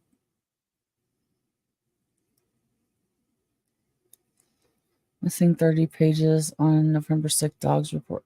Really? Are we still missing those pages? Wow. Steven drew it. Teasing. Oh. Oh. Oh wait, are you leaving? Oh, you have to go to work. Great catch up, Allie. I think your ideas for channel Discord would be great. Oh, I'm sorry, I didn't see you were leaving Dark Side of the Moon. Okay, good night. Have a good day. Thank you for hanging out. Thank you so much for being here. Well, I'm gonna have to watch your video if I can. Remember, memory's terrible. Okay. Pesky was contracted dog handler. Okay. Yeah. Okay. That's right. The cadaver dog, right? Okay. Just need to get the ambition to do it. Yeah, you're right. Casso called her in. That's right. They wouldn't. Yeah. I don't know, man. I tend to get distracted really easy and doing millions of things, trying to do too many things at once. You know, especially, well, if old Ray wouldn't have said something, you know, I would have probably been live more trying to help uh, get Linda's grandma to, or Linda's mom paid back. But, you know, I've been waiting for him to get with Georgia or me. And hopefully do what he said he would do. So far he has not, so I haven't been able to go live and tell people anything because there's nothing to tell. And you know, I can't ask people, hey, she could still use some help, just in case he did do it. So now I had to wait until he, set a time in a day and then didn't show, and still has not talked to me. This was supposed to be 8 p.m. Central Time Wednesday, and now it's what, Friday morning. Still haven't heard a word. I wonder if anyone knows all the dogs involved and the level of interest all dogs took. Yes, I believe so. Um, I know there was somebody that did. Actually, Zellner, didn't she? She did a really good dog tracking map. So there's a really good dog tracking map. Gosh, I used to have that. It was like a GIF or something. You could see live where each dog tracked. It was all in different colors and stuff. You still have that, Millbilly? I don't have it anymore. That thing was awesome. It was Zellner's, one of Zellner's things, or her exhibits or whatever, I think. But there was somebody else that was doing um like looking into the dogs. Everybody kind of did their own thing and would be like, for example, I was more focused on Brendan than anything. So I was researching, studying the interviews more than anything. Some people were into the burn barrels and they sorted out that nonsense because that was a whole debacle. And some people did the dogs, and you know, some people like Linda, she was just a supporter mostly. She knew a little bit about this and a little bit about that and a little bit about that. She knew a lot about Brendan, but mostly she just wanted to support, you know, and she didn't want to be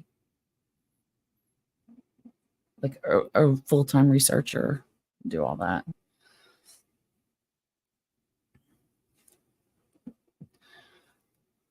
Really, Cam was interested in Fauski and her dog's interest. Really? That's interesting. Did they talk about it? Oh, I need to go finish watching that, I guess.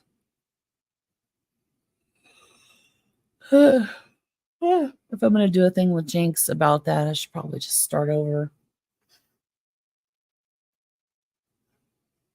Yeah, Brutus.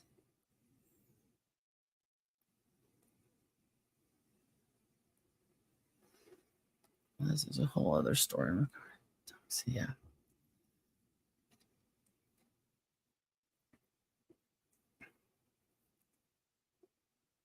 I think that's where I stopped watching it too, was episode 8.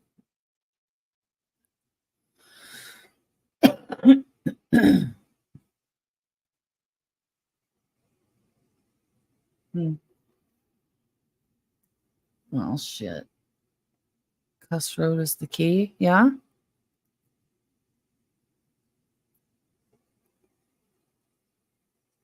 It sounds like it with that um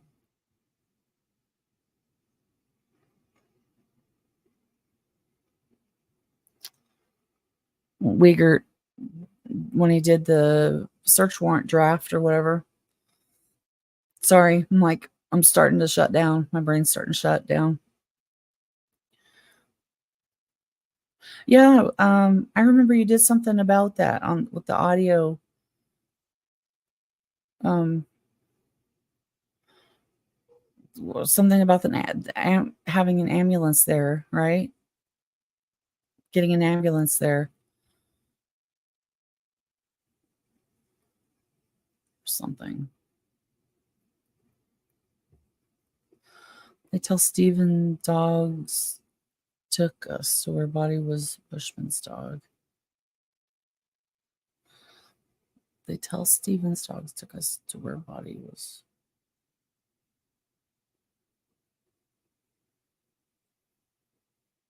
Dogs took us to where body was. Oh. Was it Brutus and possibly Fauski's dog that was interested in Cuss Road? I think um I believe that's correct. I believe it was Brutus. Well, actually, we were just reading something about Fauski's dog at Custro, and I think it might have been in that. Hold on, let me see if I can find it again.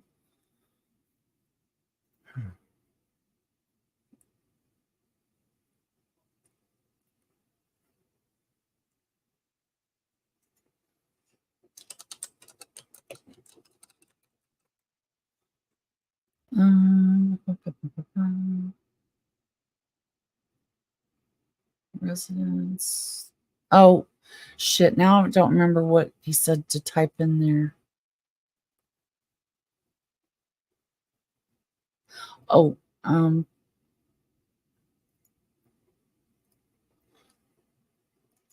type in. Hold on. The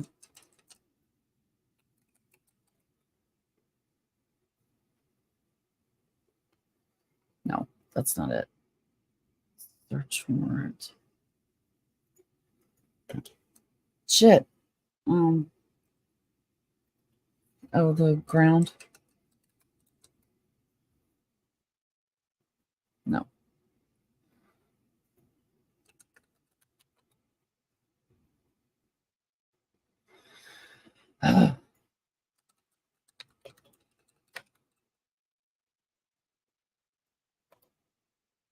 Sorry.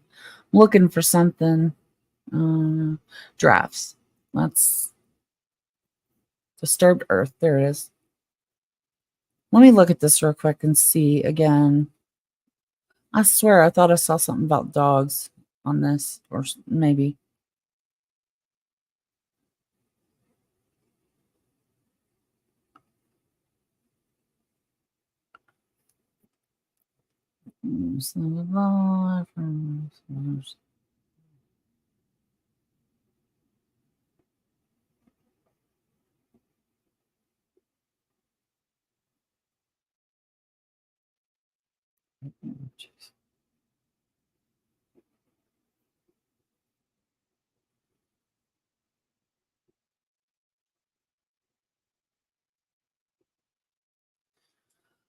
Okay, secure search warrants from buildings.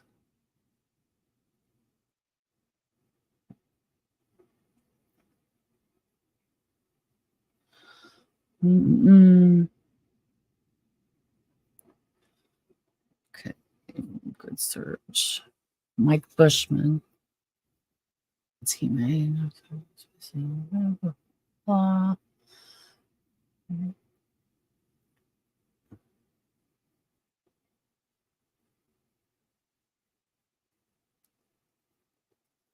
Okay,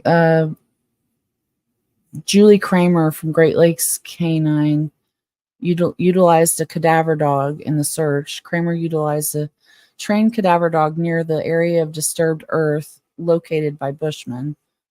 The trained cadaver dog hit on the area of disturbed earth, indicating that a body or blood had been present in that area.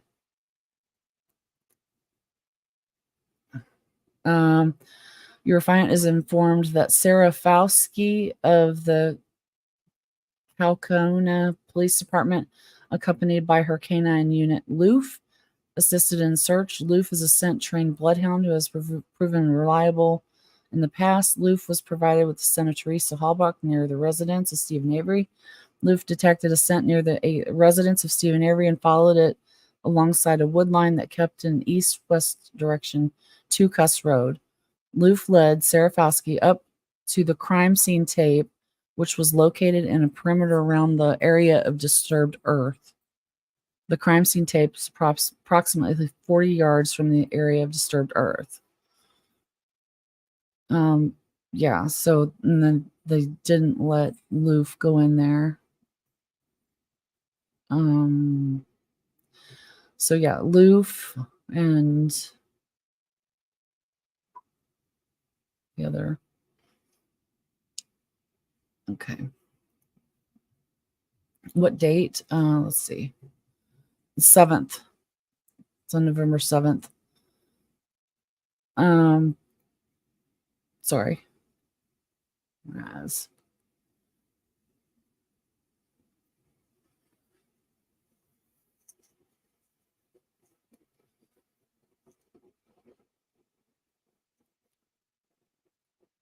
so and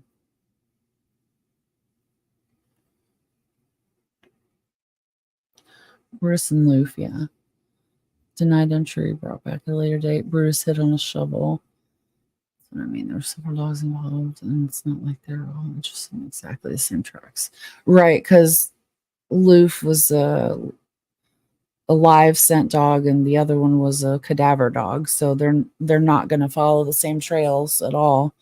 And I don't know what other dogs were out there, but at least those two were down in that area of Cuss Road.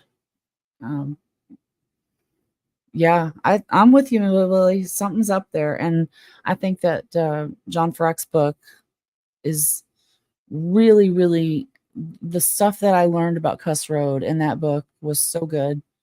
I was like, what? Bushman. See, I didn't know all that crap about Bushman, and freaking amazing information he's got there. So yeah, I can't wait to read it again. I'm going to totally read that book again. You never read it? Oh, it's a great book, Mobility. Did you know that there's it's a fifth anniversary edition is just now coming out, and there's going to be some new stuff in it. Yeah. I just read a couple hours ago the epilogue, where it's basically Zellner interviewing Stephen for the book. She asked him about Bobby, mostly about thinking Bobby's guilty. Yeah, it's because he shows like documents and stuff, and it's like if you don't know that stuff's there, you might not look at it, or if you look at it, you might not know. Well, because he talked about Bushman, and unless you were to investigate Bushman, you might not know his past there. Did they? Yeah, that's awesome. I think I might have heard of that actually. Mind Shock doing a good. I'm gonna see if I can find that.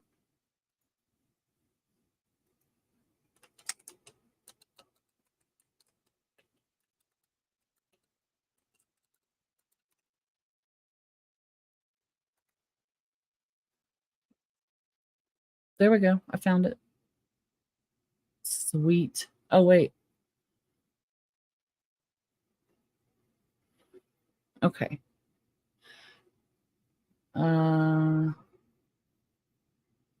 Wow, he's got several videos on that. Okay, I'm just gonna leave up that whole damn page then. Cool. Yeah, I'll watch those.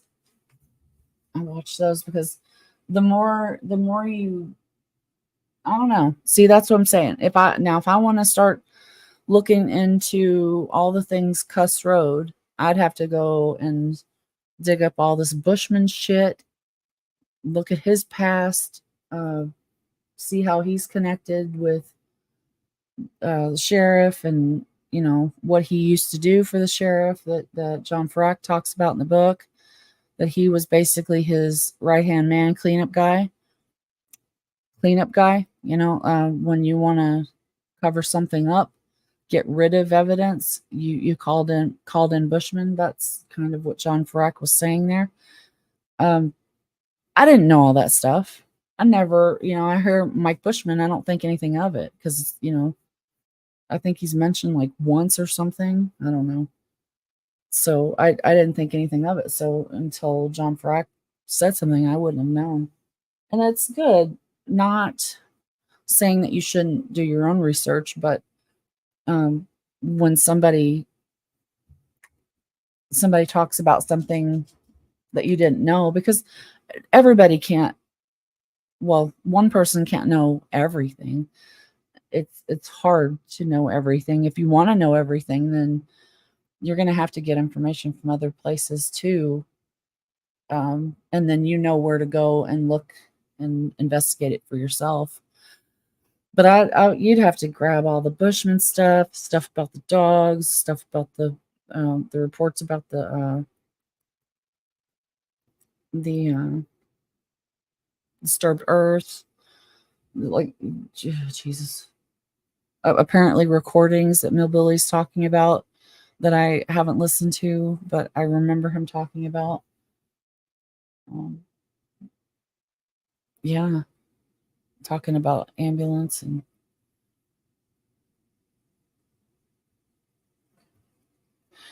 whatever happened on November 6th, called the Bushmen to be called in. Oh, okay. What do you think happened on November 6th, Millbilly? So much to learn. Almost everyone has a different opinion. Yeah. So, okay. On the 6th,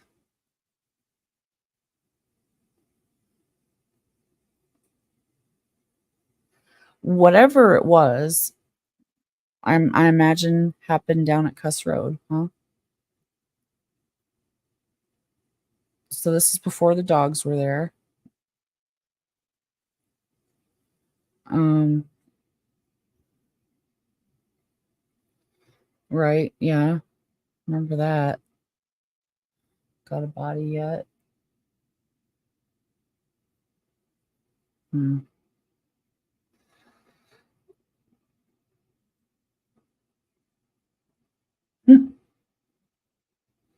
Do you think she was there? Like, you think they found her down there?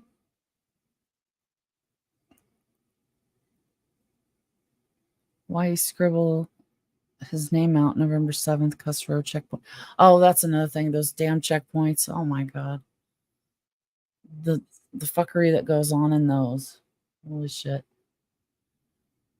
Exactly. Like, there's a lot. There's a whole lot.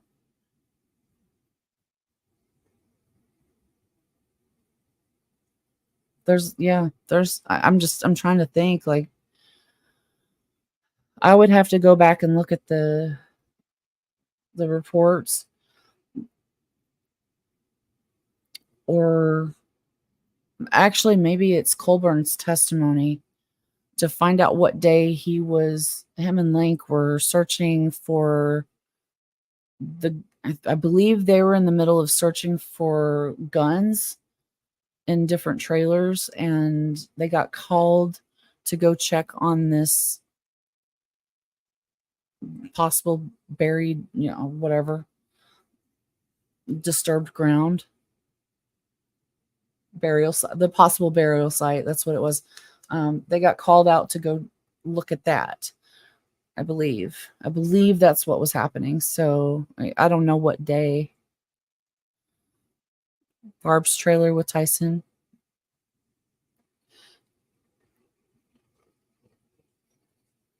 Yeah. So if he's, oh god. So basically, yeah, Colburn goes out. Nothing to see here. Nothing to see here. It's just what do you say? Just some roots and shit or something. Um, whatever the hell he said. All right, we're gonna go back and finish looking for guns, pretty much, and then Bushman's out there. Like, I wonder if that's when Bushman got called out. So I'd have to look and see what day that was. Same time they're going to Cuss Road, Loof by the Rav location.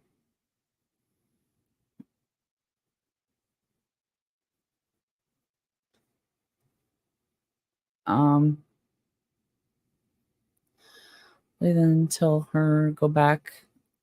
I'm sorry, to go look at some crows delaying her from going the van location.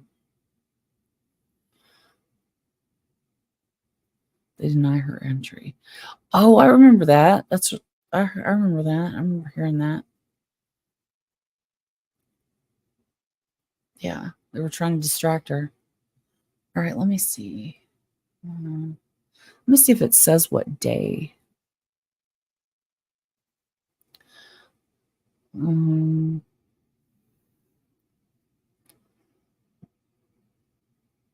no, it's not saying what day.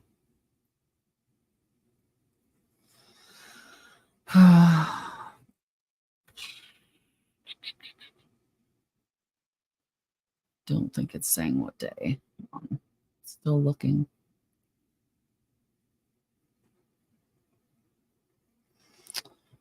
Um,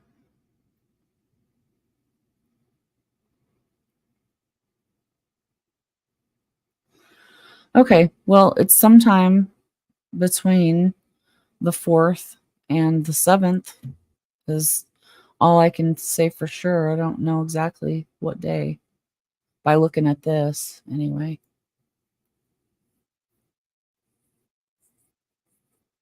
I remember that Millbilly. I think because of you that they'd found a body, and didn't they have a Colburn? Yeah, Teresa Halbach west of Avery's. Didn't they call an ambulance out there? That's why they called an ambulance. I asked a cop, an ex-cop. I asked him, why would there be an ambulance down there at Cuss Road? He said, because there was always an ambulance nearby any searches in case something was found, whatever. There's always an ambulance like on standby. And I'm like, well, then why was it down at Cuss Road? Okay, it was down at Cuss Road then. Why? Oh, and why not on the property?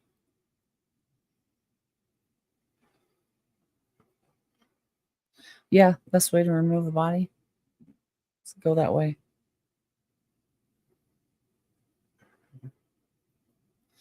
A list of who was where and for what reason. Who has this information? Why isn't it easily accessible? It comes down to FOIAs. Who's making the money? There's a lot of follow the money going.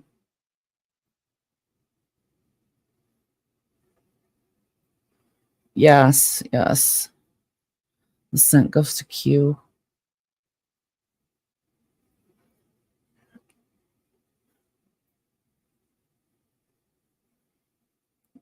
Yeah, I remember that too, Billy. See, that's all stuff I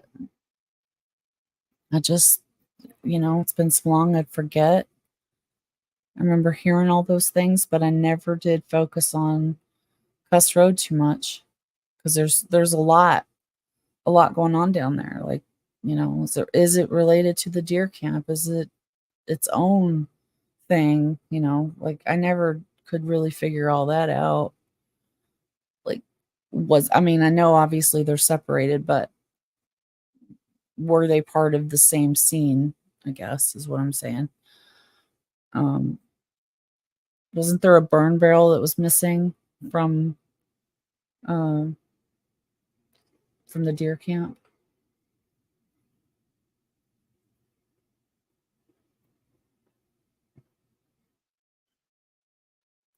Millbillypedia, you took over for me. Alipedia is no longer. We'll see. Maybe I'll get my memory back. Okay. Yeah. Oh my gosh. But I'm gonna have to take it slow. I'm gonna have to take it really slow. Like, well, okay. And I can't. That's what I was trying to figure out. How the hell am I gonna do this? Well, I could go back to my old videos where I'm reading Casso and talking about the stuff that pops out to me. Then I could go back to my lives and just listen because I know we have good discussions. We've got great questions and we end up trying to find the answers for people. You ask a lot of great questions, Millbilly, and I was telling everybody earlier that you are one of the only people, maybe the only person that's been like, Allie, you're wrong, and proven it to me, and been like, thank you, happy, happy to say I was freaking wrong. Nobody. That's what we needed a website. Oh, is there a list of who was where and for what reason? The logs, but they're not really, they don't help. So basically the only thing you can really do is read all of CASO, all the reports, and see who was doing what where at what time. And yeah, no, I don't know if there is a good place that's got a really good like grid of like maybe the property with some times and stuff. That would be kind of a cool visual to see. Match names from March logs to November logs. That's who's involved. Lank, Remaker. Who else was there? I don't know. Who else was there? Anybody else that was?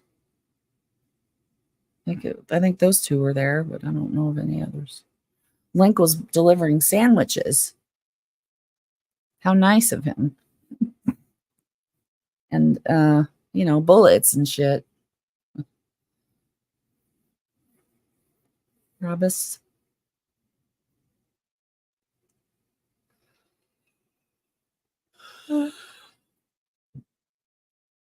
Of course, missing November 4th audio.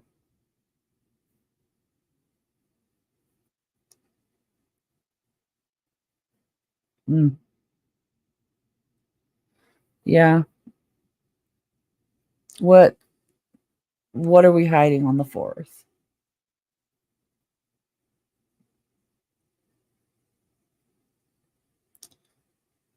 Yeah. Reminiscing, yeah. And a child.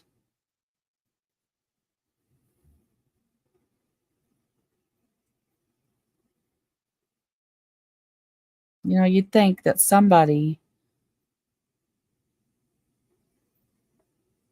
with a conscience would have come forward and said, look, I didn't really give a shit because it was Stephen Avery. He's a bad dude. If it wasn't this, it would have been something else. He's a bad guy. We couldn't prove it, couldn't catch him, whatever. This, that, and the other, like about the lawsuit, even. Cool. But where I draw the line is when innocent Brendan Dassey gets dragged into it, that's too much. I'm just disgusted that no one has come forward and said, hey, I was not even aware that I was part of this. Planting, covering up, whatever the hell happened. I just know that so and so had me do this thing on this day, whatever. And the only reason to have me do that is, not a good thing. Whatever it is, something that helps prove that they did it, because they can't stand what they did to Brendan. They should have left him alone.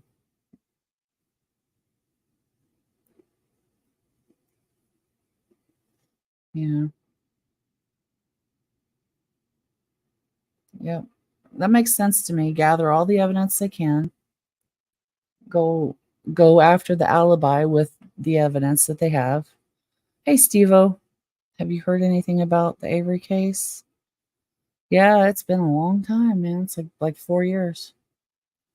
Um, nope, I haven't heard anything other than I believe we're waiting for something to happen in the appeals court, I think. Is it Zollner's gonna file something, or are we just waiting for the appeals court?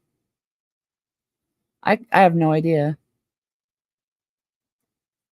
All I know is that nothing major's happening. I don't know. Oh, yeah, December 14th, 2023 is the due date, Novoli, for Zollner's reply to something. The only other thing I've heard, Steve-O, is that Suckowitz is off of the case. She removed herself. So he's got a new judge now in the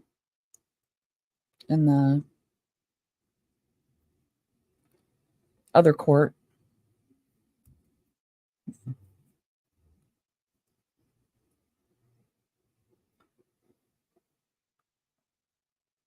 I thought she's already filed her appeal.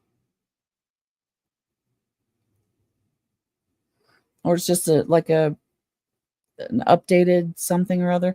See, I can't keep up with all the bouncing back and forth between the different courts.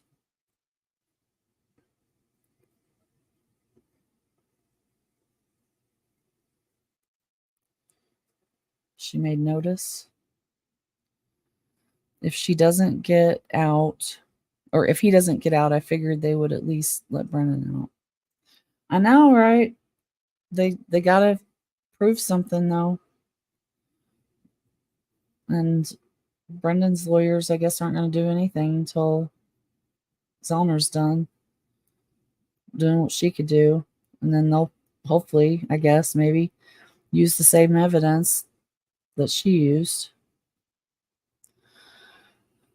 Her actual brief has not been submitted. Okay. Well, shit, I thought that was done a long ass time ago. Okay. Well, that'll be fun.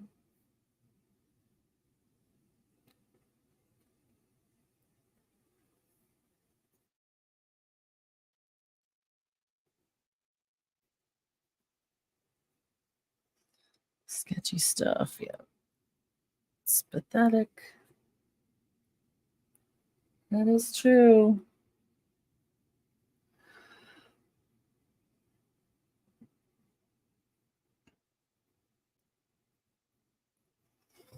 Man, sorry. I know I'm probably boring everybody, but I think I'm running out of stuff to talk about. I don't really know what else to say.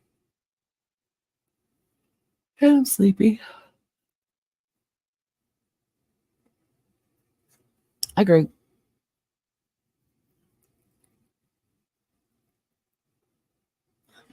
I suppose I'll go to bed. Meh. Oh well. Oops. Yeah, all my stuff is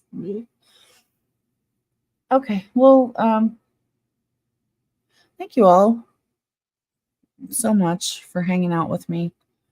Um, 5 hours is probably a pretty good thing. Good morning, family of six. I was just leaving. I'm so sorry. Just leaving. I'm really sorry.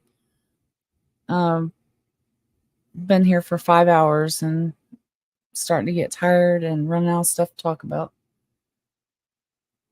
But oh, excuse me. Maybe I'll try to pop on again tomorrow or something, or the next sometime this weekend. Oh, hi Scott and Colette. Good to see you guys.